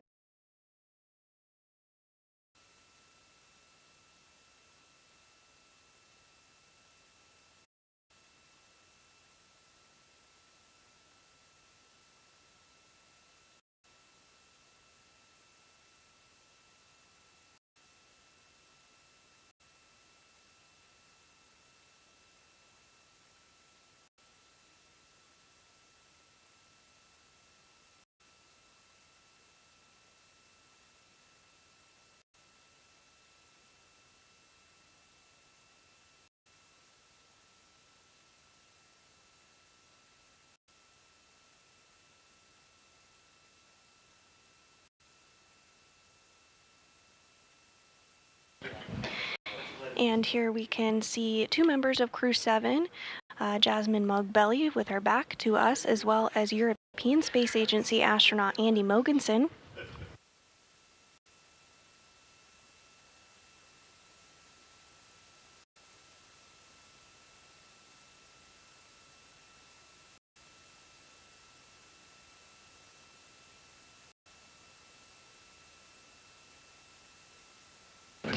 Looks like they're continuing to step through those procedures to configure the LiO or lithium hydroxide cartridge. The LiO cartridge helps scrub carbon dioxide inside the Dragon capsule on the ride to the International Space Station.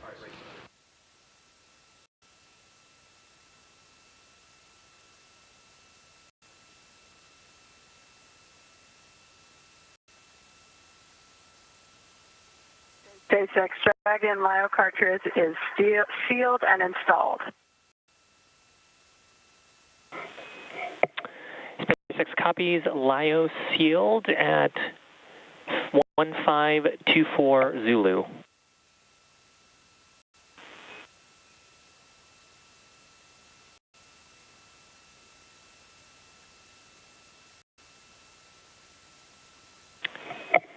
And Dragon, have a couple quick reminders for you if you have a minute.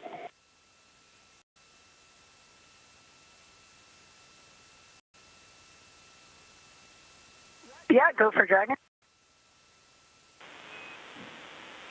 So first off, the suits have completed their 1-hour drying period. We just wanted to let you know for when you get back to 4.012. And then regarding inventory, I wanted to remind you that any partially consumed meals should be disposed of on ISS. How copy?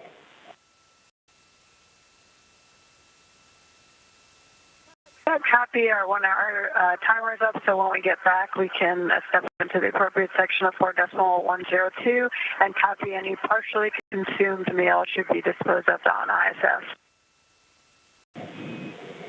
Good read back, Dragon. And finally, we're going to be handing over comm to Houston. It was a pleasure learning and flying with you, and we really hope you enjoy your time on station. Hey, it's great working with you. Thanks so much, and we'll see you on the backside.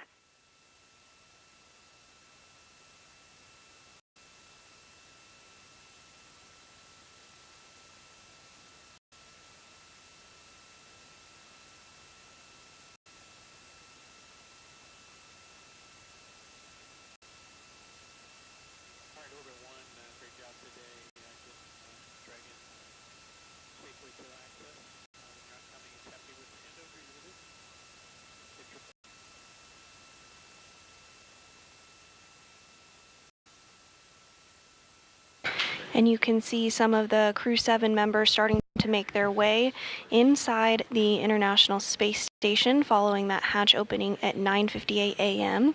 We are targeting the welcome ceremony to begin in just about 4 minutes from now at 10:30 a.m. Central.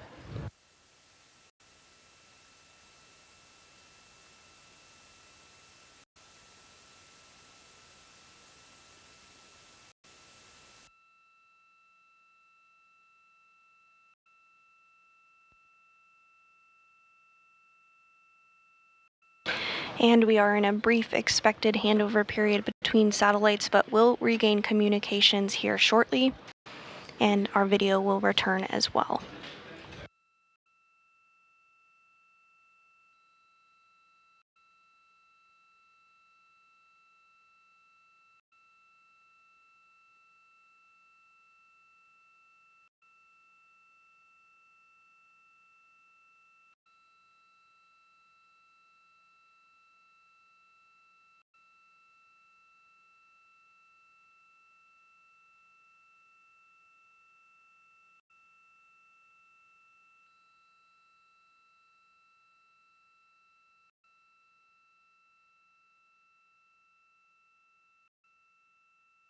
If you're just joining us, CREW-7 docked to the International Space Station at 8:16 a.m. Central. We're standing by for a welcoming ceremony slated to begin in just a couple of minutes.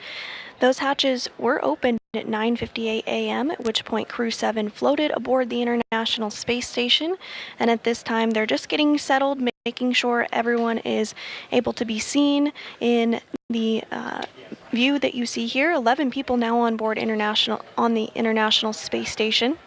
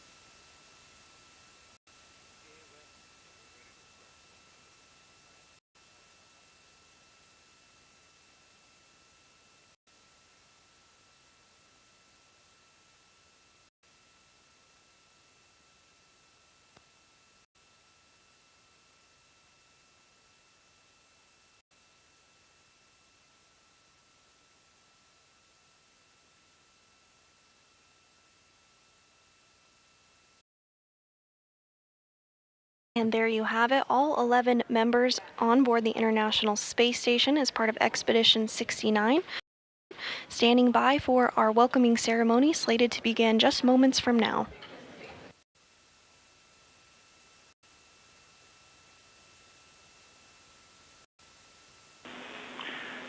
Station, this is Houston. Are you ready for the event?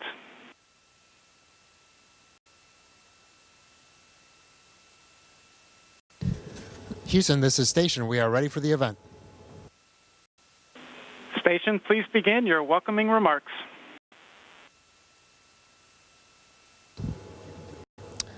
Okay, on behalf of Expedition 69, welcome to the ISS, and it is an honor to have CREW-7 with us. Congratulations to the NASA and SpaceX teams. Amazing job once again on successfully and flawlessly getting our crewmates up here to us. So thank you so much.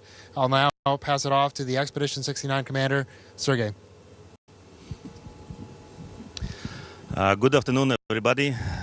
Expedition 69 is very glad to greet new crewmates on International Space Station.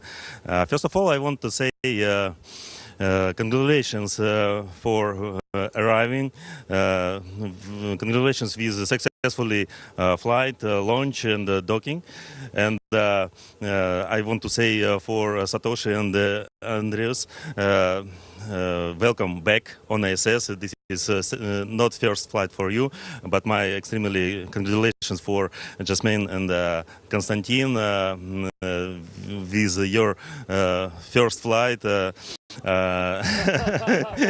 You became now the real astronaut and cosmonaut, and I believe this is will be so very significant event all your life.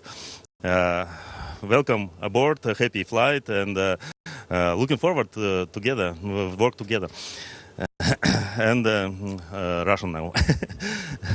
Поздравляем седьмой экипаж Дрэгона с успешным прибытием на станцию, стыковкой. Ждали вас очень сильно. Ждем работы совместной здесь на станции. И добро пожаловать на станцию повторно. Это для Эндриаса, Сатоши. Не первый раз уже летает. Но мои самые большие поздравления, конечно, для тех, кто первый раз летит в космос. Прилетел Жасмин и Константин. Константин у нас представитель набора 2018 года. Он первый, кто из этого набора полетел, и это такое большое событие для всего набора. Желаю двигаться дальше в этом же направлении. Удачи нам всем. Все, удачного полета. Спасибо, что наконец-то прилетели к нам. Next one. Thank you, Sergey and Frank, for the welcome. It's so good to see all your smiling faces. As you know, we've been training together for a while for this exact moment where we could join you and continue the amazing work that's done on the International Space Station. I want to echo the thanks to all the teams, SpaceX, NASA, ESA, JAXA, Roscosmos, and CSA for preparing us for this moment. I think we represent a good crew to be coming to the International Space Station. And I know for three of you, you've seen a lot of different crew come through, so we hope you teach us how to do things efficiently and effectively, and we're proud to join this team. Yeah, I can only echo Jasmine's words. We are incredibly happy and proud to be on board the space station with Expedition 69. We're looking forward to an incredible mission. Personally, I'm looking forward to continuing the work of the last many ESA astronauts. I have a lot of European experiments and Danish experiments, and I want to thank ESA for all of their hard work in preparing to get me here, and also everyone involved in Denmark. This is going to be a fantastic mission. And finally, just a few personal words. Til Cecilie, Emily, Frederik og Jakob. Jeg håber, I ser med. Jeg ved ikke, om I er på vej tilbage til Houston fra Florida. Men jeg håber, I nød opsendelsen, og jeg glæder mig så meget til at tale med jer snart og se jer igen. Hej, jeg elsker jer.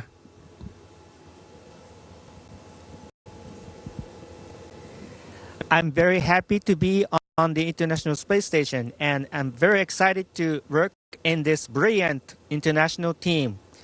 日本の皆さん、仕事場である国際宇宙ステーションに着きました。この素晴らしい国際クルーの中で確実に仕事をしていきたいと思います。Kostya?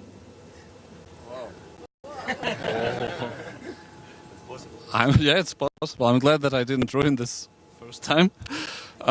Very excited to be here. It's so hard to explain the feeling of seeing these guys here floating so easily. Very excited, looking forward to long duration flight. And also I want to point out again how important it is to work together in unity. And this is International Space Station. We are the most international SpaceX flight. Right now you see 5 nationalities here, and we are looking forward to work together, continue ISS 79 and ISS 70 expeditions. Now a few words in Russian. Очень рад здесь быть. Спасибо большое. Всех очень приятно видеть. Здесь такая домашняя атмосфера. Неожиданно просторно после того, как мы летели на корабле. Очень благодарен всем, кто участвовал в подготовке к полету. Все агентства, и Роскосмос, НАСА, Европейское и Японское космическое агентство. Отдельное спасибо SpaceX за корабль, за то, как мы классно долетели. Неожиданно легко. Я ожидал, что будет тяжелее. И своему набору, вот то, что Сергей говорил, 2018 года, ждем всех здесь. Надеюсь, что будет такая передача эстафетной палочки безостановочная, в которой мы все окажемся скоро на МКС. Спасибо всем большое.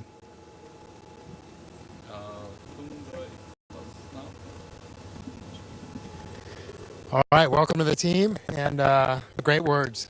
Thank you so much once again to the NASA team, the SpaceX team, and to all the agencies. What an amazing crew. We look forward to the next few months, and we're going to have a lot of fun together.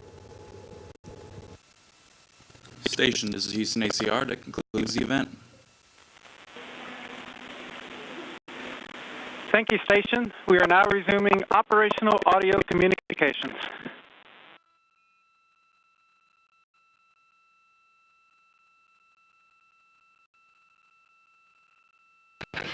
And there you have it, a truly international crew now aboard the International Space Station.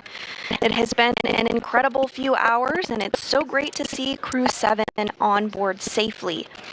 In our welcoming ceremony, each of them spoke about what it took to get to this moment to welcome 4 new astronauts to the space station, bringing the current population on board to 11 human beings as part of Expedition 69.